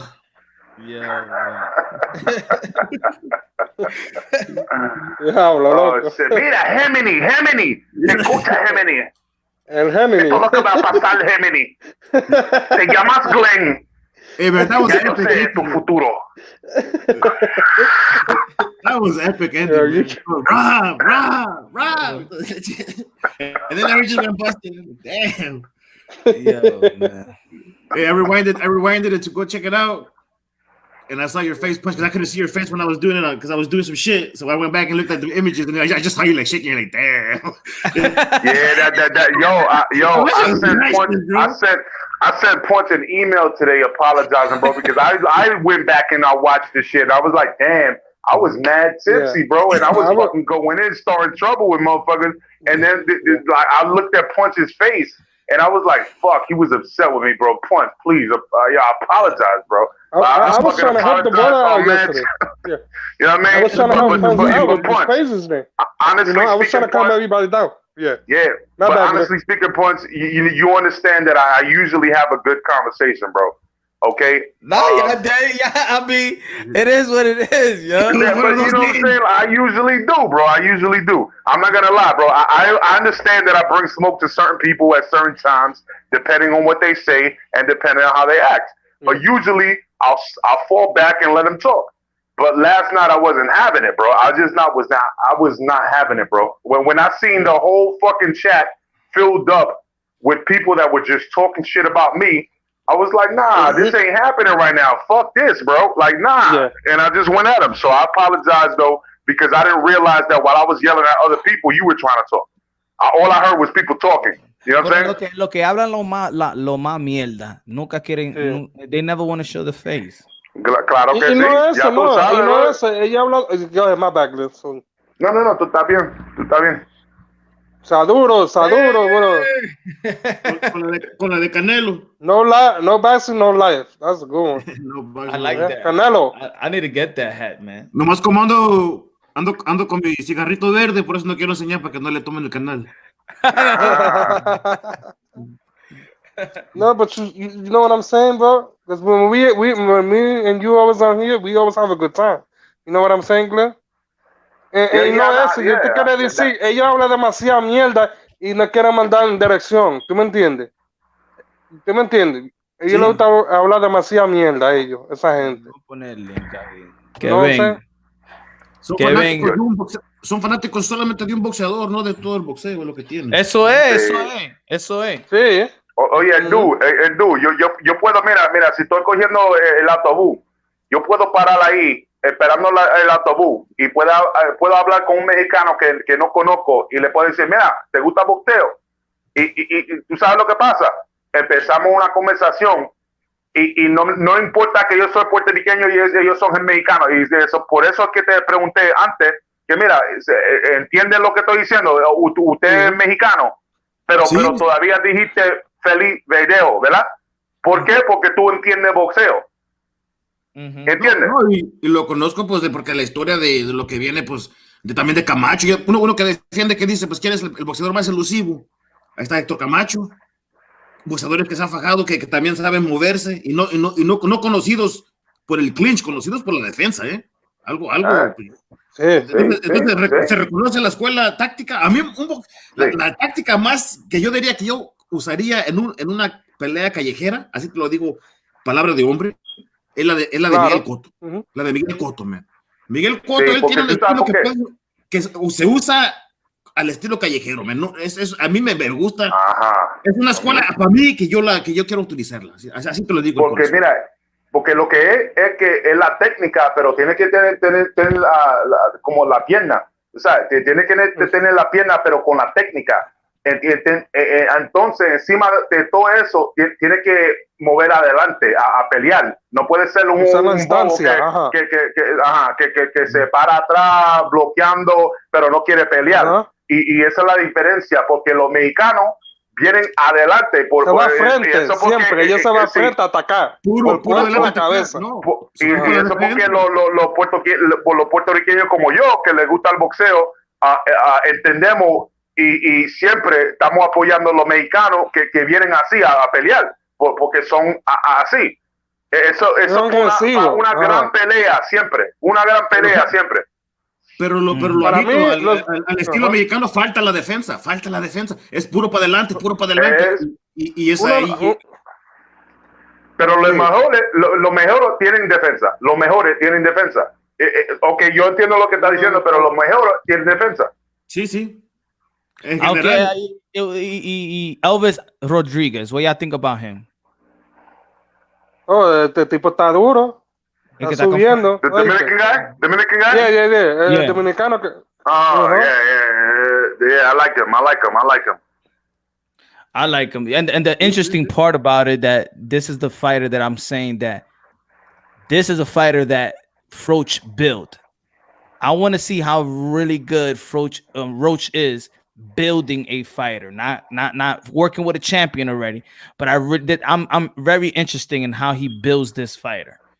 Jose Ramirez went to Robert Garcia, and he's a Freddie Roach prospect. Yo creo, ¿Cómo se dice?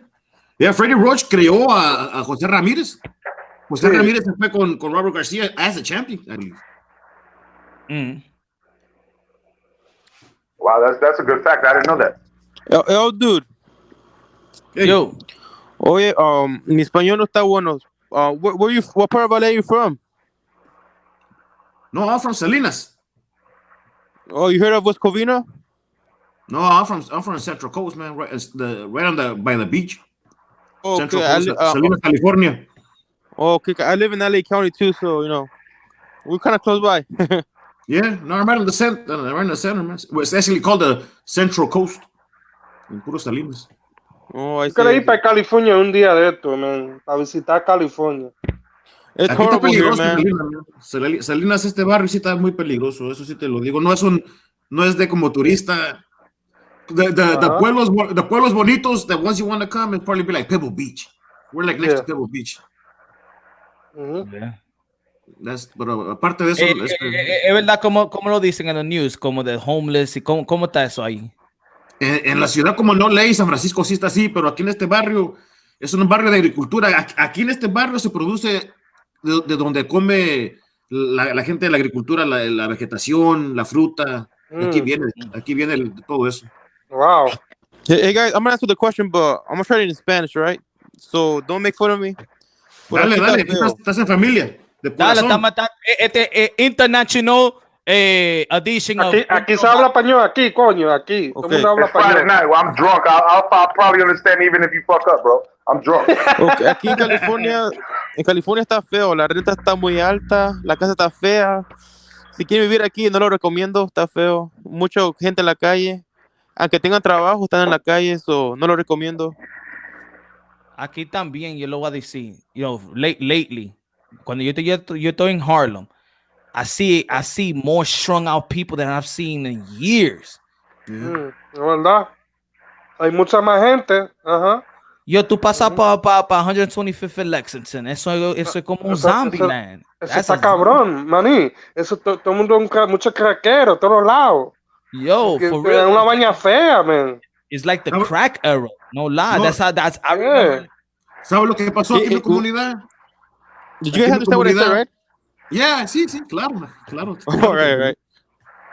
What happened right here in my community, bro? What happened right here in my community? El jefe de la policía, the chief man of police of our barrio, of our city, he's accusing the rich cities. He's saying, man, all the rich cities, the neighboring rich cities, están mandando a todos los homeless to our city. They're paying them their ticket. Le están pagando el vuelo, man. Váyanse para allá ustedes a ese barrio. Aquí no los queremos. Ahí les va un dinerito. You're not going to get arrested. Either you get arrested and right here in the right nice neighborhoods, or you get a free ticket, a bus ticket, whatever, a Uber drive. Nos mandan allá para acá, para el barrio, bro. So that's what's happening to your barrio, bro. That's exactly what happened. If you look it up, they're shipping them to the poorest communities. Yo quiero mandar la Sadura a France. Sadura, mi hermano. And too, because they cut funding for people that like the shelters to give for the people that were strung out and they used to have their place. They don't have that in not in New York as much. They shut a lot of those places down. So now they actually in the street. Like right now, I don't take the subway, but they said like my people be like they haven't seen homeless people in the subway like that in years. And can I say one thing? Can I say one thing to that, bro? Yo, hold on 1 second. So I'm gonna say one thing to that, and I don't want to turn this political because I'm not gonna say any political views. But mira, me deja el Captain Orange quieto, me lo deja quieto. No political. I'm not gonna say anything political. I'm gonna state a fact. So, regardless of how you feel about it, the House of Representatives, the Congress, House of Representatives, and the fucking Senate went to take the weekend off. And we did not figure anything out. And guess what? A lot of people have to pay their bills, whether they put it, on delay. If not, they're going to get evicted. So starting tomorrow, the first, a lot of shit is going to go down. So when we're talking about this homeless issue, that's why I felt like it was relevant. But I don't want to talk about, please, let's not talk about politics, though. Because, you know what I'm saying? Like we have difference of opinions. I understand. It's your channel, you know what I'm saying? But I chime in for boxing, so me lo deja ese hombre, Captain Orange, me lo dejan quieto. No, okay. So look, then leave Nancy Pelosi quieta, and I'll leave the Captain Orange quieto, okay? Well, let's move on. Yo creía que Nancy Pelosi era Caitlyn Jenner. Okay, all right, bro. Yeah. Hey, Punch, you live in New York, right? Huh? You live in New York? Yeah. So do you benefit from Trump's policy, even though you live in a Democrat? No, I don't want to go politics, bro. This will go left, bro. This will go left real quick, bro. Don't bring up politics. No, Kemo. Es el pelo de lote. Yeah, somos amigos. Que ya yeah. Please don't do that, Kelmar. Please. Yo, tomorrow on my live, I swear we could talk about it. But no. No hay problema, Poch. No hay problema. All right, my bad. Porque si hablamos de Captain Orange, ya, tú sabes. Yeah, we're going a different. We're gonna go from 0 to 100, and it's been a peaceful night, bro. You know what I'm saying? Mira, si es una cosa, el Trump nos tiene bien contentos desde que nos mandó el stimulus check. Mira, si ellos están en vacaciones, pues también nosotros vamos a estar en vacaciones hablando de ellos. Yeah. Let's take a vacation. Let's not talk about them. You're right. Don't talk about them till next week, bro. When they come back. Pero me lo dejan I don't really want to talk politics, homie. That's why I said it from the beginning. I was trying to make a point, but damn, bro. It was relevant to the conversation. You know what I mean? It was relevant to I wasn't trying to go left with the politics, though, bro. Okay. Please. I'm going to play golf this weekend. Yeah, man. Pero bueno, hoy se bebe. ¿Cuál es el lugar donde viven los ricos allá en Nueva York? En the Hamptons, Long Island, en Manhattan. Jersey. Ahí en Manhattan se mira mucho homeless. Fifth Avenue, Park Avenue, Madison. Hay muchos homeless ahí en Fifth Avenue. Not in Fifth, porque I mean, por Madison hay muchos homeless por Madison Square Garden, por ahí. Si tú estabas por ahí, hay muchos homeless, No, keep going. No, what I'm saying that in Madison Square Garden, there be homeless people. You know what I'm saying? I used to work before in Madison Square Garden, man. When I used to come out the morning, man, you see a bunch of homeless people asking for change. You know what I mean? Yeah, you be like, damn, what the fuck happened? You know what I mean? Yeah. Because back in the days, I could understand with the crack era, right? I could understand. Yeah. I could understand the crack era, pero ahora estoy como, ¿en qué ellos están? ¿En qué? Mira, oye, pero si te das cuenta, también, no digo un porcentaje, digo la mitad. La mitad ha decidido estar en esa también posición, man. También la mitad tiene la culpa, no quieren trabajar, no quieren hacer nada. La mitad tiene la culpa. In California, homeless people, they're not lazy. Like, they have two jobs. It's just that the rent is too high. Like, a one bedroom apartment is like $2,000 a month, like $3,000. It's too high here. Diablo, and it's like $10, $12 an hour, man. $12 an hour if you don't got education. Oh man, that's the minimum wage. That's really bad. That's really bad. Because I thought New York was bad, but you know what I'm saying? Down here in Florida, man, down here in Florida, shit is cheap, but it's starting to get more expensive depending on where you go. You know what I mean? Because more people are moving down to Florida. That's why. What's going on, Punch Drunk Man? Hell of a show, bro. Gracias. Pero this is the Spanish edition, pues, tú sabes. Tienes que intentar, jefe. Inténtale, jefe. No te haga. I've been smoking this blunt, bro, and it's hitting me right now, bro. No. Cara de nopal. Vamos a hablar español aquí, jefe. Vamos a hablar español. No vamos a hablar. Mira, déjame transubir.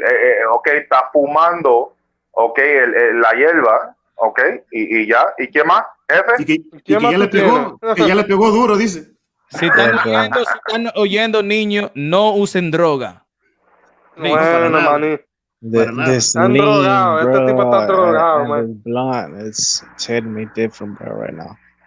¿Qué tú dices? Que yo no te entiendo. No, pero mira, no puedes usar lean, bro. Pero sigue ahí, porque el huevo tuyo no te va a parar. Sigue bebiendo esa vaina. What's lean, bro? Una cosa que tú bebes y el huevo no se para. A lo mejor le ponen cloro y tomando esa chingadera. Nah, bro. Lean is for people that have, like, throat infections, bro. I've been having throat infections my whole life, bro. Diablo, your whole life, ¿por qué? Diablo. Pause. Yeah, bro. I want to give a quick shout out, bro, to Mr. Moonshine, aka Mr. MXBC, man. Shout out to you, bro. Ay, con tu promo. Yeah, you don't give me a shout out, bro. Nah, Glenn, you disrespected JFL yesterday, bro. I'm kind of. Your name is not JFL, bro. Ya va a comenzar el jefe. ¿Cómo tú vas a poner un hombre que te llama el jefe y no sabe español? ¿Cómo es El esa jefe, vaina? no me jodas. Nah, bro, I ain't no heaven, bro. I'm OG, bro. I changed my name. Bro. Yeah, Oh, change his name. Oh, no, OG. Este pendejo. Es el OG. Es el OG. Tú OG, escuchas bro. este pendejo, no sabe nada, loco. Ya, Hey, Guido, shut the fuck up, bro. Don't Bueno, que no disrespect me, sabías, bro. pues, no, que no sabes español, si está hablando español. ¿Cómo tú te llamas el jefe y no sabes un carajo de español? ¿Eh? I'm an No OG, entiendo esa bro. vaina, bro. I'm Tú a no me Texan, entiendes, bro. hola. Mira, I'm que not el Mexican, Texas, I'm a mamagua. Texan, Es un bro. mamagüevo este tipo, ¿viste? Y responde, responde en inglés. We beat Mexico in the Alamo, bro. Remember the Alamo, bro. México. ¿Qué es eso, man? No sabe ni la historia. Mira, ¿oíste eso? El dude, America beat the Mexicans at the Alamo, right? But then he's MXBC. No, that's incorrect, man. The Mexicans actually killed every racist slave owner in the Alamo, and they freed like 2 black people. Like they were like, nah, you guys, we're here for you. Tan libre, man. And then when United States invaded Veracruz and all that, they had no choice but to give up the Southwest, which included Texas and California. Guys, we're going to the route of politics. So no, man. So It's not political, Punch. Don't be trying to use that as a leeway, Punch. Don't be trying to do that, bro. No, that's the history. That's the history. I was talking to Punch. I was talking to Punch because you was making facts. I'm not talking about you. Pues habla así que tú verás que es gonna lead. Tú verás, habla, sigue hablando de eso. You're probably right, Punch, but I'm not gonna get into that with you tonight, bro. I support the Texas independence, bro. We're gonna be an independent nation very soon, bro. Está loco, man, porque the Texas independence quería slavery. Aquí no queremos slavery, man. Queremos Oak Cliff will be the capital of Texas, bro. Aquí estamos hablando de unir a todo el mundo. Oak Cliff is the safest place in Texas. You know that, right, jefe? I did my research. That shit is the safest neighborhood in Texas. Nah, bro. We have the highest neighborhood, Es porque jefe presidente, he fixed everything up in Oak Cliff and everything is nice and good. No hay gangsters. Tú sacaste todos los gangsters de ahí, ¿verdad, OG? Nah, bro. Vive en la montaña, solo. El jefe, predica Dios.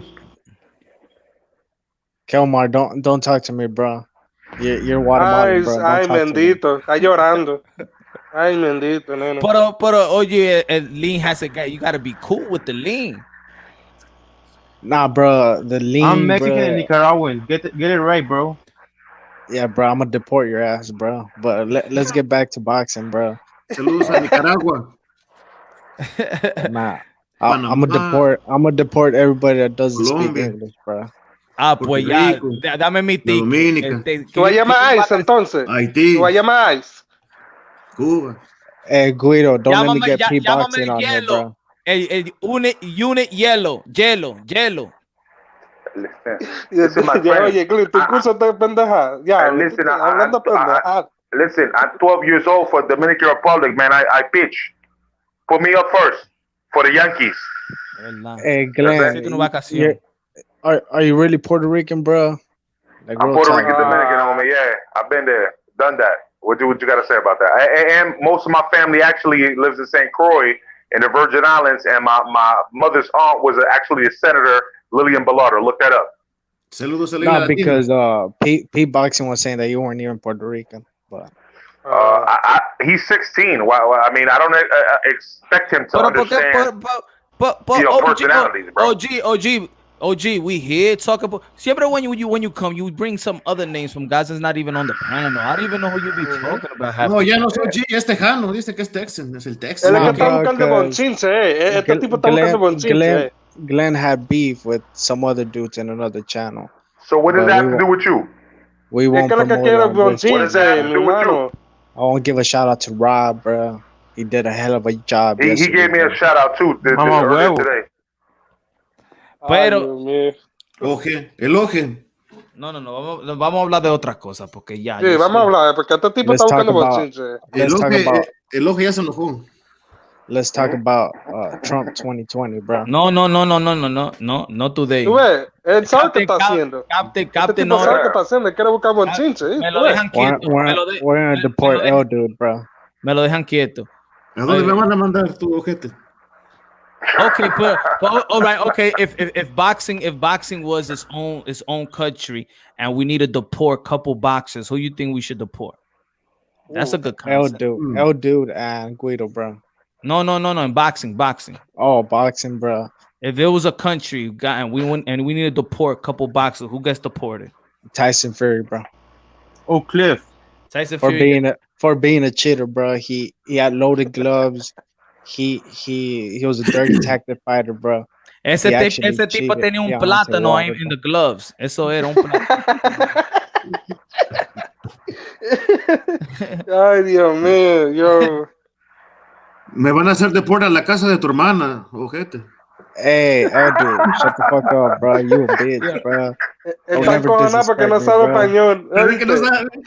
Él no sabe qué tú estás diciendo. Bro. Él sabe español. Don't disrespect me like that, bro. Ay, no le falta respeto, señores. Es la jefa que llegó. Dude, you got exposed, bro. A ver, ¿cómo me hicieron exposed?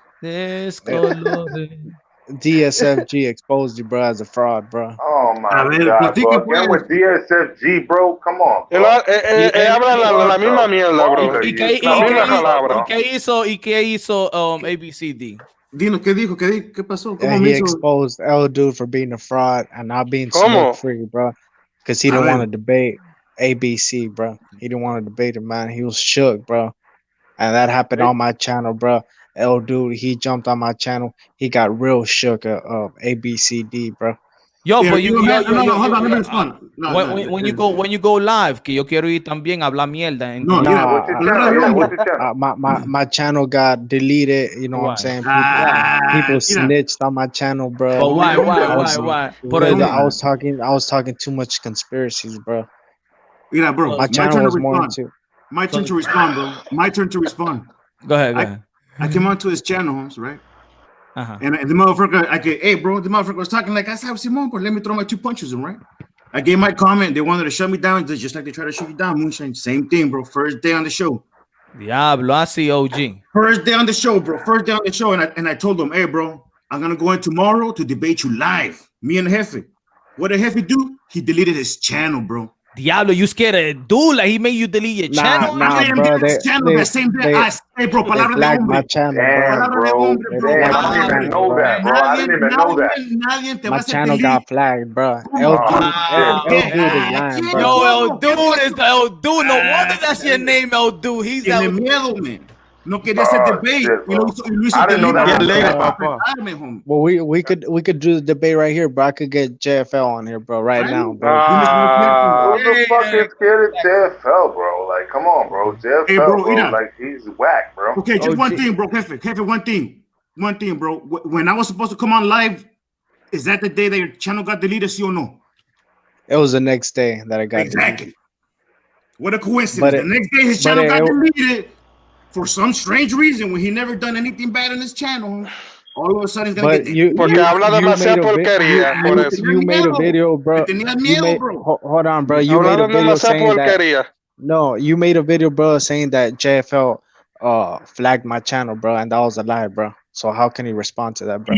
Either it was your moderator who deleted the channel, or you, homie. There's only 2 people who could delete your channel: Davato, who had your keys, or you, homie. That's the only people who had a chance to avoid the confrontationals, because they do say, hey, Holmes, I got the feria, Holmes, to go to your gym and spar your homie in your gym, and we'll put it up live, homie. We'll put it up live. Holmes, check it out, Holmes. Check this out.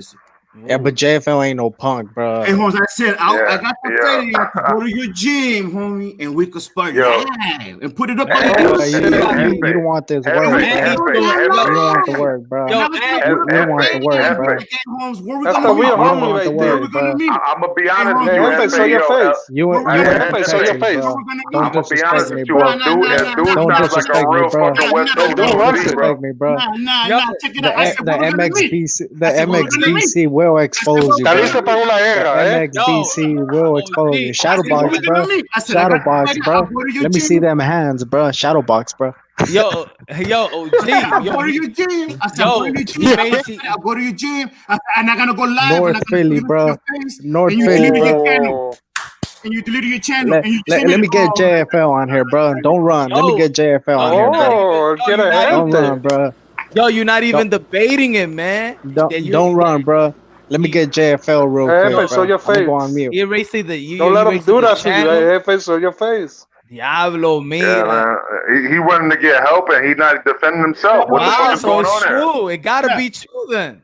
I like this. Let me get JFL, bro. Don't get shook, bro. Let me get JFL. Necesita Give me a ayuda. minute, bro. Necesita ayuda. Este Glenn pendejo. is real shook right now, bro. Let me get JFL. Ain't nobody sick, homie. I be here every day, homie.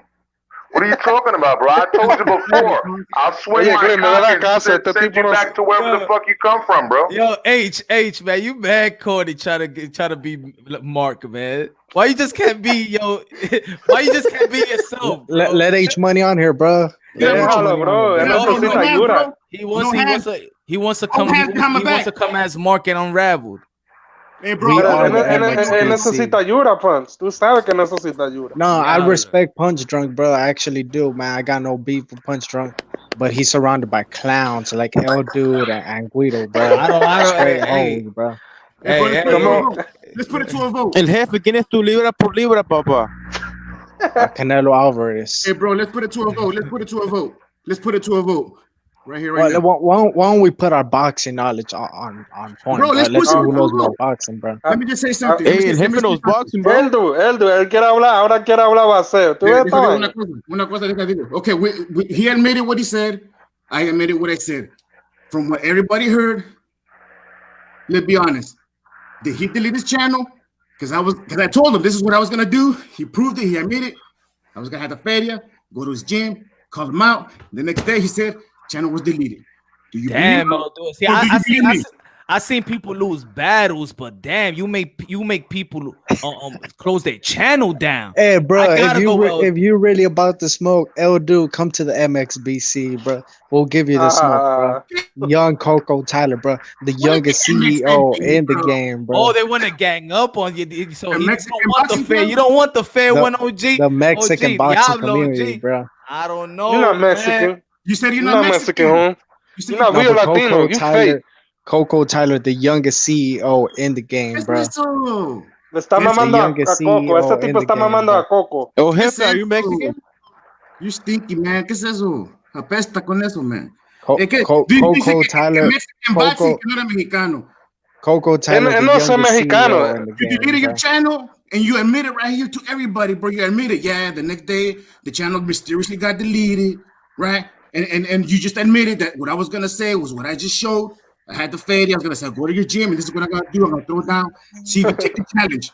And Bro, he said, you ain't got no feria, bro. real. Shut the fuck up, bro. You ain't got no feria, bro. You a bum, bro. Shut the fuck up, bro. You a straight hoe, bro. Enseña la cara, jefe. You a straight Enséñate la hoe, bro. cara. I'll knock you out, bro. Real talk, bro. You a hoe, bro. You ain't about shit, bro. Yo, Hefe. Show your face, bro. Yo, Hefe. Show your face, bro. Yo, Hefe, I'm gonna give you a Show fair your shot, face, bro. bro. I'm not even gonna talk shit, bro. Somebody just said in the chat, so I want you to respond to them. Somebody just said in the chat that, yo, is it me or does El Jefe always ask people to show their face and never shows his? That was somebody in the show chat. my face Go my ahead and whole check it out. life, bro. Hey, bro, It's hold on on. my avatar, bro. Let's That's be my honest. face, bro. That's I'm just saying what they said. That's a rapper. You know what I mean? That's a Mexican rapper, Holmes. That's a Mexican rapper who made a movie called That's El my Jefe. face, bro. That's the Mexican rapper called El Bebo who made, Mira, a Glenn. movie El Jefe. Look it up. The movie El Jefe. It's a Mexican I'm gonna movie. look it up. I'm gonna look it up. That better, Nah, bro, that better that's not be. my I'm gonna look face, it up bro. right now. I'm gonna look it up. What's the name of it right now? The movie El Jefe, a Mexican rapper, made that movie. That Babo made that movie. Oye, Glenn. El Jefe. ¿Está escuchando? Los jefes. No, los jefes. El nombre de este va a ser el pendejo. Hey, Guido, shut the fuck up, bro. I want to see El your green mamado, card, el dude. mamado. Ese Shut the tipo, fuck el up, bro. mamado. Ese You nombre a de él, bitch, ¿oíste? bro. You be scared of the El MXBC, bro. pendejo. The MXBC cooked your bitch ass, bro. You a straight hoe, bro. El And mamahuevo. bro, you called Coco the N-word, bro. Shut the fuck up, bro. You a bitch, bro. La misma You mierda, called loco. La Coco the misma N-word, bro. mierda. You a straight hoe, bro. Shut the fuck up, Guido. I'ma knock you the fuck out, bro. I don't want to see your green card, bro. You a straight hoe, bro. I'ma knock you out, bro. On site, bro. You a straight hoe on Oak Cliff, man. 214, man. West Illinois, bro. Dallas, Texas, bro. Come see me, bro. You a live in straight the hoe, safest bro. place in You ain't never Texas. met Shut a true up. OG like El Jefe, bro. I'm from You the a Bronx bitch, of bro. Washington You ain't Heights, about nigga. shit, man. But, You a Hey straight guys, hoe, search man. up This Shut only the Elijah fuck Washington up, Muhammad. Heights, dude. He's a fake You a 175 bitch, bro. Ballway, You a St. Nick, bitch, bro. nigga. Shut the Come fuck over up, bro. there, You a brother. bitch, bro. You a Show hoe, your bro. face. You a hoe, Show bro. your You face. would be a hoe in the penitentiary, bro. I would fuck you in the ass, bro. You a Hey, straight yo. bitch, bro. Hey, You ain't yo. never been in the penitentiary, bro. Yo. 8 years in the Yo, bro. wait. What's Yo. going Se le on, bro? metieron en la Shut cárcel the este fuck cabrón up, de que, bro. oye, Straight bitch, bro. You ain't a you a hoe, bro. Yo. Wait, you're gonna fuck it in the ass? Yeah, de that's que he what he te, said. You a straight bitch. Yo. Y'all niggas bugging. OG. You a straight hoe, Yo, bro. ¿qué tú estás bebiendo? What are you drinking? You a straight hoe, You said bro. that you're gonna fuck him in the ass? You ain't about shit. No, ya me rindo. un 8 years in the maricón, el penitentiary, bro. maricón. No tengo 8 years in jefe. the Este es un penitentiary, bro. mariconcito, este es un I've been maricón doing. ese Yo, tipo. let's En el culo no, let's papá. bring in Rob's psychological view on this one. You know what I'm saying? Fucking in the ass, bro. Like, come on. Nah, don't do that, Glenn. You messed up the channel. Black and brown, you a bitch too, bro. You won't even show your face, bro. Yo, they can Fake eat the 8 ass. years in a pack, yo. This guy You a over here, they can eat the 8 years. Yo, Oh, yeah. No, you a fake ass Mexican, bro, and you a bitch, bro. I'll knock y'all come out, on, bro. man. That's facts, man. That's You ain't it. about shit, bro. You, Delete your channel again, bro. It's okay. Well, you could do it again. You done it once. El jefe de que de 8 years in the pen, guys. show Es your un face, monstruo. bro. Show your face, bro. Show your face, bro. You a bitch, bro. De que 8 years in You the a pen. bitch, bro. Sí, Los Jefes. Película Los The Jefes. MXBC will expose you, bro, as a clown. Oye, ¿qué es eso? ¿De qué estás hablando, You a payaso? straight hoe. No, jefe hates other Está hablando de Latinos. I'ma knock you pendejadas. out, Él bro. es que está hablando de I'ma knock pendejadas. you out, bro. You La guys misma were scared of palabra. H ¿Tú no Money, estás bro. viendo? Él es You que guys está were hablando la scared of misma H Money, palabra. bro. H Money got y'all shook, bro. That's facts, El bro. craquero H Shout out to the Money. MXBC Dale, pues. J4B, bro. The Saludos. realest on YouTube, bro. Dale, pues. Qué bueno. Quédate un ratito y platica Suck como a los hombres. dick, bro. Shut the fuck up, bro. No, I skip on that, bro. Shut up, bitch. Yeah, jefe. Shut up, bitch. You mess it. Yes, that's it. No, Yeah. I don't want to do that, man. No, thank you.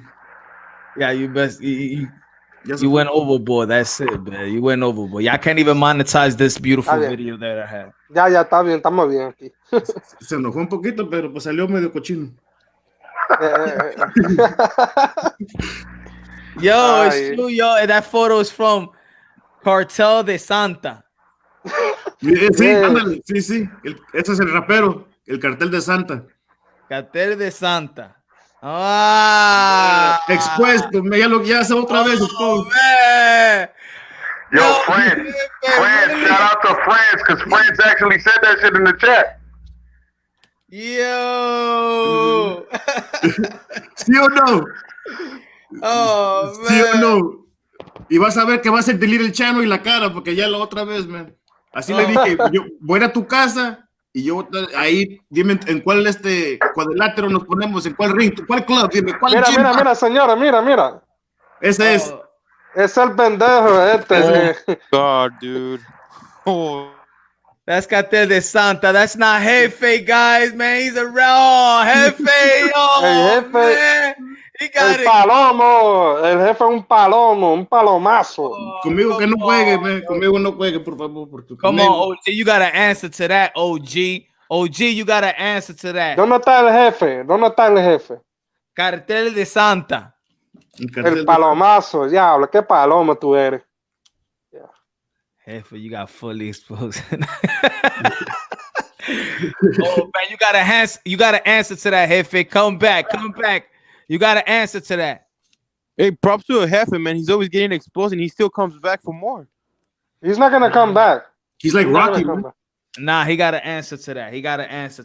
He said this has been him for quite some time. That's not hey.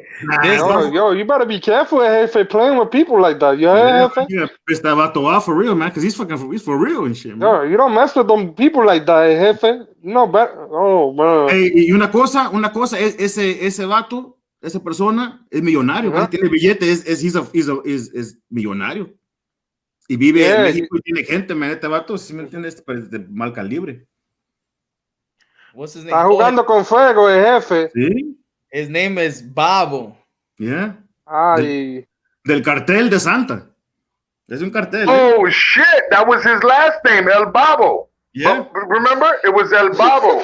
Oh shit! Oh man. El jefe using rappers. Oh man. Y la película se llama Los Jefes. Oh man. Hey, come on, man. You gotta come back. Come back, Babo. Jefe. Just come back. Ahora está corriendo como un cabalde. Oíste, está corriendo como un cabalde ahora. Ya se perdió, ya no. I'm sure, guys. What's that Twilight Zone, man? Nah, I gotta put that. Let me put the link up. Él no viene, él está cadado, ya. Él no Yo, viene.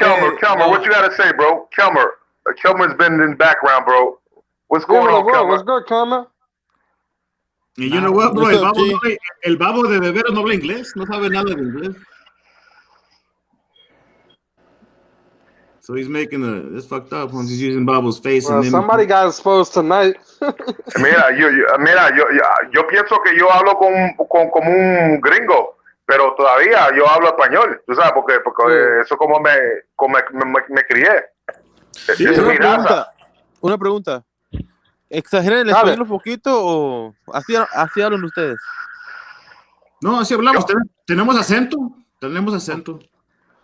Yo hablo poquito, pero... yo tengo acento como New Yorican, bro. I'm like, I could speak straight English. Like, I grew up in the Bronx in New York. But at the end of the day, like my grandmother raised me for the first 5 years before I went to school, and I was speaking Spanish first. And I went to Puerto Rico, and you know what I'm saying? Like so I know Spanish. But I stutter in English and I stutter in Spanish because I just think too fast. So my problem is that when I'm trying to translate Spanish, you know, I feel like I prefer a translator instead of, because I've been a manager. Yeah, I've been a manager in call centers for the Spanish department. I could talk Spanish, but the problem is that I feel myself, I don't feel comfortable because I stutter. You know what I mean? In Spanish, and I don't like to do that because people are very slick when it comes to professional stuff. They speak more Castilian, you know, and I don't want to fuck up my shit when I'm talking to them. You know what I mean? Y una cosa es porque en la escuela nunca nos enseñaron a hablar español. Desde chiquito aquí en la escuela siempre inglés. Because in my community, it's like a lot of Mexicans, so I'm used to that accent. But when I hear other Spanish, it's like it amazes me, you know. Sí, somos diferentes, pero tú sabes qué, somos latinos. I grew up speaking Spanish, you know. All my family, they come from DR, you know what I'm saying? And they all speak Spanish, straight up the Spanish, you know what I'm saying? Yeah. So I grew up speaking Spanish, then I learned English, you know. México es ¿cómo se dice? You know, a country, you know what I'm saying? Like real big, bro. Un país bien grande, pero estamos hablando de Puerto Rico y la isla del Caribe, que somos chiquitos, tú sabes, no somos como tan grandes como el país del México, ¿sabes? Pues entendemos. I've been to Mexico City, bro. So they call each other Chilango, right? And they don't like Tijuana and shit like that. Yeah, I've been over there in Mexico City, bro. I've seen how good of that shit is, bro. I've seen it with my own eyes. You know what I mean? Yeah. So I respect it because I grew up in the hoods of America, you know, and I always love Mexican people. That's why I always try to talk to them when I see them, and I know that the icebreaker when I'm talking to them is about boxing. Yeah, I love boxing, and if I break down a boxing conversation, I'm gonna be cool with that Mexican right there. You know what I mean? Yeah, no, Mexico is like that, man. Una pregunta. Who's your favorite Mexican fighter? I'm gonna say for me, it's Julio Cesar Chavez. Who's your favorite? Yeah, me too. Juan Manuel Marquez. Glenn. For me, when it comes down to it, I gotta say Chavez as well. You know what I'm saying? Like you know, I know that there's other people who want to put in a mix, but I grew up watching Chavez. You know what I'm saying? And Chavez, 89-0, bro. Like he was a beast, bro. Even 89-0, right? Yeah. Chavez was big in Latin America. Ahorita Glenn. Chad was Yeah, not only in Mexico, but in Latin America, he was big. You know what I'm saying? Yeah, Even Puerto people from Ricans Puerto love him, Rico bro. will watch Puerto Chavez Ricans fight. love. Yo, my Yeah, grandmother paid Julio Cesar every single Chavez. pay-per-view for fucking Julio Cesar Chavez because they loved him. All the Puerto Ricans loved Julio Cesar Chavez, bro. You know what I'm saying? It's like, Especially after he beat Camacho. Especially after he beat Camacho. Once he beats Camacho, like I was like, oh shit, okay, it's over. You know what I mean? It's Julio Cesar Chavez right now. You know what I mean? Mine is Alexis Arguello. Oh, yeah. That's a great point. Y Roberto Durán fue una más grande en Latinoamérica. Sí, también. Pero ese era panameño. Sí, pero estamos hablando de Latinoamérica, ¿oíste? Yeah, you're right. Fue la más grande, una de las más grandes, ¿tú me entiendes? Me gusta Sábado Sánchez también, you know? A lot of great fighters, you know what I'm saying? Wilfredo Benítez. Trinidad, you know what I'm saying?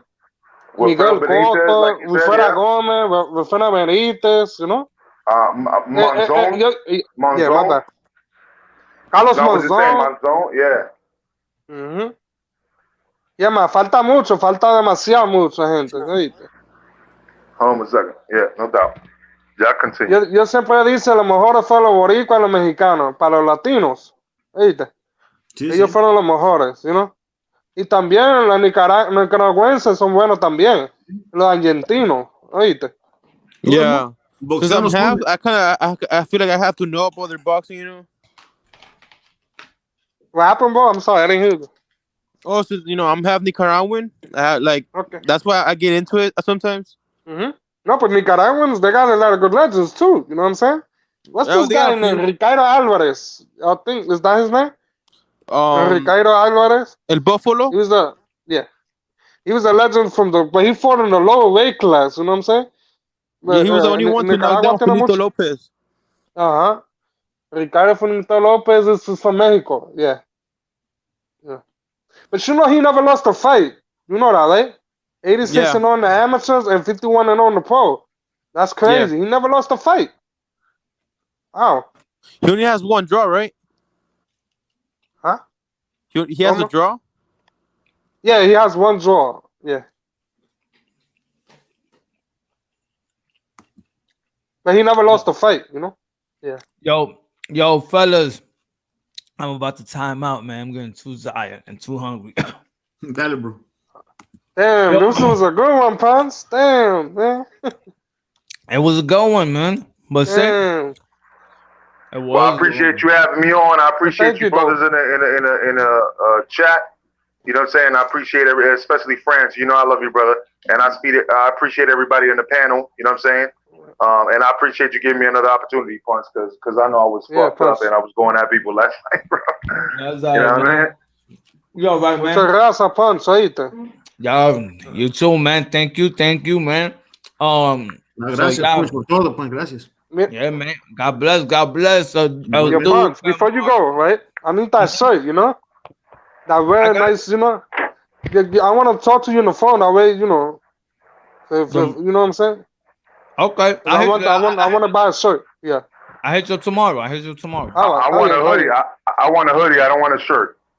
I don't have the hoodie. I don't have the hoodie yet. I'm doing you don't that. Have the hoodie yet? Not yet. I'm doing that Teespring. So I got the tee, the socks, and I got the mask. I'm trying to get the red one. You know what I'm saying, bro? I like the red. I'll get a mask until you get the hoodie. How about that? All right. All right. Buenas noches para todo mundo. You know what I'm saying? Yo lo bendiga todito. Have some explaining to do. Igualmente, familia. All right, man. Take care. Yo, bros. Nice meeting you, dude. Same here, brother. Have a great night, man. God bless y'all. Yo, easy. All right. Peace. Glenn, you a punk bitch, Glenn. Dick, bro.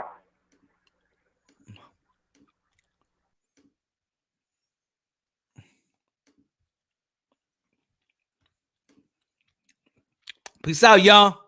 Good night.